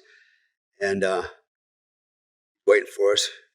Instructions, get your shit, get off the bird, get on this bird. So we dismount, get on the take our names, we get on the C-130. They had pallet seats in there. And we flew another 4 hours to Djibouti. At this point, we land around 2 a.m. in the morning. We transload again into a CH-47 with 2 H-6 attack helicopters and escort. So immediate transload. In fact, the engines are already running by the time we get there. It's like very quickly. Everything's moving fast. Then we fly again from Djibouti to Aden. We landed at one of the Emirati FOBs, right? And so they had actually already at this point set up a cantonment area out of sight, out of mind in the FOB with HESCOs, built it all up, put a couple of GP mediums in there. They had a sea land container, which was like, the room for, AG and his partner. I had no problem with that. But so anyways, we show up at this point, it's about 4 a.m. and get off the helicopters, they fly away. And I asked the intel officer, I said, hey, all our weapons and stuff, where's our shit at? He goes, it's on the way. Pickup trucks. Have it to you here in a few minutes. Go into your tent. So we go inside the cantonment area, out of sight, out of mind. They show up and a couple pickup trucks. And I'm expecting some good U.S.-made shit, right? M4s, all the bells and whistles. That's what I was told. And I'll be damned, they pull up with some ancient Chinese Chi-Com AK-47s, pieces and parts. Like Dishkas with no tripods and like what AKs with no freaking magazines. You know what the asshole did? So I think there was I forget how much money was set aside. Quite a bit of money was set aside just for that equipment, and we were guaranteed it would be here for us when we got there. I think, oh boy, what he did was he pocketed the money because he went down to the local bazaar and he bought all this shit there, right? Freaking local procurement. Fucking, I had a Chi-Com that was 30 years old. We had these what were they? These pistols, Makarov. I can't remember the model name now, but literally, you would shoot it. You could see the bullet go out about 15 feet, just kind of fall on the ground. Like, what the hell? That's the kind of shit we're getting issued. And then we had everything, RPGs and stuff. So I laying everything out, doing the inventory, and then I walk up to the colonel. I go, hey, sir. I said, first of all, what is this shit? This is not what we're supposed to get. And he's making all kinds of excuses. I said, well, moreover, none of this shit works. I said, there's no weapon, there's no magazines for the AK-47s, there's no fucking linked belt for the PKMs. Where's the tripods for the, dish? I mean, where's all this stuff at, right? I can't fight with this. See, he was a little sneaky son of a bitch because he didn't want us there doing the job. He was a little insulted that foreigners had to come in and fight for his country and do what they couldn't do, right? And that's the way I interpret it. And he wanted to see us fail. And he looks at me and goes, so you're telling me you cannot do the mission? I didn't say I couldn't do the mission. If I had to take one of these goddamn fucking Dishkas and beat the shit out of somebody, but, I would like to actually shoot him and not beat him, right? And so I kind of confronted him like, I ain't that dumb. I know what you did.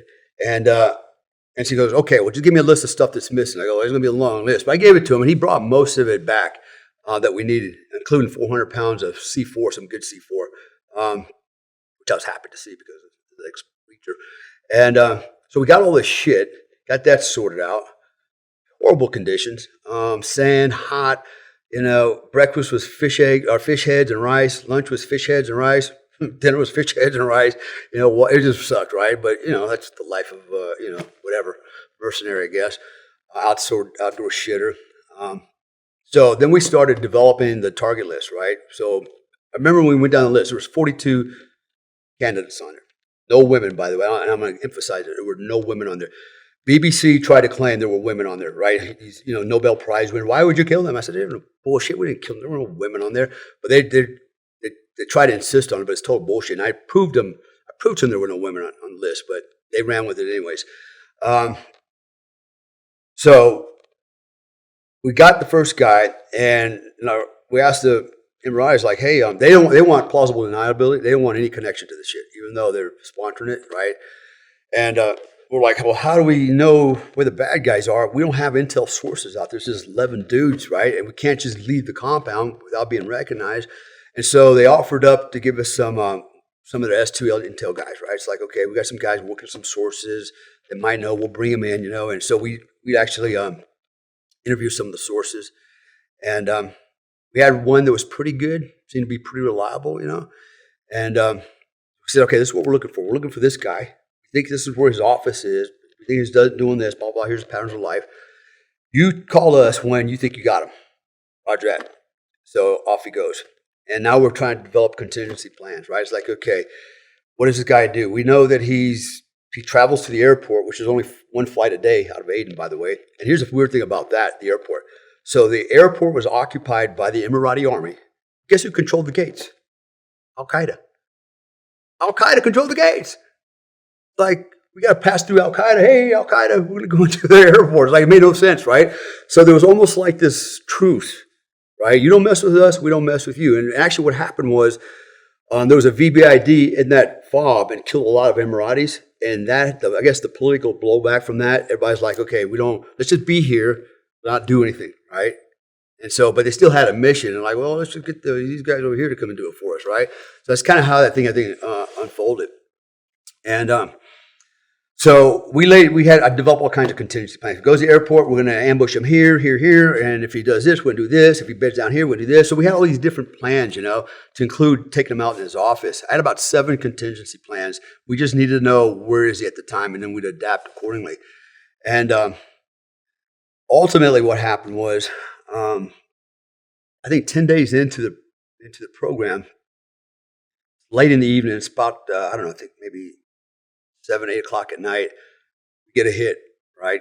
Phone call, hey, I got the guy, PID'd him. He's in his office downtown Aden. And we knew that he traveled with a couple bodyguards. He actually had a motorcade, but they're all thin-skinned vehicles, like pickup trucks and shit, right? And he's really good at tradecraft, right? He was definitely trained. He was really cagey guy, kind of hard to keep up with. And normally what he'd do, if he did go in his office, he would post his security guys to him outside on the sidewalk. We actually had a plan for one of our Moroccan to go out and freaking shoot both those guys and throw an IED into the office, right? That was a funny thing, too, because that Moroccan, when he knew that was his mission, I never seen anybody chain smoke so much in my life, man. And I was just laughing all the time because I know what was going through his mind. I said, don't worry, man, we got your back. We're not going to leave you hanging out there by yourself. That one didn't, fortunately, that didn't happen. But when we got the call, he's in his office. He's got his bodyguards with him. He's got several people with him. He's in the office right now. So it's like 7, 8 o'clock at night.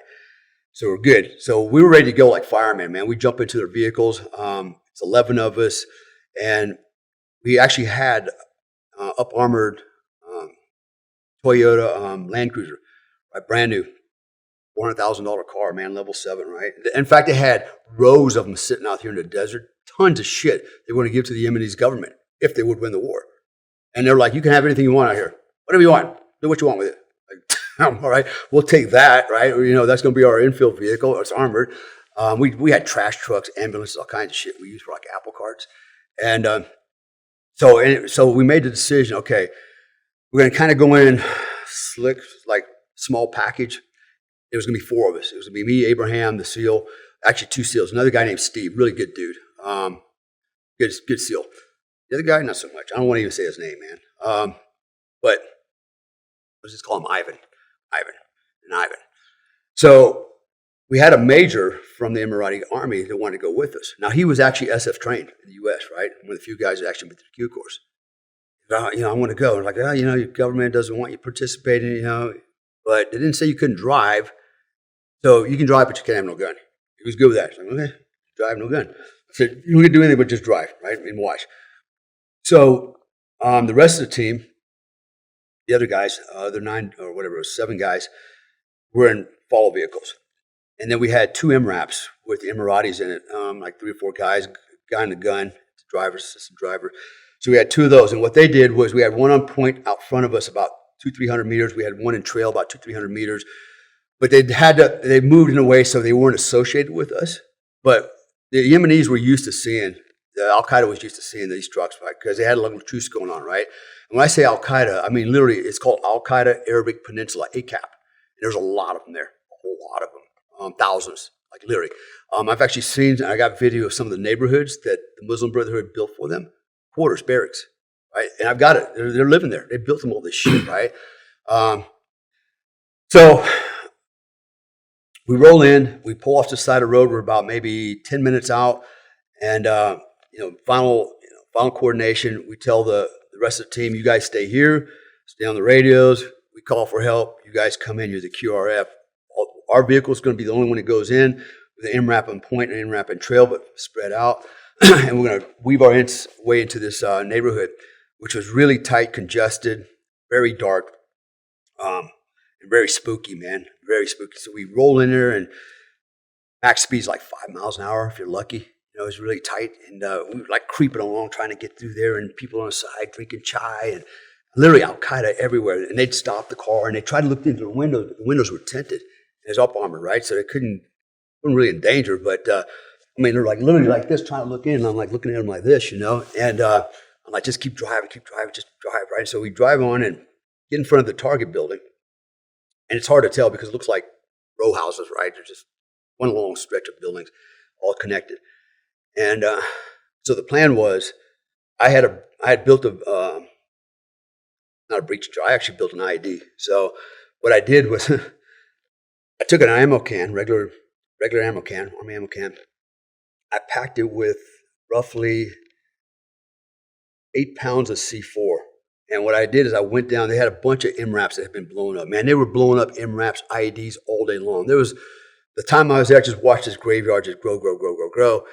And one of the guys there, I said, "Hey, man, I want to chop up one of your MRAPs. I want to get some steel off it, right?" Because what I did is I cut out some steel, cut it in chunks, and then basically aligned the front of the ammo can on the inside like a mother of all claymores, right? What I want to do is launch this metal right through the door.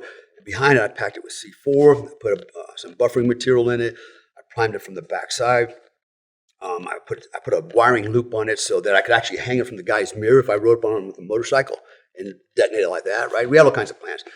And so my plan was run up to the building and open the doors. These are big metal, like corrugated steel doors.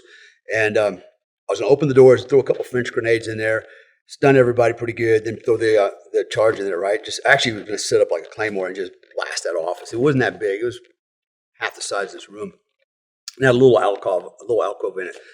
And so we pull up.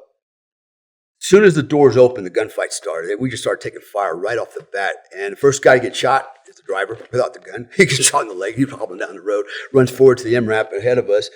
We all bail out, and the tailgate comes down. Steve's back there with a Mag 58. I run around the back, clear, and then he starts opening up. And then I run over to the office building where they're located.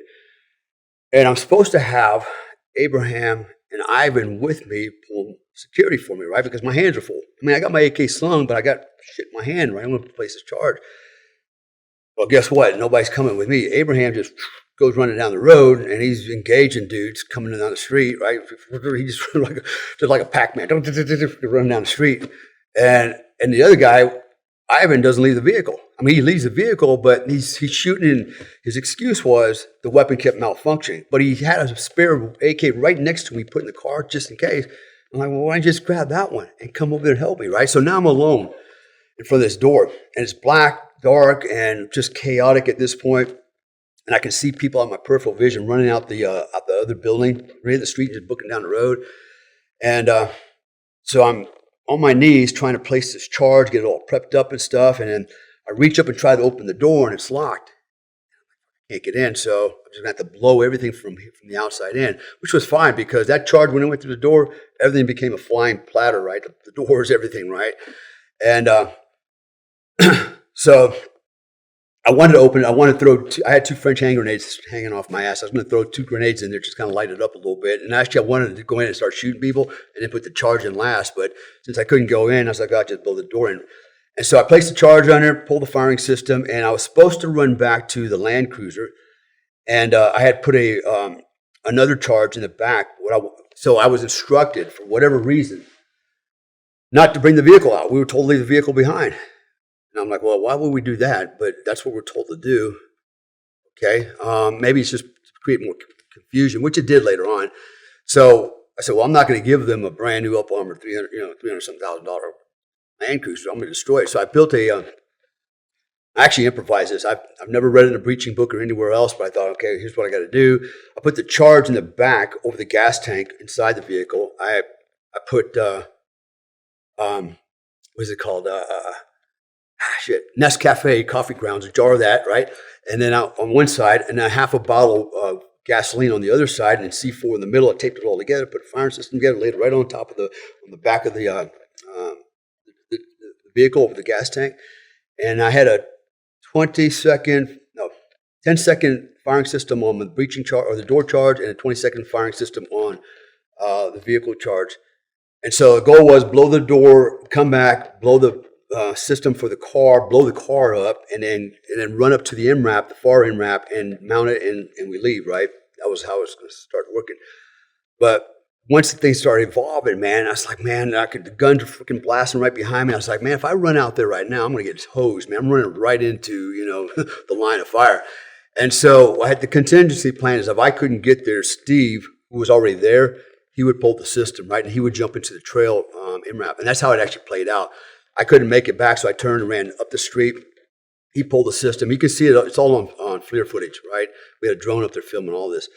And then, boom, first charge goes. Then the car charge goes. And the car literally burned to the ground. There was nothing left. It was beautiful. It actually worked. I'm like, okay, I wasn't sure if it was going to work or not because armored. My goal was, okay,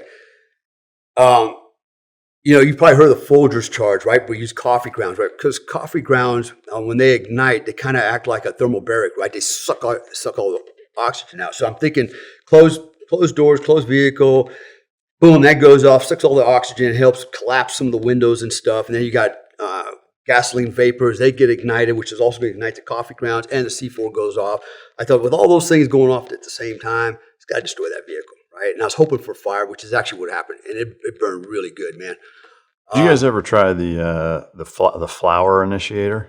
You ever use that? Where like if you put a blasting cap in a 5-pound bag of flour and it goes before the main charge, the mist. Dust initiator. Yeah. They call them dust initiator. I've done kind of a similar. Like you use sawdust and stuff like that, right? So something small, like coffee ground, that's a dust initiator, right? And it has a thermal barrack effect. So that was kind of the intent with the coffee grounds, right? Yeah. But I didn't have Folgers. I only had Nescafe in a jar. And so that's what I used. But it did work. I was pretty impressed with myself after that. I got footage of it, man. It burned like really good, man. I mean, melted to nothing. But anyways, everything went off without a hitch. Got on the vehicles, got out of Dodge, went back. We actually got the surveillance. So we had not ISR, but a drone helicopter up that was filming everything. And here's the crazy part. So check this out, he's Jewish, right? And, in order to go and fight for a foreign army, you got to have a rank, okay? So they made him a full bird colonel. He was actually the rankingest officer on this Emirati base. He was in charge of everything. It's like, how's that work? Got a Jewish guy running everything here. And this is why I said, man, the world is not what it seems. It's just not, man. We got, anyways. So he goes in and tells the drone operator, I want you to put all that footage on a thumb drive, 11 of them, and give them to me. And he copies it all on the thumb drive, and he hands it to all. I was like, what is it? He goes, drone footage. Why are you giving it to us? He goes, insurance. I go, why? He goes, because if anybody ever comes back and says we were just a bunch of rebels, we have MRAPs inside of it. We got a drone helicopter filming it. So we got evidence that we were just not a bunch of rogues doing this shit. We actually had sponsorship, right? And I was like, that's good freaking thinking. Did you guys get that guy? Huh? Did you get the guy? So here's what happened. I thought we got him, right? But apparently he didn't. And so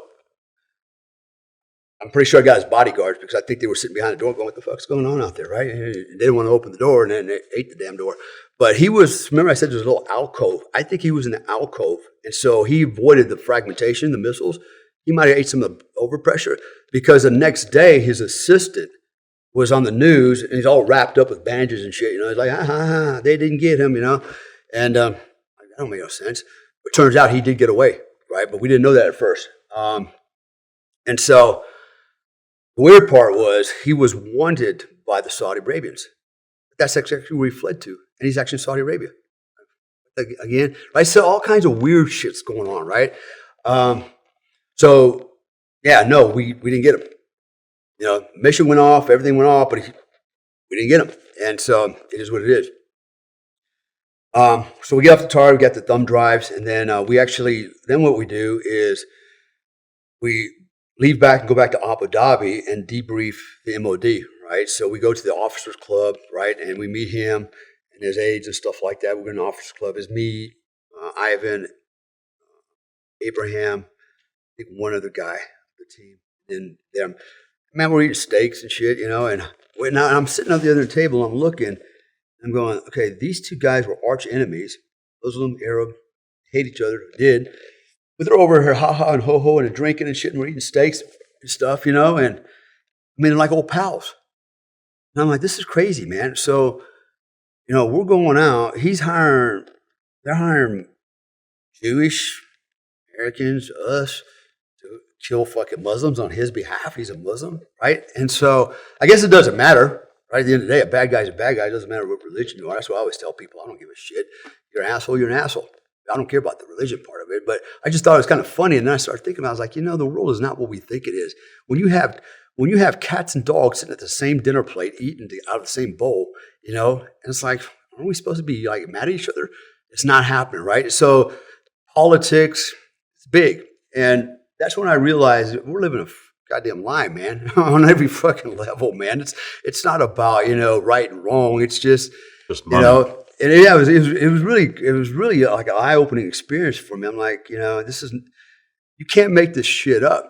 So anyways, he was satisfied with the operation. He goes, whatever they do in Islam, he goes, you get the mission, $880 million, right? Like, damn. So we decided, let's take a break, go back, regroup, clean the shit out of our pants. And, everybody went home for a minute. But we actually did retask organize the team because there were some guys on there that we felt like, yeah, there's no way. I'm not disparaging the Legionnaires, but honestly, they didn't know how to use explosives. I was the only guy that could ride a motorcycle. I said, are you fucking kidding me? I'm teaching you guys how to run crew-served weapons. I hate to say it, but I actually showed the SEALs how to run an AK-47. They didn't even know how to run it. Right? I was like, well, the guy here knows what the hell is going on. That's probably why I'm in charge. So here's what happened. Remember I said in the beginning when Abraham said, I need you for the first mission, or I don't need you at all? Well, now it was evident, right? Because they needed the first mission to be successful.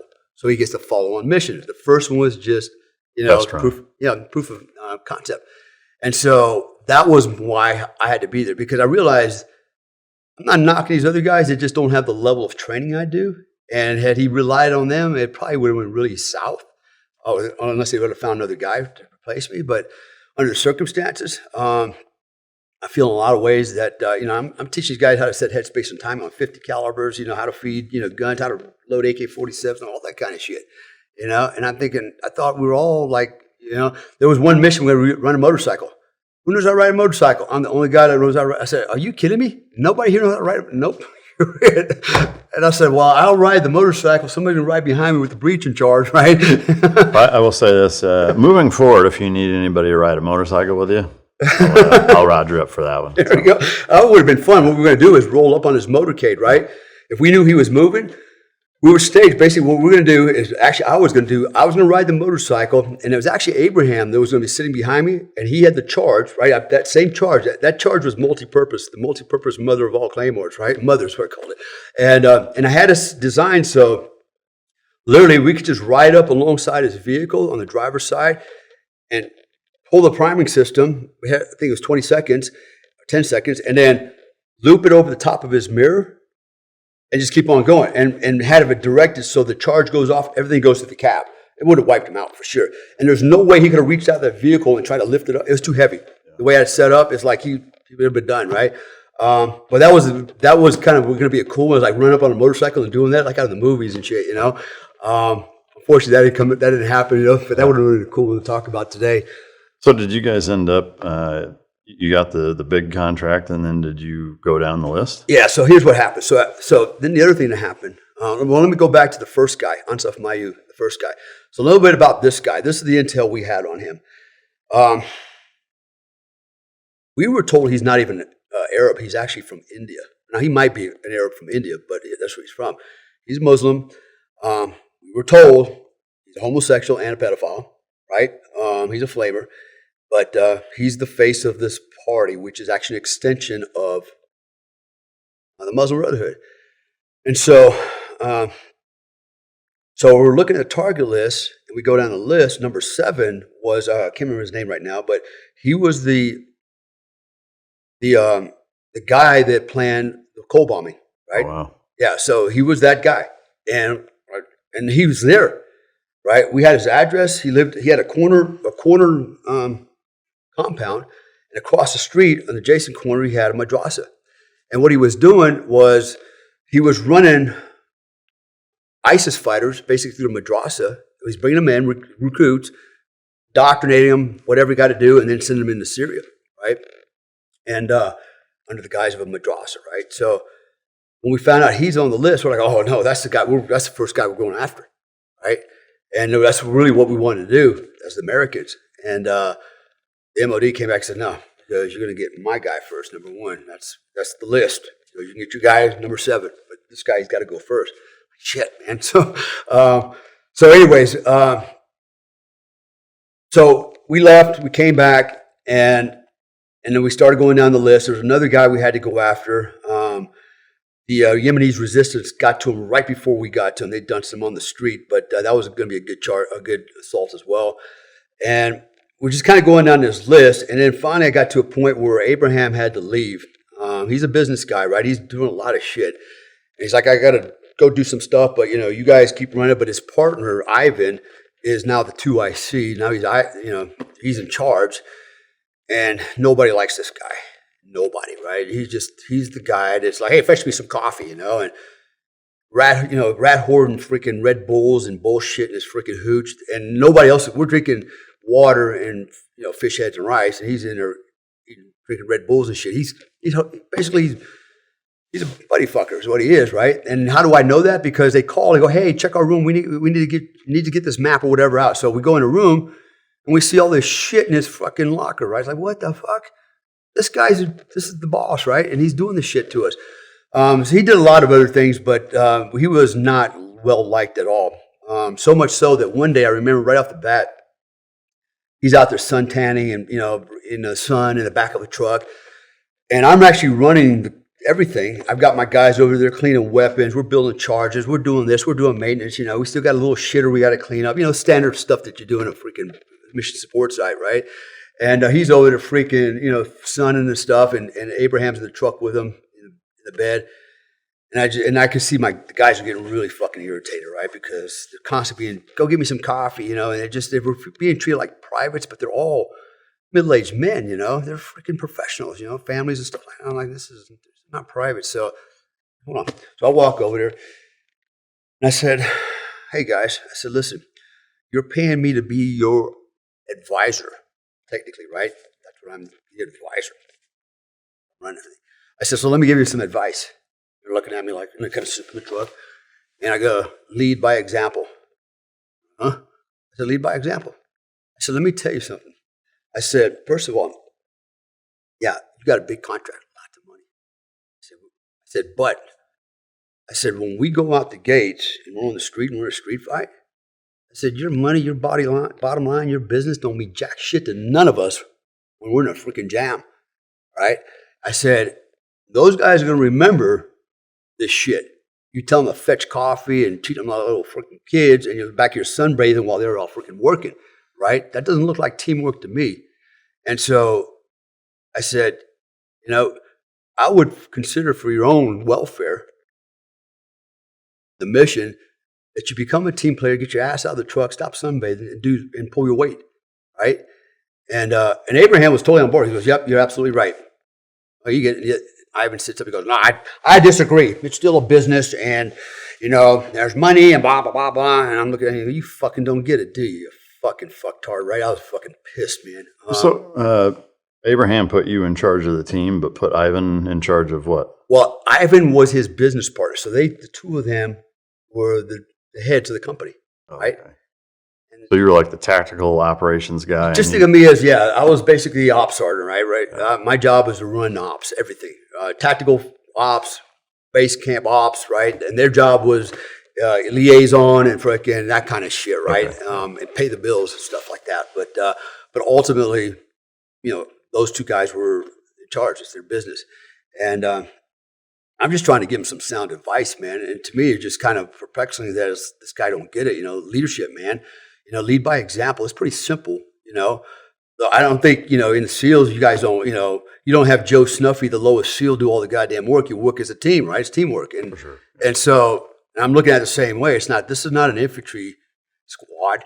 These aren't privates. These are grown men. They got more experience than this SEAL ever had. He's never been to combat, by the way. Never been to combat, right? And so And when he got up and said that, I wanted to punch him right in his freaking mouth. It's like, I said, you know what? I said, when we get in shit out there, I said, and when things really get bad and guys have to make a decision, either to save me or this other guy or save you, I said, there's a pretty good chance they're going to save me or that other guy, and you're last on the list if you're lucky, right? That's how you got to remember that. But he still can get his head around it. And this is why the guys didn't like him. And so what happened was, eventually when Abraham left, everything just stopped. And I'm like, why is it stopping? Because this guy didn't have the tactical experience, the knowledge, the courage to continue running ops, right? I was willing to, but he's the ultimate guy in charge. He's like, no, stand down, stand down. And so we'd been out there for a couple of weeks just sitting on our ass. I was like, I could be sitting on my ass in Indonesia with my wife, my girlfriend, and I'm not sitting out here swatting at flies and eating fish heads and rice every day and losing weight. And so I got a little disgruntled, man. I'm not gonna lie. And so I finally made the decision. I said, you know what? I'm leaving. Literally, I'm leaving. And there was a new SEAL that come in, and he told me everything about this guy. That's how I know everything about him. And he goes, hey, man, can I come with you? I said, yeah, sweet world. You can come with me if you want. So we literally freaking walked out the desert, me and him with our shit.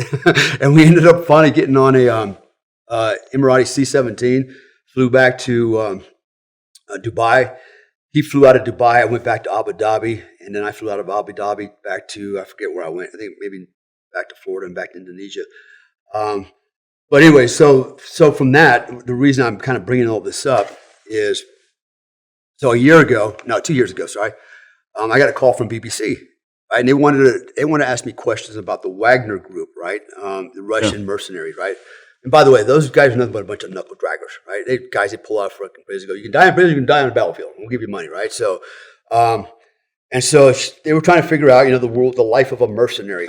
And so I said, we're nothing like the Wagner group. I said, my guys were all professionals. We're like professional soldiers.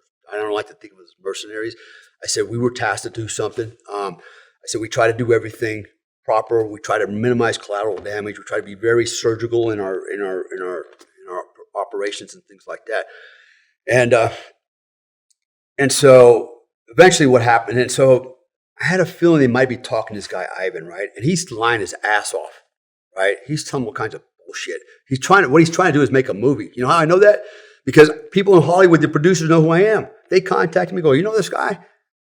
Yeah. Well, you got to be kidding me. This guy's out here trying to sell this. And he actually compromised all of us. He gave up all our names to Reuters. So I got a guy named Aaron Rostam calling me, asking me, and I'm like, I don't know what you're talking about. Oh, I know everything. I don't know. I know everything.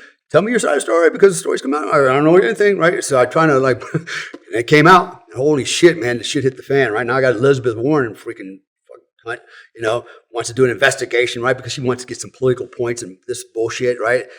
I'm like, man, this guy just jammed us up. In fact, one of our guys got shot on Fort Bragg from a car full of Arabs, drove by and fucking drive-by, shot him through his gut. And he's an 18 Delta medic. He didn't want no more trouble because he's already getting a lot of fucking scrutiny because of this thing. Because at the time he wasn't in the army. He was, in the reserves.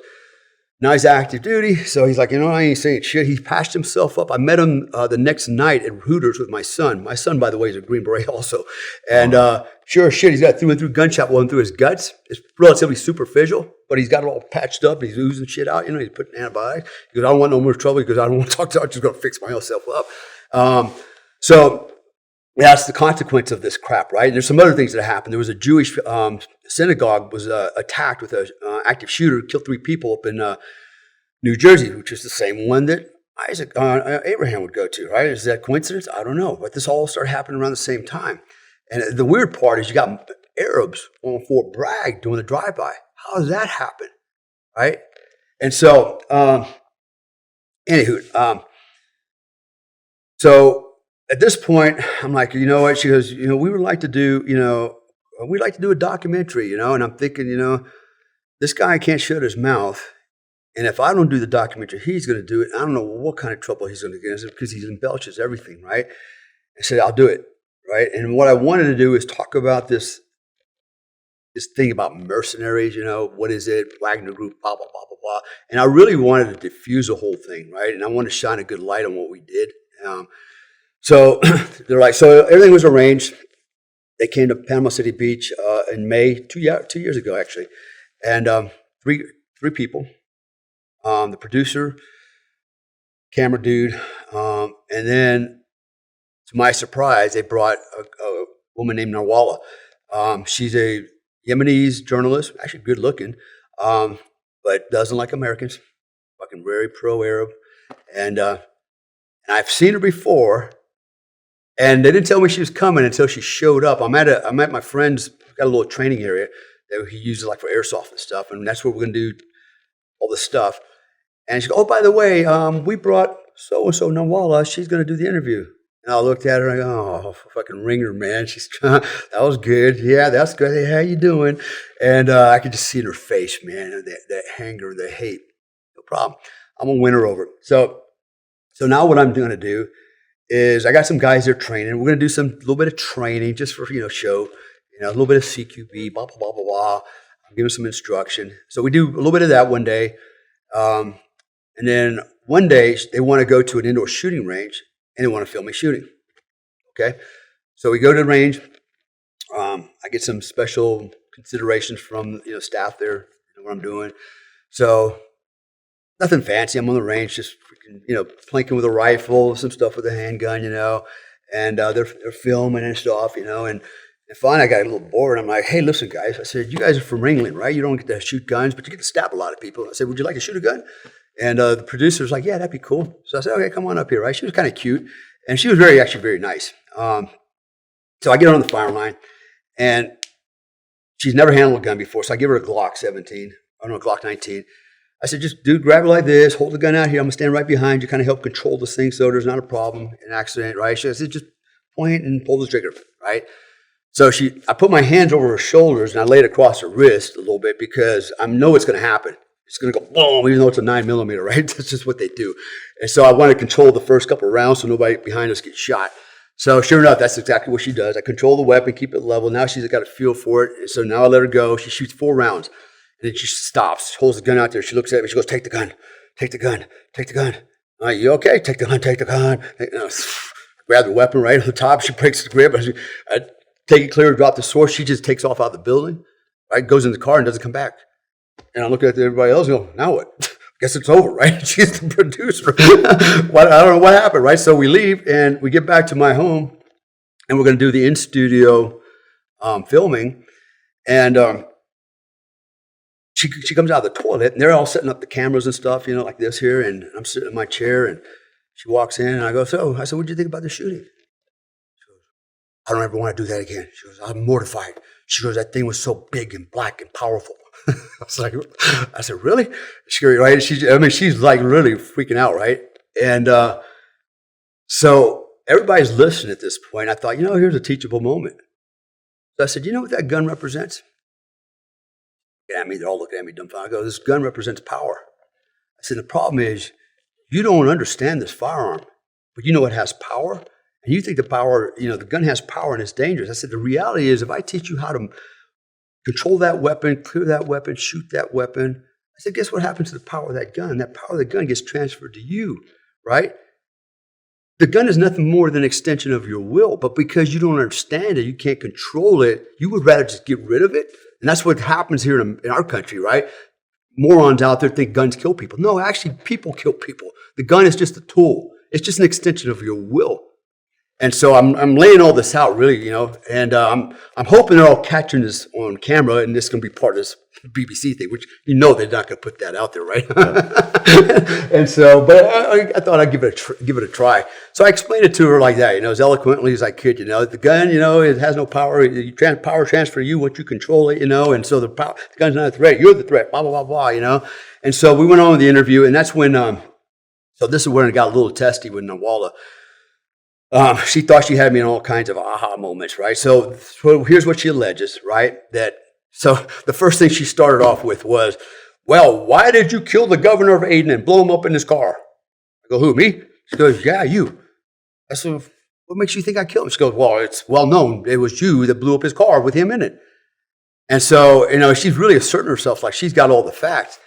I go, when did we get to Yemen, right? It's documented. I said, December 15th, all right, is when we went to Yemen. I said, "Now, when the governor got killed? November 7th. we weren't even in the country yet. And I said, oh, and I was lucky, man, because on my phone, I had saved some of the intel, one of the files, and I pulled it up, and there it was. Al-Qaeda took responsibility for killing the governor of Aden, but she tried to pin it on me. I go, bullshit, right? It's just like, oh.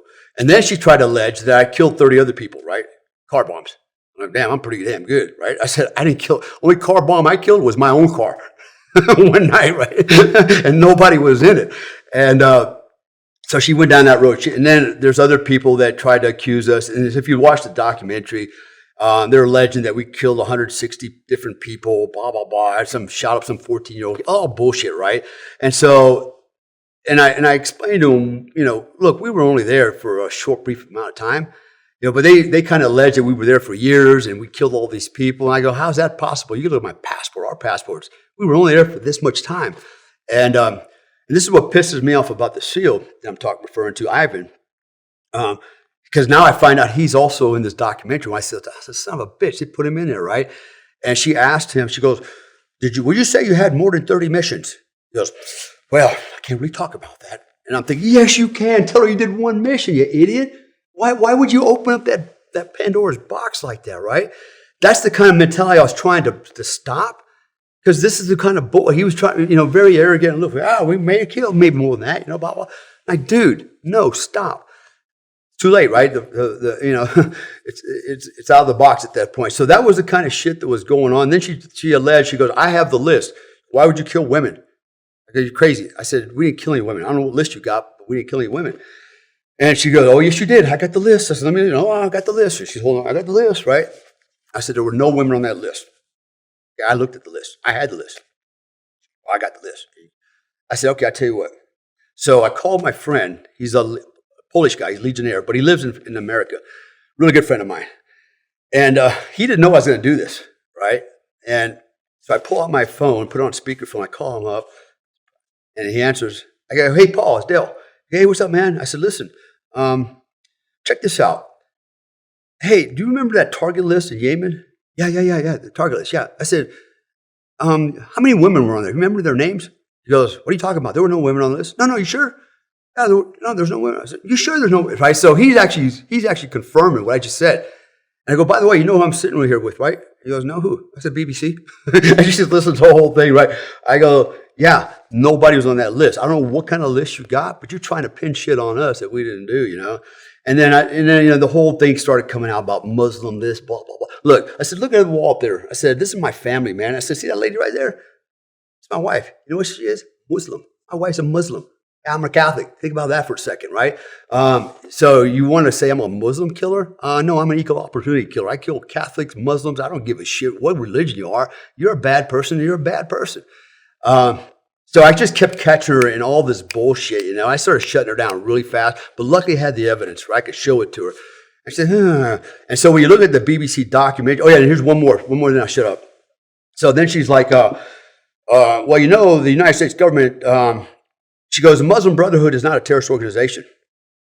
I go, no, yeah, they are. She goes, no, they're not. I said, yeah, they are. In fact, not only were they a Muslim terrorist organization, but the Al-Insula political party is the face of the company. They were all there. Muslim Brotherhood was there building these buildings, right? And they use Al-Qaeda as their action arm, their defensive guys, right? So you get offensive guys. And she's like trying to play this down. Oh, the Muslims are good guys. So if you look at the Muslim Brotherhood, it goes all the way back to 1917, by the way. It's not like a new phenomenon. And they've been implicated in a lot of bad shit, especially by the Egyptians. The Egyptians consider them a terrorist organization. Many European countries consider them a terrorist organization, and many Middle Eastern countries consider them a terrorist organization. And Donald Trump and Ted Cruz consider them a terrorist organization, wanted them on the list, but the Democrats said no, right? And so she's trying to make the argument that Muslim Brotherhood is good guys, and I'm like, no, they're not. And she goes, yes, they are. I said, no, they're not. We had this back and forth thing, right? And what she was trying to do was tie the U.S. government to this operation. I said, you know what? It don't even matter. I said, because you know why? I said, I wasn't working for the U.S. government. I was working for the Emirati. So I don't give a shit what the government here thinks. It's what the government I was working for thinks. And they said they're bad guys, right? She clipped that conveniently out too. It's not in the video, in the documentary either. So I just kind of put that out there. So here's a problem with, journalists. Most of them lie. They're all liars.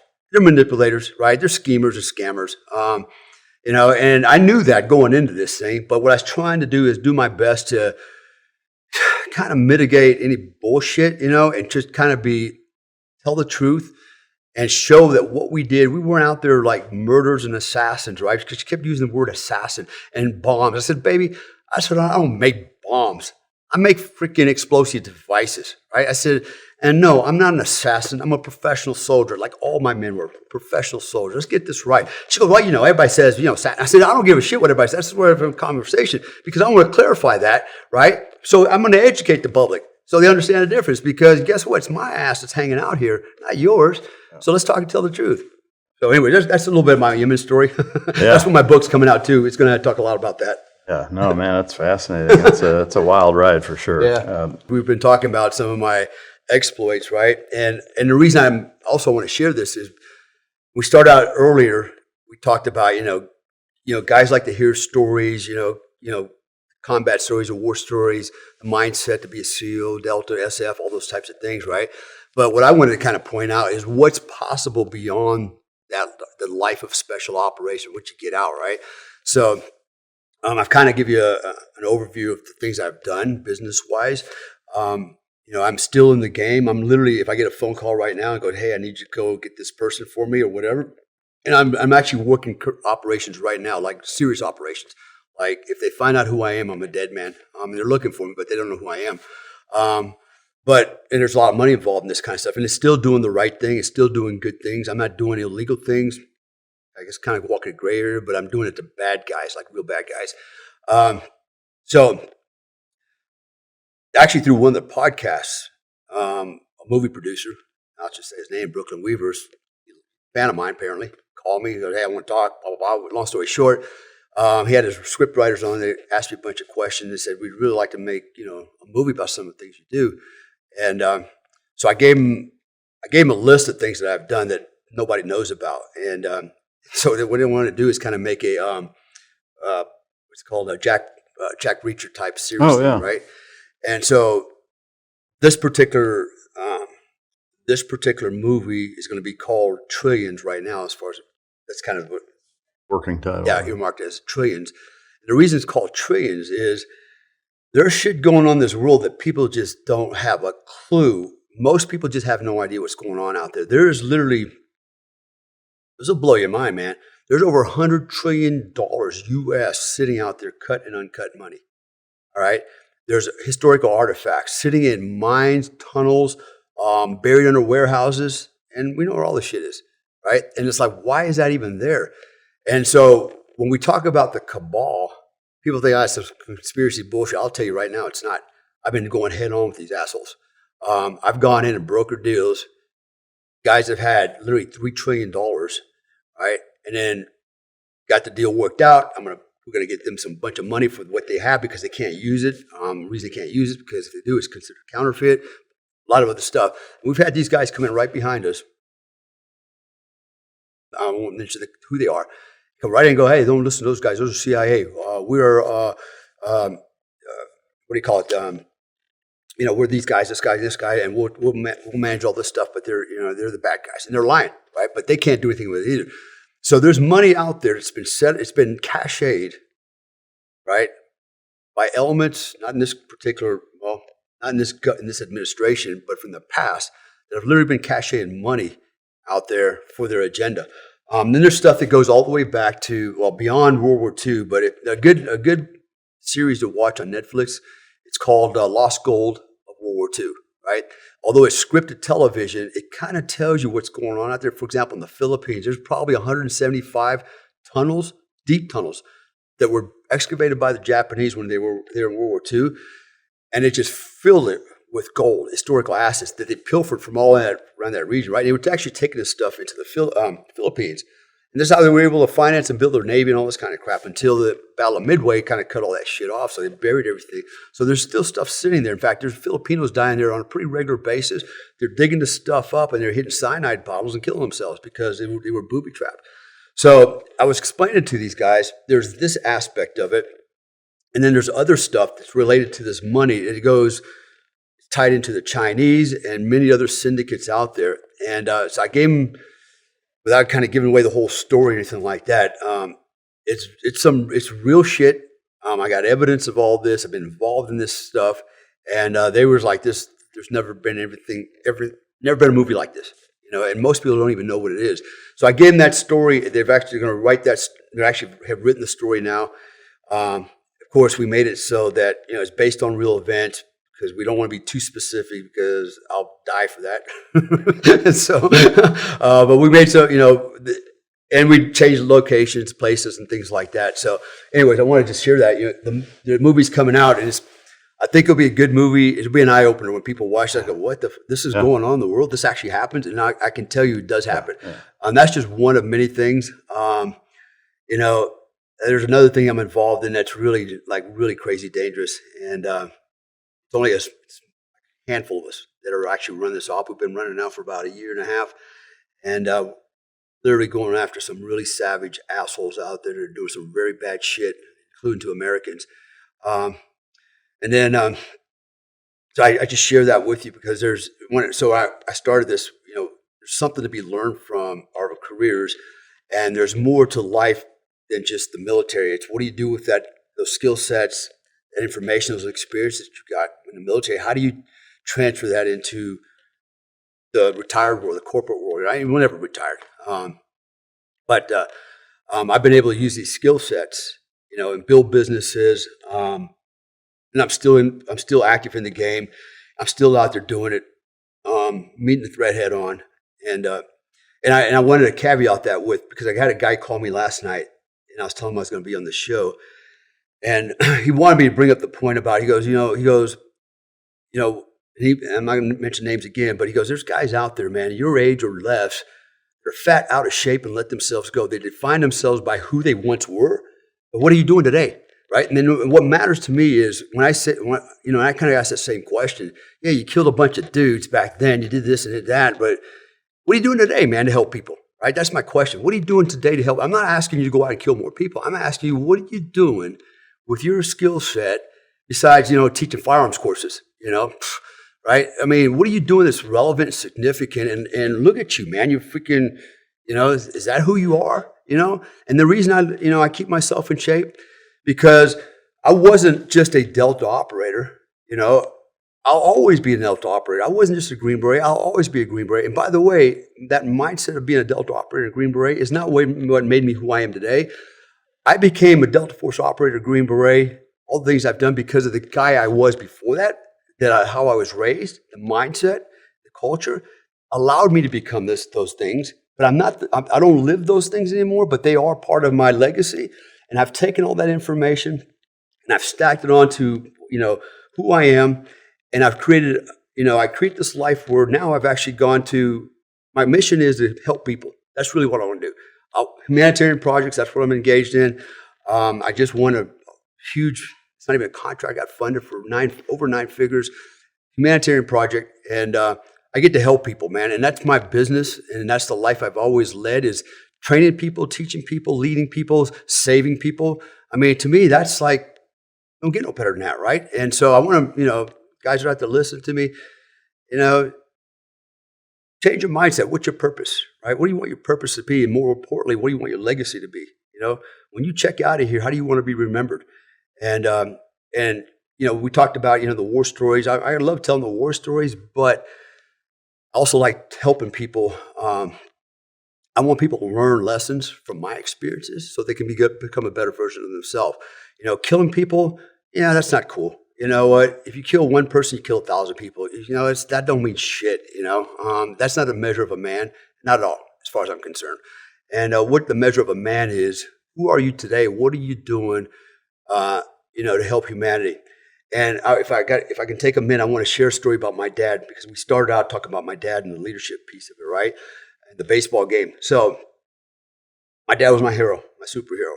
And now he wasn't special in anything in the sense that, he wasn't a Green Beret or anything. He was 05 Charlie, right? Which was a teletype operator in a rat rig, right, in Vietnam. So, but he was still a soldier, a platoon sergeant, so forth and so on.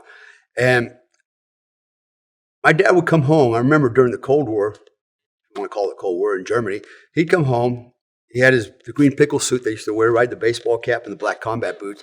He'd come home. The first thing he would do is sit down at the dinner table. We had bought him. I remember my mom, my sister, and I bought my dad a shoe shine box for Christmas. And he'd pull that shoe shine box and he'd take his boots off. And before he did anything else in the house, he spit shined his combat boots every night. Spit shine them. That's how I learned how to spit shine boots. I watched my dad do it. Diaper rag, like the whole 9 yards, right? And I would just sit there, mesmerized watching my dad.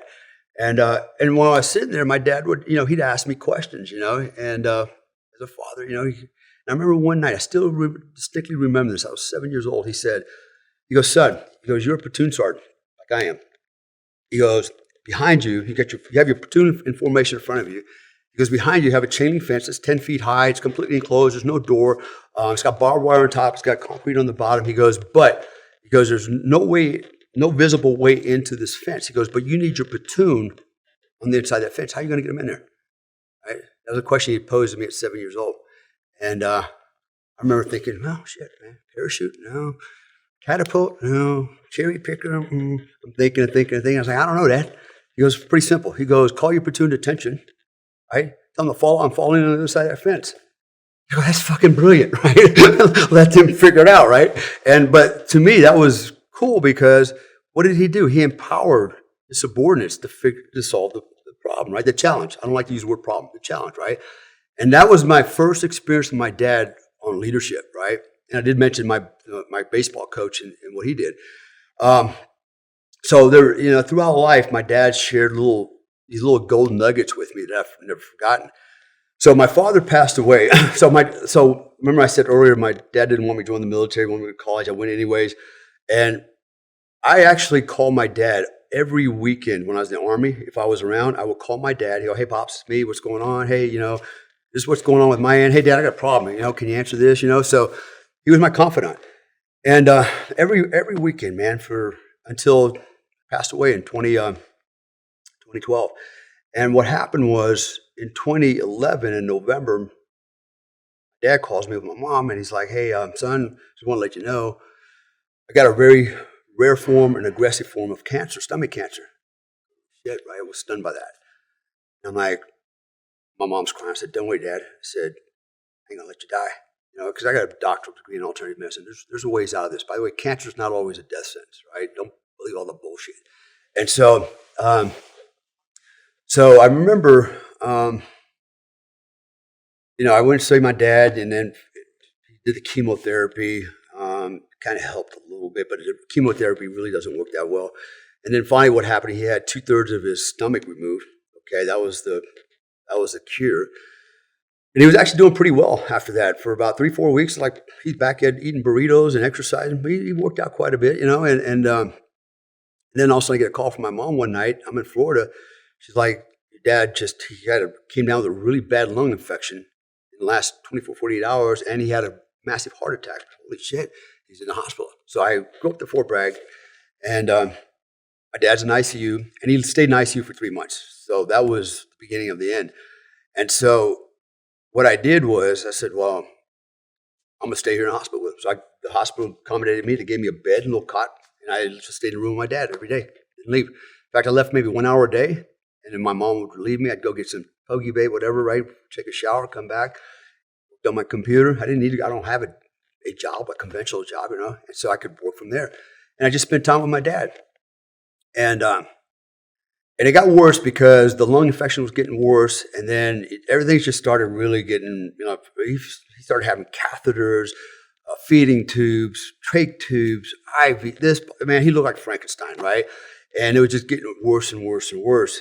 And And then I remember we had some conversations, but finally did a tracheotomy on there. Like, hey, we gotta intubate him because it's just too bad. It's not working, right? If we don't do that, So I remember my dad looked at me. He goes, "What do you think, son? Should I do it?" And I was like, he's asking me for advice, right? Oh, you were my confidant. I'm the guy that used to come to you. Now you're asking me for the advice, right? So he's putting his life in my hand, right? So that's when you've kind of reached another level, right? And so I said, Dad, I think under circumstances, you probably ought to go with that, right? I said, this is not working out what's going on right now, and you're having trouble breathing. And said, okay, so they did the procedure and they put him in a coma, right? So now my dad's out. He's in a coma for over a week, right? I'm like, what the hell happened now, right? But he did come out of it, but now he's not the same. He can't talk, so we can't converse anymore. He can just kind of give me a nod, a thumbs up, whatever, right? Finger flick. Oh, shit. Did I just make a mistake? So I started questioning myself, and those moments, I don't know if you guys ever experienced anything like that, but, suddenly, man, you have a lot of time to reflect and criticize yourself because, like, what, I wish I would spend more time with my dad, and now here I am. It's like now I'm bonding closer with my dad. I should have did that a long time ago. And, but it is what it is. So here we are. And as the time went by, I remember at the 2-month mark, the doctor came in. He goes, hey, I can talk to you, your mom in the office. So, okay, what? And he goes, yeah, Dad's probably not going to make it. We should probably just unplug it, right? And I was actually surprised. My mom was married to my dad for 56 years, right? Only marriage. My mom's pretty hardcore, man. She's like, she was agreeing with the doctor. And I thought, hell no. Not no, but hell no. Because I remember when my dad got done with the surgery, he's laying on the couch, right? He was always in the living room watching Fox News. And I'd sit there with him and we'd bullshit and we were talking about what happened to him. I said, oh, Dad, I'm glad you're good to go. And he goes, I'm not ready to die. Because I don't want to die. He's 71 years old. He goes, I got a lot of stuff to do, and he's still pretty spry. He's walking every day and lifting his old weights. And I said, I'm glad to hear that. Glad you don't want to die, right? And so when the doctor said that, my mom kind of like gave the nod, an affirmative. I was like, no, hell no. I said, my dad don't want to die. He's got a lot to live for. So no, I'm telling you right now, no. Okay. So I made a command decision, right? Because I remember what my dad said, and I would want him to do that for me. So he went on for another month, and then we had the conversation again. It's like, yeah, your dad's reached into his life because his kidneys had failed from all antibiotics, which are not working at this point. And he did. He was swelling up, holding water. Kidney failure, man, that's it's actually a very painless way to die. You just get sleepy. You just want to sleep all the time. You're poisoning yourself from within, but you tend to sleep a lot. How do I know that? Because my wife actually had stage 4B kidney failure from some drugs, and she didn't know that, prescription drugs. I almost lost my wife within 48 hours. Luckily, at the final hour, we figured out what was going on. So I know what kidney failure looks like, but now we're at the point like, okay, you should take him home or to the hospital, whatever you got to do, for his final days. It's over. I had to acknowledge that. So we put him in a hospital. He was there for like a week. Again, I stayed there the whole time. And then I remember my mom kept saying, hey, son, why don't you just come home and sleep at night? Your dad's sleeping, just come home and sleep at night. I go, Mom, I said, I'm not coming home, leaving my dad alone. That's just how you don't leave a man behind. I said, I don't want my dad start tapping out and he's by himself. Ain't happening. I'm staying here until either he walks out on his feet or we got to cart him out here. But that's how it's going to be, right? I don't know how long it takes. So I'm there, and then I remember on the last day, which I didn't know was the last day, my mom shows up. All my kids are there, grandkids, everybody's there, standing around the bed. Hey, Dad, Opa, and he's just, he's kind of out of it, but he's still moving his fingers and stuff. One of my daughters he loved one of my daughters alive. When she showed up, you could see the room light up with him. And so I was like, okay, you guys got this. I'm going to head home real quick and take a shower. I go to my mom's house. By the time I pull up, my brother-in-law calls me and goes, hey, Dale, your dad passed away. I was so fucking mad, man. It's like, I was kind of mad. I was like, why couldn't you wait till I was there? Wait till I leave. And so I freaking turn and burn, go back, and there he is, gone. So now here's what happened. So this is kind of a story about force of character. And so now we got a situation, right? There's a lot has to happen when a person dies in your family, right? There's, insurance. I had to go to Fort Bragg, the casualty assistance officer, coordinate with my mom, all her benefits. My dad actually died from complications of Agent Orange from Vietnam. That was what they finally concluded from the whole thing. And so insurance, okay, now my dad wants to be cremated. We got to get an urn. We got to set up a memorial service. All kinds of shit's got to happen, right? And I'm looking at my mom and my sister. They're over here boo-hooing, and they're in no shape to do anything. And honestly, my hero is dead.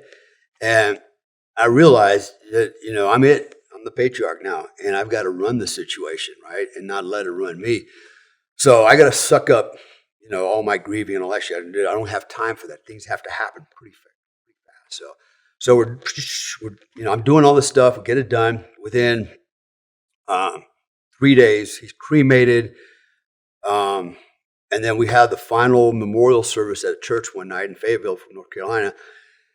And when it's all over, we had the 82nd Airborne Division Color Guard come in, do the render, salute and all that kind of shit.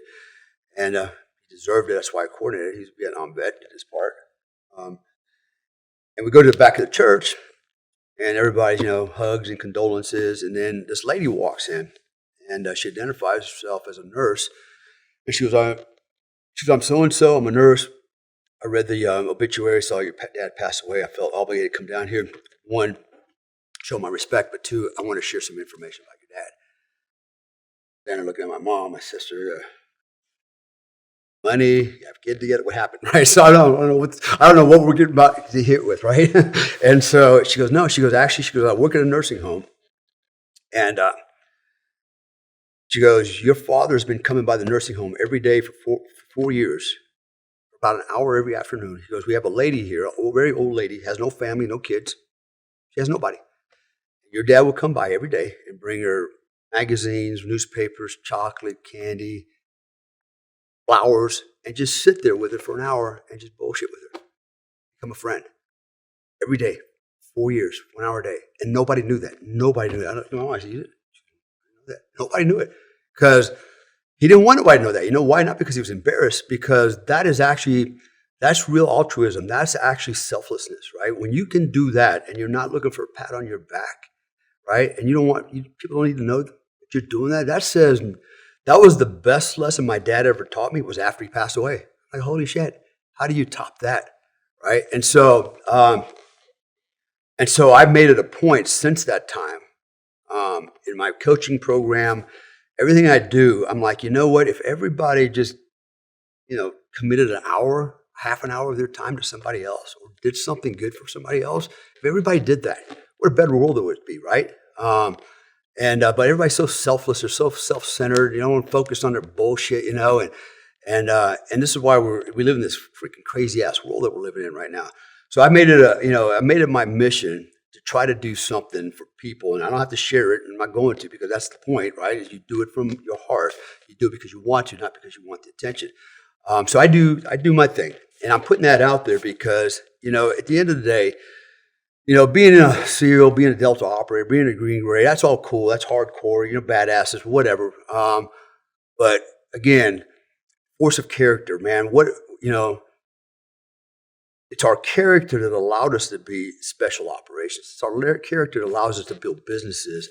But it's our character that makes us men, real men.